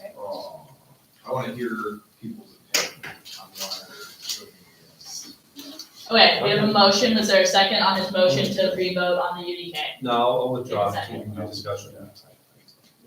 Okay, because we were just moving to vote on whether or not we're gonna vote and then discussion if that fails. What? If you sustain your motion, we will take a vote on whether or not we're going to move into immediate vote on the UDK. Let's have some discussion and then try and agree on what we're gonna vote against. Okay. I move to enter discussion again on the UGK. Can we suspend the rules and go into discussion? No, because that's not gonna be productive. We tried that once already. I think we just need to see like how many voted against because they wanted it to be higher and how many voted against because they wanted it to be lower. Because if there's more lowers, then I want to change my vote to make it 8-4. Okay, Why don't we just vote? And But then. we want to have discussion. Wait, who voted no? Okay, did all of you vote no because you wanted to be lower? Yeah. Farzad? I will not disclose. That's just right. Okay, that's fair. In that case, I would like to just vote again. and I'll change my Okay, you vote to motion need favor. to vote Yeah. on the UDK at $1.75. Second, any objections? All right, seeing none, I will get that posted.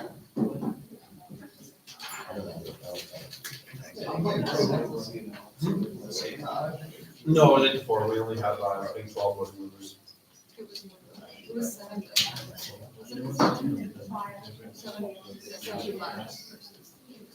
Yeah, 75% of the board.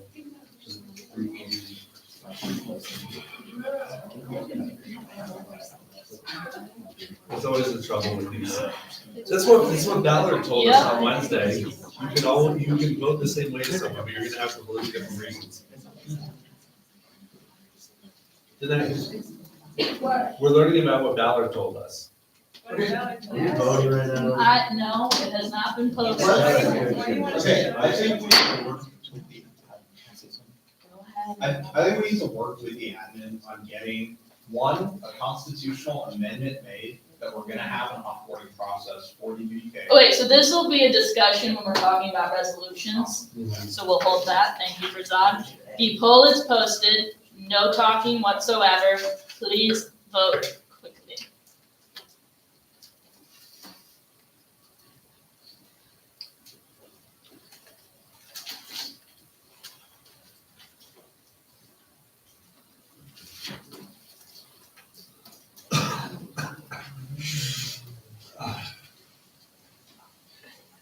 Did you vote on this one?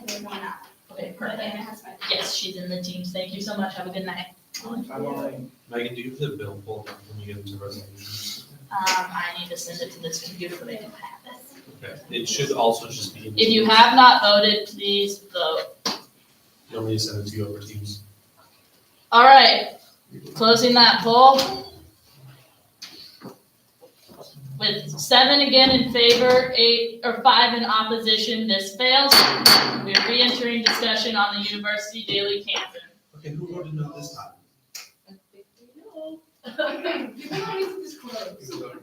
The voting records will be public because they'll be within our minutes of this, but if someone does not want to say why they voted a certain way right now, they do not have to. But we do have to re-enter discussion, and I will once again remind everyone it is 6:30 PM on a Friday. Chris?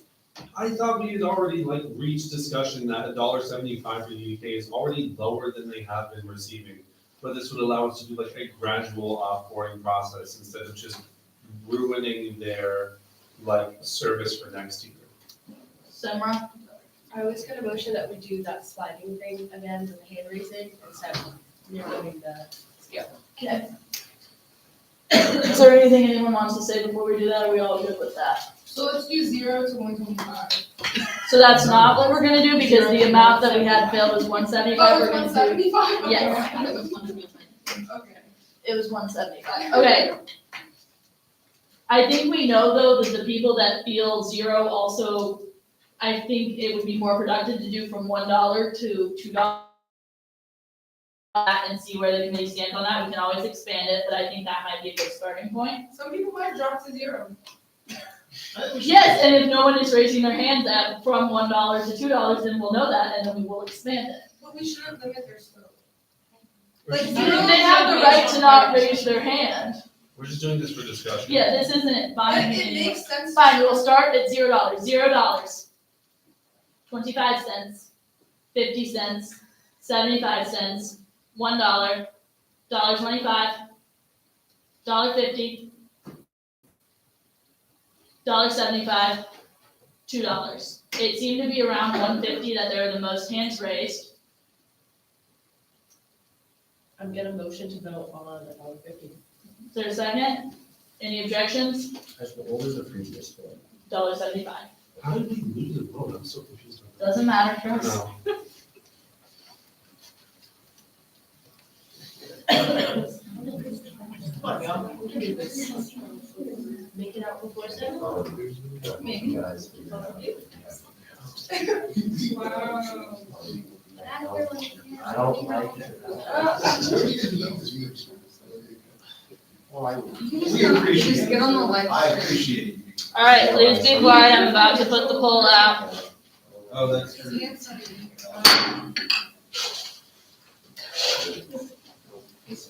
Poll is posted. Please vote. Megan, do you want the copy of the last veto? I have it. Oh, okay. Have a good night, Ethan. See ya. I'm letting everybody know that the treasurer walked out. We're in a vote. Please do not talk.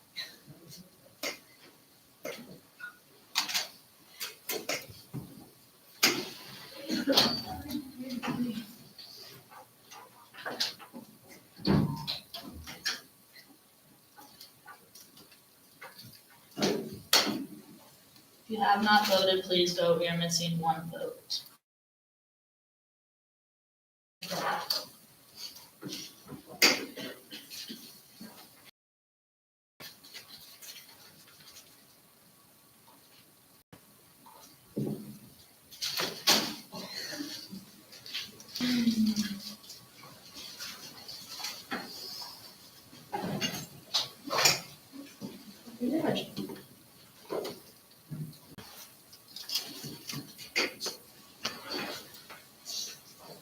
With 10 in favor and 2 opposed, this passes. $1.50 will be allocated to the University Daily Kansas.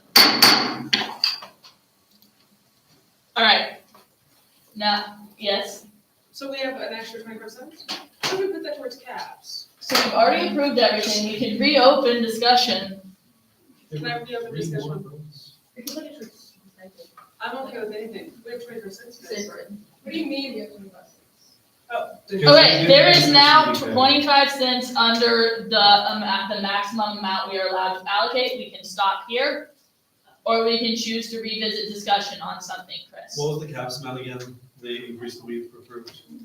It's on there. Let me see. $3 flat. I think $3 is good. I think we should allocate to transit. I think we should stop allocating. Okay. All I'll say is like, the damage is already done. You guys have already like seeped into the 2% so much, like a quarter really doesn't make a difference. So if you're gonna go into the 2%, there's no point on stopping at 25 cents. Question. Yeah. You did your damage. Yeah. I'm pretty sure we're 1045 out of 1044. So even if Yeah, we that's save like 5 that's cents, a rounding. I think that's fine. Save. Okay, so who wants to read? Do you have something? I have a question. What's your question? So even if we don't do the full 2%, Yes. tuition's still gonna go up 2%, right? So like when the. Most likely, we Okay. can't predict what the Board of Regents will In do. that scenario, if they decide to do 2%, right? Wouldn't the tuition just go to like somewhere else, like admin or whatever other program the university wants that students have no input over? Wait, what'd you say? Like, let's say K Board says 2% and they go with the full increase on tuition, right? And we decide to, let's say, go up to like 1.98% instead of 2%. That other 0.02% is instead of students, right? So it makes no sense. Explain that last. So if, let's say we decide to not allocate the full 2% in this body here tonight, whatever leftover money that we do not allocate, wouldn't the university just end up allocating that No. to K Board grants at 2%? No. That's not how that works. Explain. Each of them are going to raise by 2%, and it's like overall 2% increase to tuition, 2% increase to this. We don't use the full 2%. Students will save the 1/4 that we have not allocated. Save is a strong word because we're increasing it. However, it They will will not go not. somewhere else. Yeah. Okay, so do we want to just get a general feel for if we want to allocate this last quarter or not? Okay, who would like to allocate it to something? It doesn't matter what.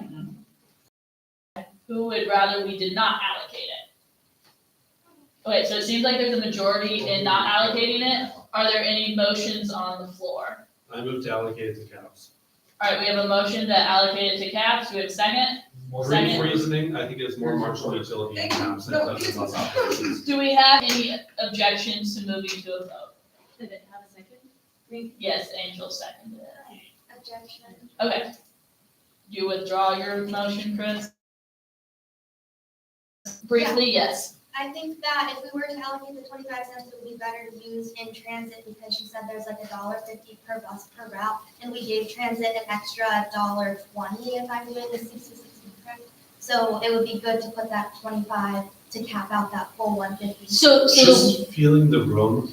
But I need to, so the way the bus things work is not necessarily like hiring another person of we need this amount or nothing. It would just go to increasing services. They'll do that within them. That's not like they need the full $1.50 to add that essentially. They will do that internally. But no, I get what you're saying. I just want to make sure that was clear to everyone. Okay, how about I move to 5 cents to bus operations? Do we have a second on that? Second. Do we have any objections? Okay. I wanted to go to caps. I think it has more. Oh wait, do we want to do an informal vote of which Yes. out of those two options? Wait, can I explain my? What option would you like to include? Don't allocate. Okay. Well, can we pick a better service, like which service you prefer, and then do allocate or not? Does Yes. that make sense? Which, Yeah. first of all, which service? I thought we were just gonna do show of hands, you said formal vote. Yeah. Why don't I we mean, just it's give that not to you? fine, it's just. Why don't we just give that to her? Like. Okay. Just so we have general idea of numbers, because we are just in discussion period right now, are the options that people are interested in caps or transit operations? Okay. So all that would want it to go to caps, please raise your hand.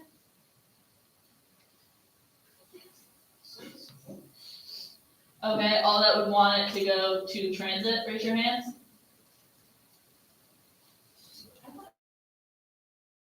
And then all those abstaining?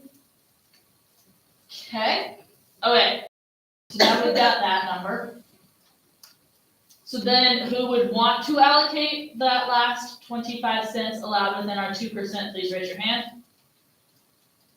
He's literally part of the Cape total. I agree that it's literally. Oh wait, this is an informal vote, but this is, okay. Who does not want to allocate? And any abstentions? Danae, you abstaining? Yeah. Okay. So we have in favor of allocating, 5 against, 1 abstention. In our other vote, we had 7 for caps, 3 for transit, 2 abstentions. So just knowing those numbers, are there any? I move to allocate the 25 cents to caps. All right, we have a motion from Chris. Do we have a second? Second? You objecting? Yes. Can we just have, it's just so we can do the votes? Okay, You want to keep discussing? then we are moving into a vote on whether or not we are going to vote on this. Because I add the numbers. It's 25 cents. Okay, We already have this approved.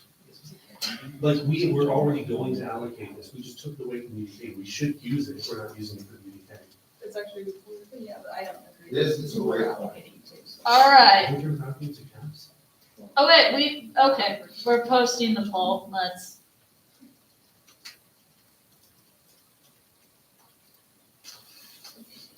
Okay, the poll is posted just as a reminder to everybody. Number 1, no talking. Number 2, this is a vote to end discussion and then vote on an allocation of 25 cents to caps. So if you vote yes, you want to move straight into that vote. If you vote no, we will continue discussion.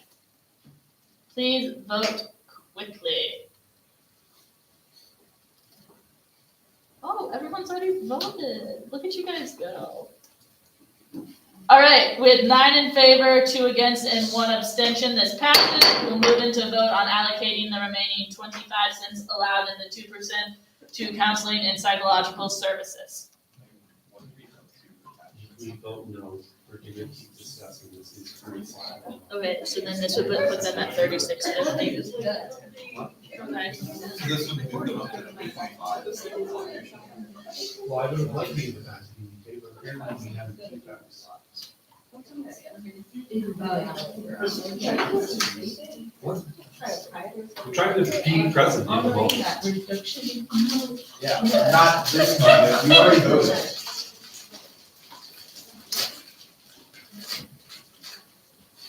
Chrysanthemum? Yeah, just be quiet. All right, everybody. So now we are voting on whether or not we are going to allocate the remaining 25 cents allowed in the 2%, well, I've said this sentence a lot, to counseling and psychological services. Please vote fast. This will put their new total at $36.50, a $3.25 increase. Just a quick question, would this go towards like the reducing appointment cost bit? No. No? We cannot say Yeah, how right. the money's gonna be spent.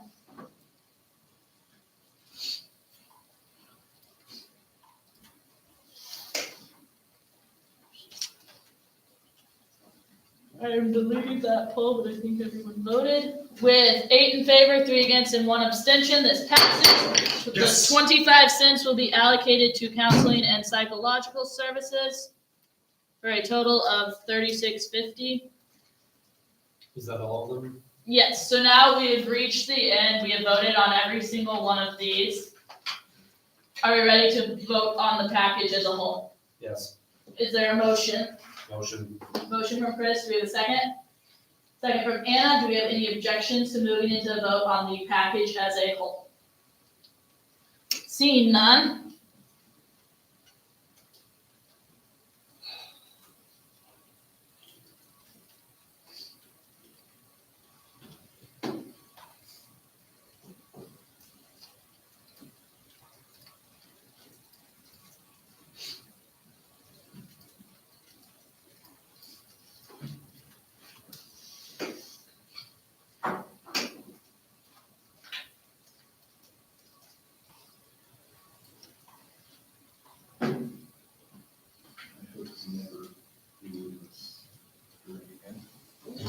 All right, that poll is posted. Please vote quickly. This is just overall, do you approve the package that's laid before you on the screen? If you need me to move to anything, let me know, but this is what we just voted on line by line.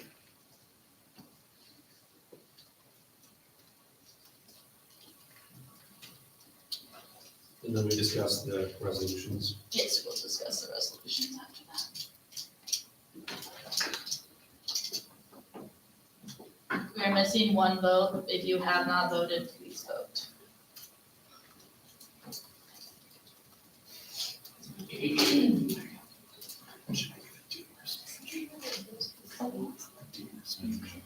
No, we're past that. All right, I'm closing that poll.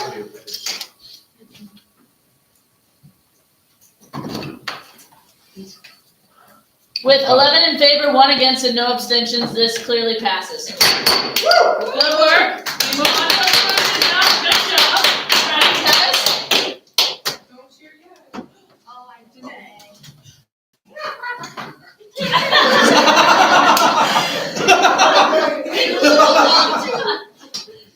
I don't want everyone seeing my It feels email. weird with the blue screen and no outside light makes it feel like a nightclub, doesn't it?